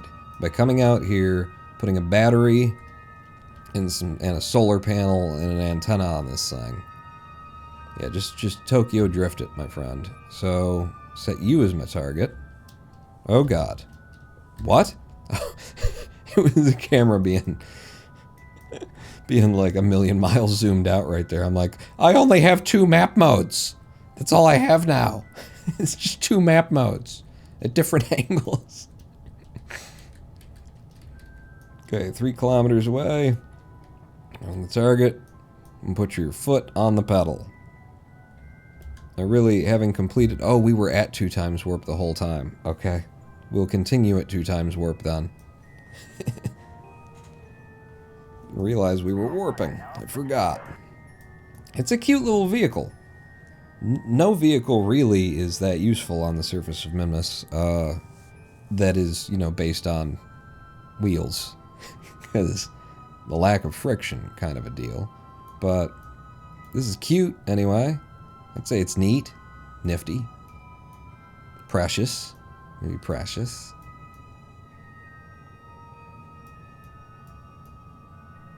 It's also kind of useless. That's another word that I could... I mean, look at that. Look at it. It's just for, like, carrying things from one place to the other, and I don't know. Oh, there's that rock we didn't hit earlier. Let's try and not hit it on the way back. We've already collected the stones from Minmus at least once before, at least the one kind of stone. I think there is 2 kinds of stones here, but I'm not slowing down and stopping on the chance that it's a different kind of a stone. Let's just say that. What camera mode were we in? Chase cam. Okay.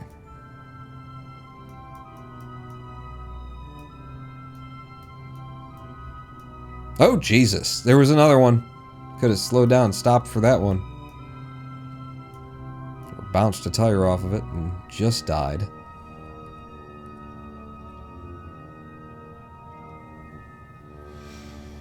So, good job, Bill.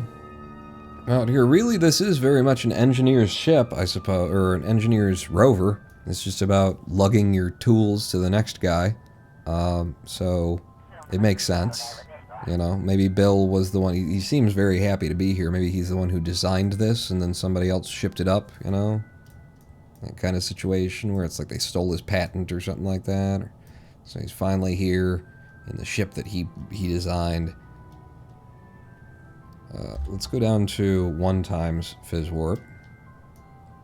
Make sure that we're not actually driving directly at the craft, because we're going to have to just lock up the brakes. And let's pitch to 0. And then I'll hit the brakes when I think we should hit the brakes.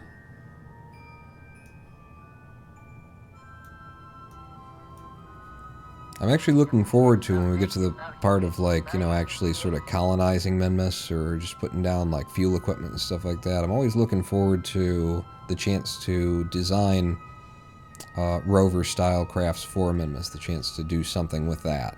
I find it very fun to approach this problem. Why aren't my wheels turning? Well, they are, just not a lot? I don't understand. Okay, lock the brakes up, by the way. And we'll just slide it out. My brakes were just not turning to the right that much. Is it because of, like... I don't get that. Neither of my wheels were really doing what they needed to do there.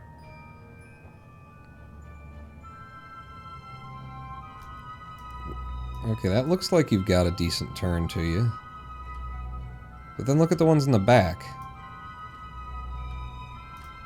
You got, like, limited angles or something like that?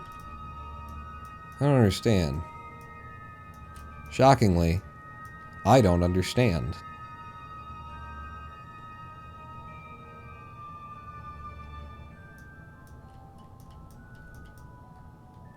Who could have imagined me not getting something?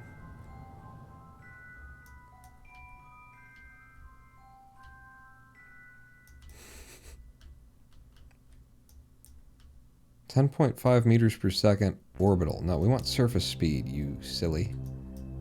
Is that the problem? Like, from... No, these are turning way less than these are. Do they turn in terms of, like, their reference to the center of mass or something in order to try and minimize the amount, like an automatic angle reduction or something? God, this game. Steering adjust. Auto. Oh yeah, so it is. It's a steering adjustment that we could make ourselves or that the game will make for us. Pull this up, lock up those brakes, because I don't like how quickly you're kind of just sliding at the ship.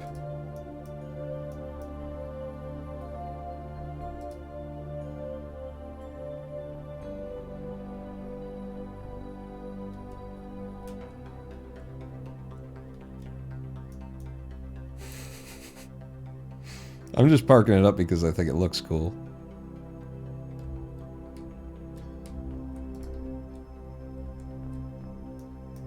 Nice. Turn the friggin' lights off. Nice. Yes, sir. Yes, sir. Alright, Bill. Step out. There was another thing. Oh, shit. I forgot. We were gonna bring, we were gonna rip things off of the satellite and bring them down. We were gonna rip off, it had mystery goo and it had thermometers on it, and we didn't bring mystery goo or thermometers for this area because we were just gonna rip them off of the satellite, bring them with us. Damn, there's so many things that were part of this mission, and I forgot some of them. But that's okay. It's just a little bit of data we didn't get this time, because we're going to get other data from it, because we've got other scientific equipment on board right now. And also, Bill Kerman, plant your flag.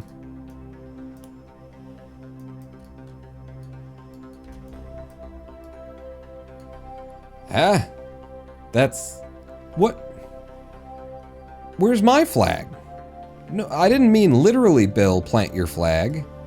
God, we can't keep flags here. This is, alright, the site of, I think this is Bill's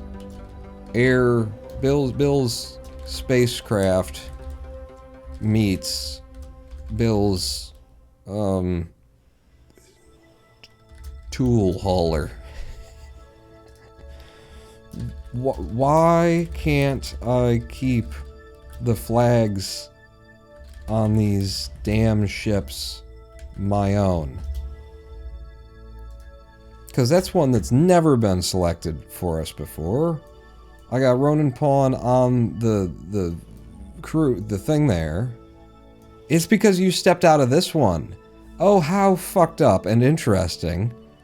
So this was the flag that was in here. What are we doing? Is this a buy-in?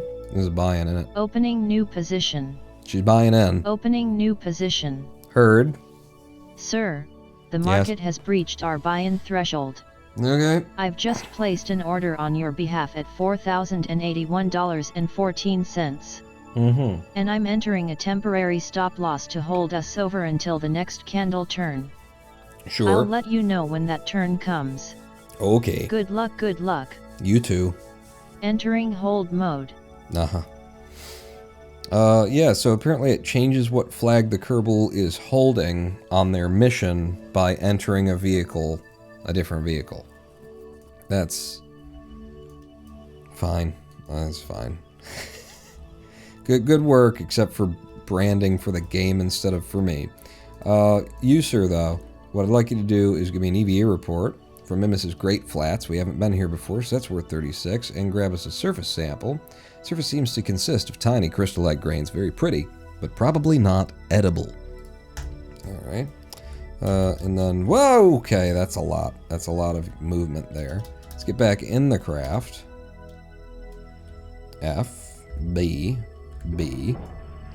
Okay, now that we're on board, get ourselves a crew report. That's worth 22.5 science. And then in the back here, Bill brought some extra science, an accelerometer, logged the seismic data. Faint seismic waves are detected. 90 science that's worth, so long as we can get it home, which is not guaranteed in this craft. Log the pressure data. And that's worth another 54 science. That's a nice little haul. It's not huge. The mystery goo would have been helpful. Thermometer would have been, whatever. But mystery goo would have been nice to have as well. Could be wrong, but if you chose the right flag at the setup of the career, the rover flag would also be correct. I mean, this is the flag that started the thing. Oh, you mean at the setup of the career? Well, the setup of my career would have been the one with the balls to it. So, if that's right, if you're right, Don, then that would mean that there's like a 3-layer deep bug of this. That, like, if you don't select the right one at career, even if you change it later, it doesn't set everything back to it, and also it sets it to a default instead of the one that you chose at the startup of career. If you change it again, we'd be like into the 4th concentric ring of Kerbal Hell. Was there anything else that we wanted or needed to do before we leave this beautiful hellscape? Because this has been a very fun... I've enjoyed the hell out of this mission. I'm only sad that there's, you know, just 10 or 11 people here at 1 a.m., approaching 1 a.m. on the eastern coast to see it. But this has been very fun. I've enjoyed it quite a bit. You just, you know, Kerbal Space Program's a little bit slow. Sit around and watch, especially building up to the coolness, which is this stuff. And then the coolness is kind of like, unless you're blowing stuff up. Well, look at that. That's nifty. That's neat.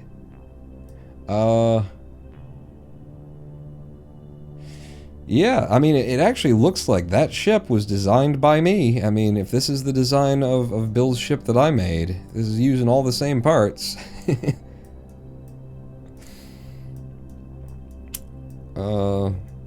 I guess we're ready to go. I feel like I'm a bit concerned on the whole... Could I just have you step out one more time, Bill?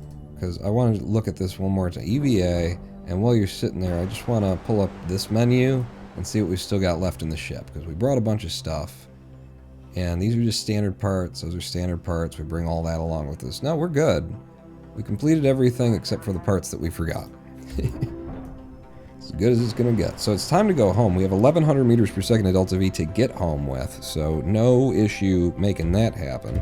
From where we are, hey, we're finally like equatorial on Minmus. We could wait for Minmus to spin. Let's wait for Minmus to spin, and then we'll leave at the correct time. So let's rotate the Minmus. And just get it pointing from where we are. We want it pointing, you know, retrograde of Minmus's orbit around Kerbin, which will just be this side of things, so that when we burn straight up, we'll be going home.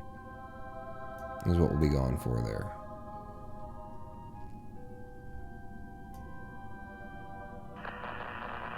So somewhere like that.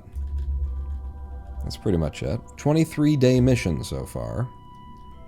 How we doing on electric charge? We're okay. Still got a little bit of solar on the panels. Let's turn our work lights off. I did not fix that. Damn it. That's another thing that I need to remember the next time we're modifying this ship is the action groups. I need to switch the light controls from turn light on to toggle light. Toggle light. And for you, it was already toggle light. So that was just a misclick when I did that. Now I can turn you off. Turn you off. Thank you. No more men at work out here.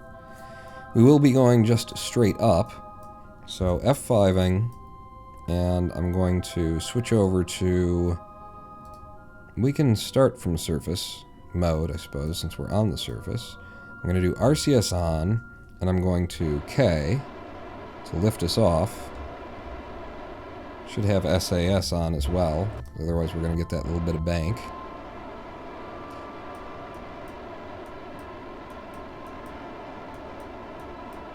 And the less monoprop that we bring back with us, like, we need to dump all of this monoprop, so maybe I just burn all of the monoprop out so that we're not carrying the weight of the monoprop with us when we re-enter the atmosphere, you know?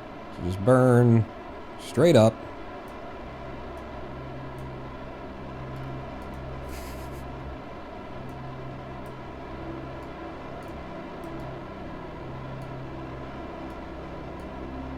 There's a view, huh? Is Bill planting the flag of the vessel he was in last? Yeah, that's what it seemed to be. Whatever the vessel he was in last, and that one that that was out here just had the KSP flag on it.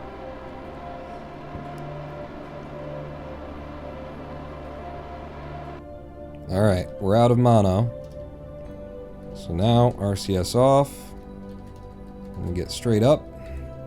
And burn those engines. And it looks like we should probably tilt a bit to the south.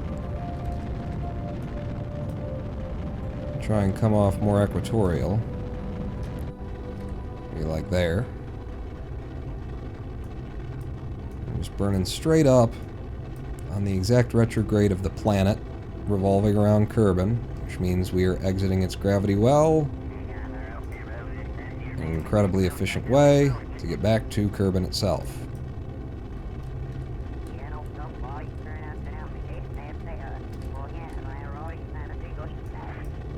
Okay, which we're apparently going to do polar, because I didn't quite hit the place that I needed to hit there. We need to burn more to the south, I think. If I burn to the south, yeah, then I can pull that down. From here, we're coming home, and the deal is, we don't want to exit the atmosphere, but we need to come down low and slow, is another thing. Last time we came home, we were at about 41K, and we had some heating issues and things. I would like to do it deeper this time, actually.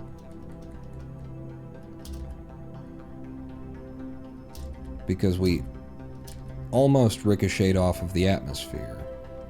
And our hope would be, ooh, that's a big hope to hope on, Pawn.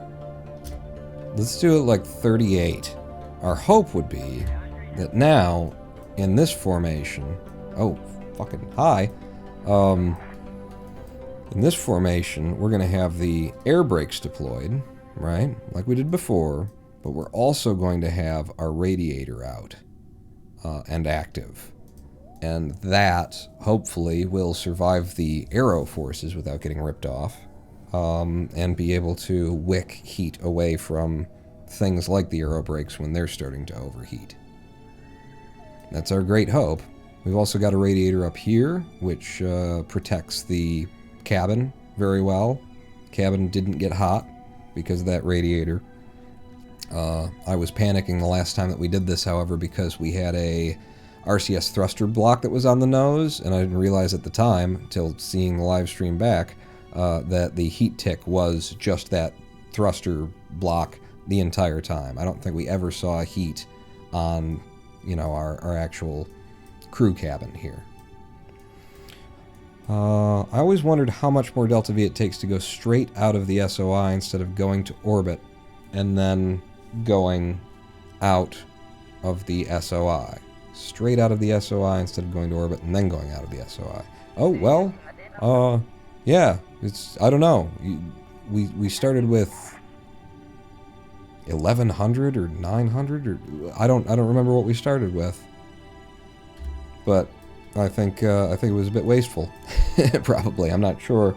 Because didn't I say on the ground we've got 1,000 and something meters per second? We're fine. It was over 1,000 from the ground, and then we dropped all that monoprop that got us height and some speed and reduced our weight, which means we probably got up to 1,100 Delta V, and now we're down to let's say 700 from 1,100. So that was 400 meters per second to exit, meant to get all the way back to a return at Kerbin.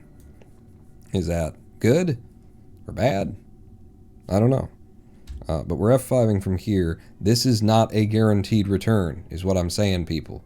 Like, be aware. This ain't... And I didn't come back at Kerbin the most efficient way either. Clearly, if we're coming back polar. So, probably could have gotten that done for 350 anyway. Oh, that's the other thing. Thank you for giving me the chatterer sound effect. See, it like adds to the game. We should deploy our comms again. I mean, we don't need to. Are we still warping? We are. So give me comms. Comms. And electric charge. There we go. And we'll just pull that all in when we get back to Kerbin, but wanted to have that up. See that we've got full signal strength, and we're a-going home. I'll F5 from here as well. We're going to be F5ing a lot, because who knows how this is going to work. So this was about a month-long mission, is what it's going to end up being. 27 days, 28 days, 29 days, 30, 31, 32, 33, a month-long mission.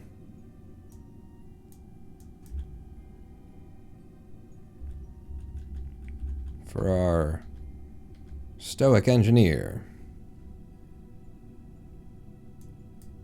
So we could use the fuel we've got in order to try and slow ourselves down, but the problem is we'd have to be carrying that fuel to the periapse, which means we're carrying all of that weight along with us to the periapse to burn, and we'd be going the wrong direction. That's not how this ship is designed to function. How it's designed to function is we get back to orbit, and if we've got extra delta V like the 671, then we're going to blow it all out. So let's get on our, like a radial Hold mode entered. out or something. Just a quick update, sir. Yes. We've closed the first candle of our new position, and I've now set our true stop loss at $4,046.97. Got it. I will continue to keep you apprised. Okay. Stop loss price updated. So we're going to drain all of the resources out at a drain rate of 10%, and that's for the whole vessel. Do it.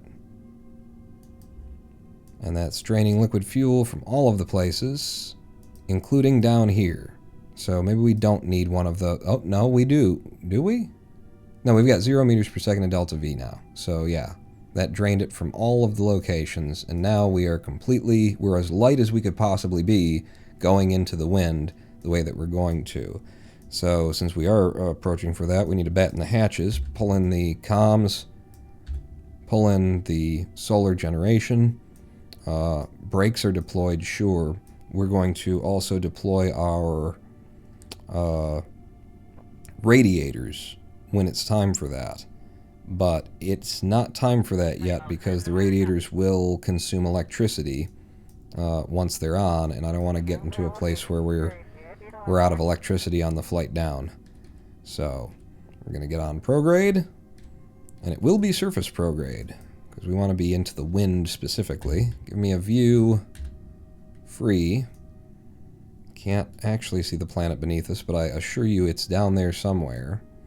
Have we got all the lights on that we could have? Yeah, the only things that... Well, I guess we could turn on the hazard lights. We are re-entering atmosphere. Yellow alert.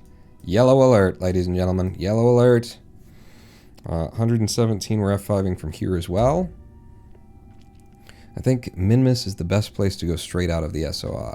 Could be the most efficient way. Alright. Now we're quickly approaching. I'm going to deploy our radiators. And what I want to do is I'm going to have both of these up. Radiator 1, Radiator 2. We have just re-entered atmosphere. We have just entered atmosphere. Now, how are the radiators going to handle the shock heating, plasma, and everything at a rate of speed of 3,250 meters per second as we re-enter the atmosphere? And will this cooling solution last? If it does, then I think, you know, we've got to be better off than we were before, where the air brakes were doing this and we're getting very hot, and then I spun in order to cool them a bit. Yep, wow. Okay, keep spinning. Keep spinning. Because that one is, woof, woof. Even with that thermal control system. Damn. That's the air brake that blew off last time, and it looks like it's going to do it again. There it goes. And there goes something else. What do we lose? F3. What have we got? Landing strut. Okay, so the one air brake and the landing strut. So that air brake is just in a spot where it's always going to catch more wind than everything else. The thermal vent system is just not doing much for us here. Oh god. I'm going to spin some more. Was that another air brake?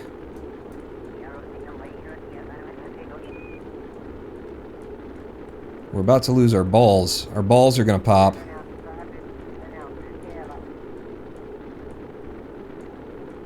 It looks like we're missing an air brake.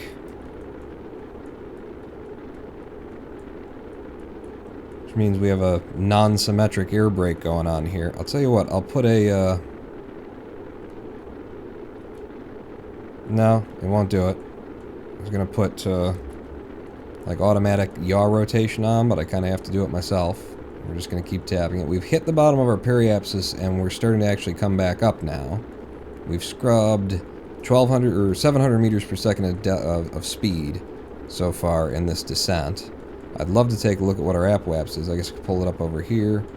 APWAPS down to 170 kilometers. So we're definitely coming down in one go this time, again. But the solution is still not quite what we want of it. The main compartment that's got the radiator directly attached to it, that's handling it. It can handle the heat, and the radiator can handle the heat, but even with this system back here wicking heat away from the ship as a whole, that just, it's not doing enough. It's not doing anything to aid us on the way down.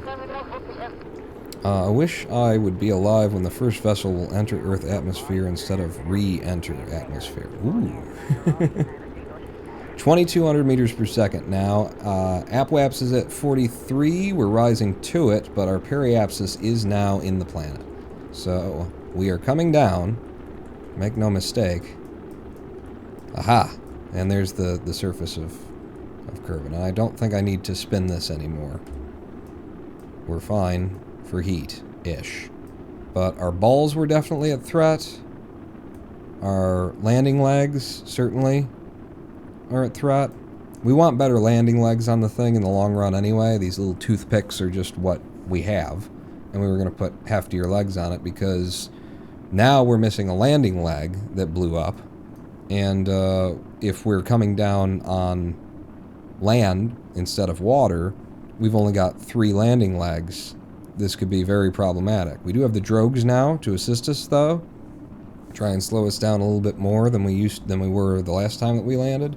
But we were, we are using those landing legs still for descent on Earth, on solid ground. So it's no great thing that's happened here. In other words, this descent is still not guaranteed. It's pretty good, though. It's pretty good. Except for that it always makes it look like I'm in the, butt tails of somebody's fart or something like that. Like I'm trying to blow dry my hair. But look at that. Huh? The moon and the stars up above and etc. You're supposed to be following prograde, by the way, Dick. We'll reduce our heat. We'll just go straight down into the wind instead of creating body lift as you go.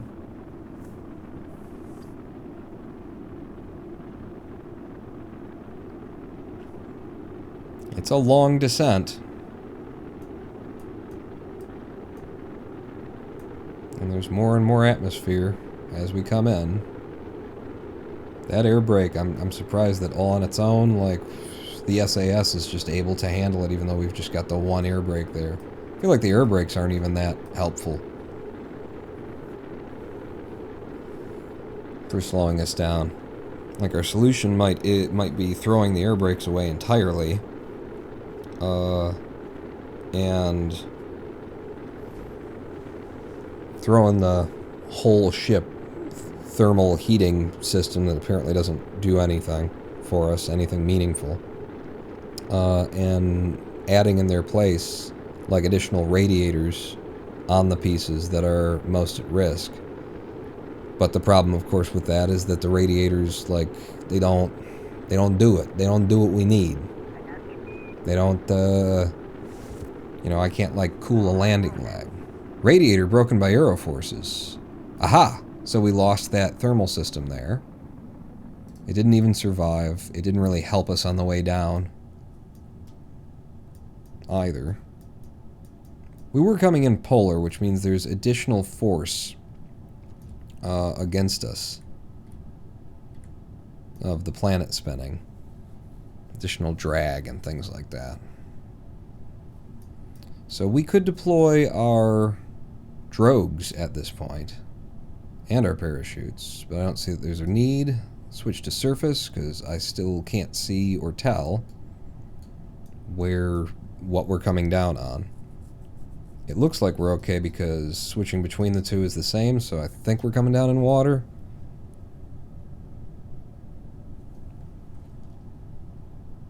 And we're going to go stability assist now and just kind of flatten this out. Sort of fly in. You know, the air brake's not helping me. Fuck it. Get rid of it.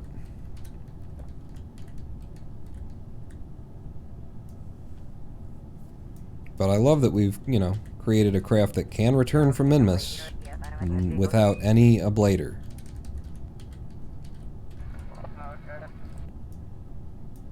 Okay, yep. Just bring her in nice and slow.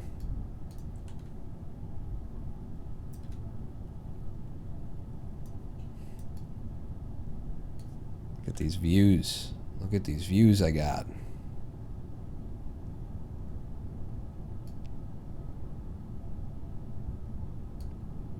Yeah. I mean, it'd be nicer coming down where we could actually see what was going on.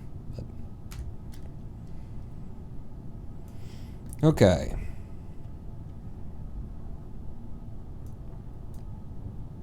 We are definitely kind of flying right now as opposed to just falling.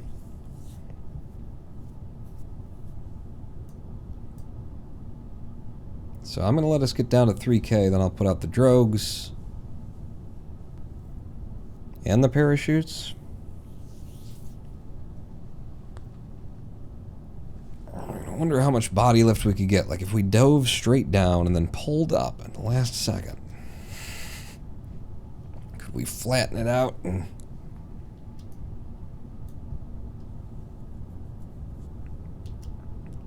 Alright. Drogues out. SAS off. See what happens.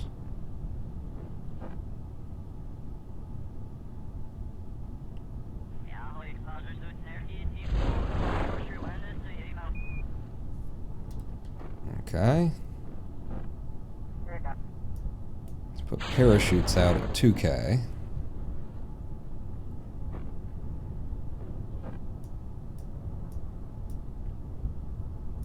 When we get full deployment on those,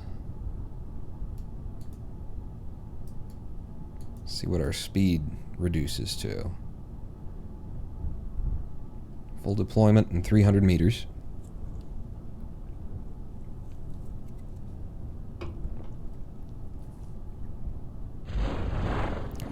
Full deployment with 2 parachutes and 2 drogues at 800 meters up. We're down to 7-something meters per second. That's very good. Landing gear would be rated at 10 meters per second impact tolerance.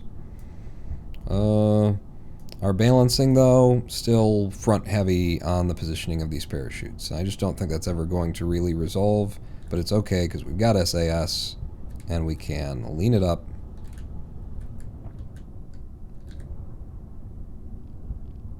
And apparently it's something that I have to hold if I wanted it to be flat. I can't get the reaction wheels to resist the forces enough on their own.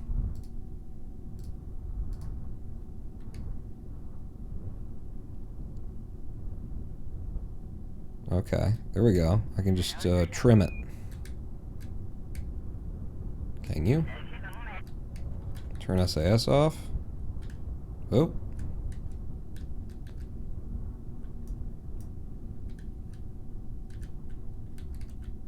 That's pretty cool. The right amount of trim. We can get the pitch flat.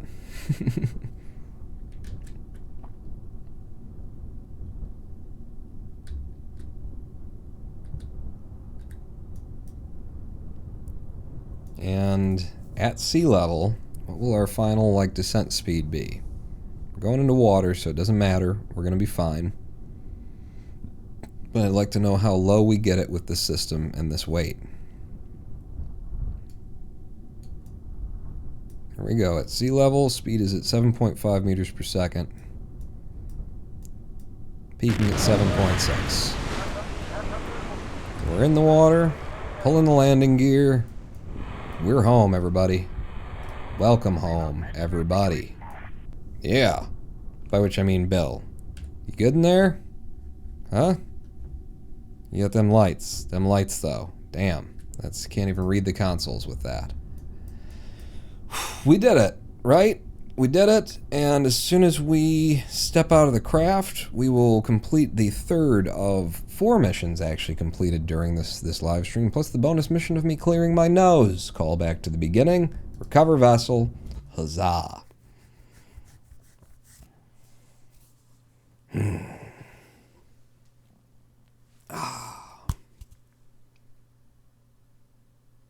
So, we started out today, I think, with 3.5 million Kerbucks in our pockets. And then I bought some things, and then we ran some missions, and now we have 4.9 million. We're almost 5 Kerbillionaires. 5 Kermillionaires, rather. 337.7 science returned. Excellent. We're up to 457. We can afford a couple of tiers, which is a thing we haven't been able to do in a while. And we got... This is what I love about this ship as well, is that I think it costs about 35 grand to launch it. 16K of it comes back, and we lost like 3-4 parts on the way back that we could have gotten more money for. So we get like 16,000 back on a ship that costs whatever it costs to launch it, kind of a thing. So it's really like a ship that costs about 20K to send and retrieve. Bill's still just a level 2 engineer because he's been to Minmus many a time before, but we completed the missions that are in here that you'd have to actually like scroll through them in order to just like remember what they were called, because it's sorted by alphabetically. Why would rescue R, rescue Pika-Pup, and rescue Ronbert be below test, and then science, and then position, then orbit, launch, gather, finish, ferry, E, explore, C, conduct, B, bring moonstone, A, attach. A, B, C, E, F, G, L, O, P, S, T, R. How did Squad manage to mess up like the alphabet? Alphabetizing something. There is no date filter. Yes, it's annoying as hell. But they actually managed to like rescue... Oh, you guys can't see it because it's behind me. These are rescue Pika-Pup missions. Rescue.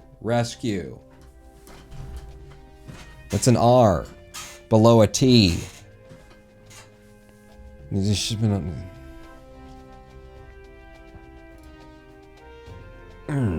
did good today.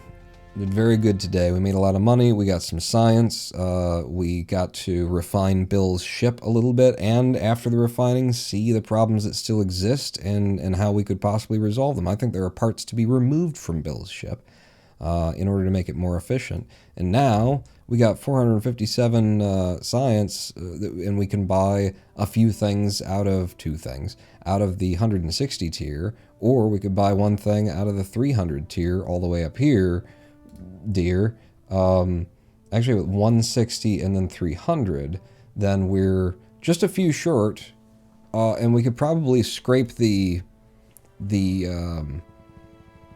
airstrip, or just the KSC generally for science in order to cover that gap so that we could buy a 160 and a 300 if that's what we wanted to.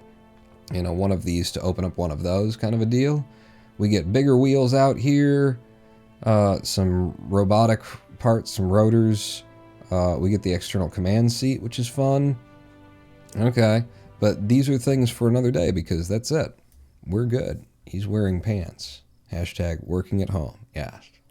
Pajama pants. Pajama pants. Ladies and gentlemen, boys and girls, that brings us to the end of another Kerbal Space Program day here on twitch.tv/Ronan Pawn, your only something for the other thing, and the stuff and the guys, and you know the deal. I'm just going to look online. I'm going to check on Twitch and see who else might be streaming some Kerbal in case you guys want more. King Akira is online. I'd love to spread the love around. I just need to see a name that I have some confidence in. And I see that Kay Hurley is online. Diver 2441. I don't recognize that. Don't know that. Okay, Hurley doesn't have a webcam of any kind.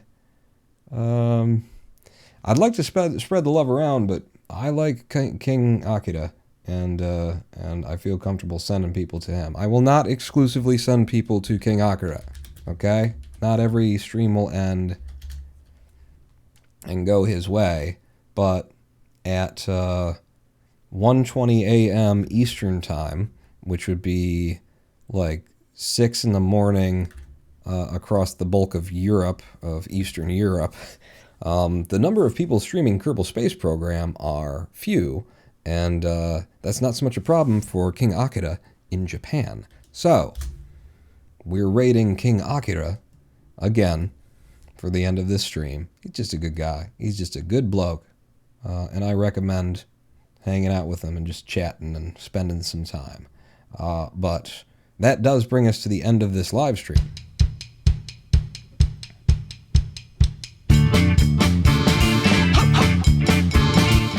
And I am the Ronin Paul. Thank you all for coming out. Thank you so much to Pika Pup for the 14 Tier 3 gift subs, I believe it was.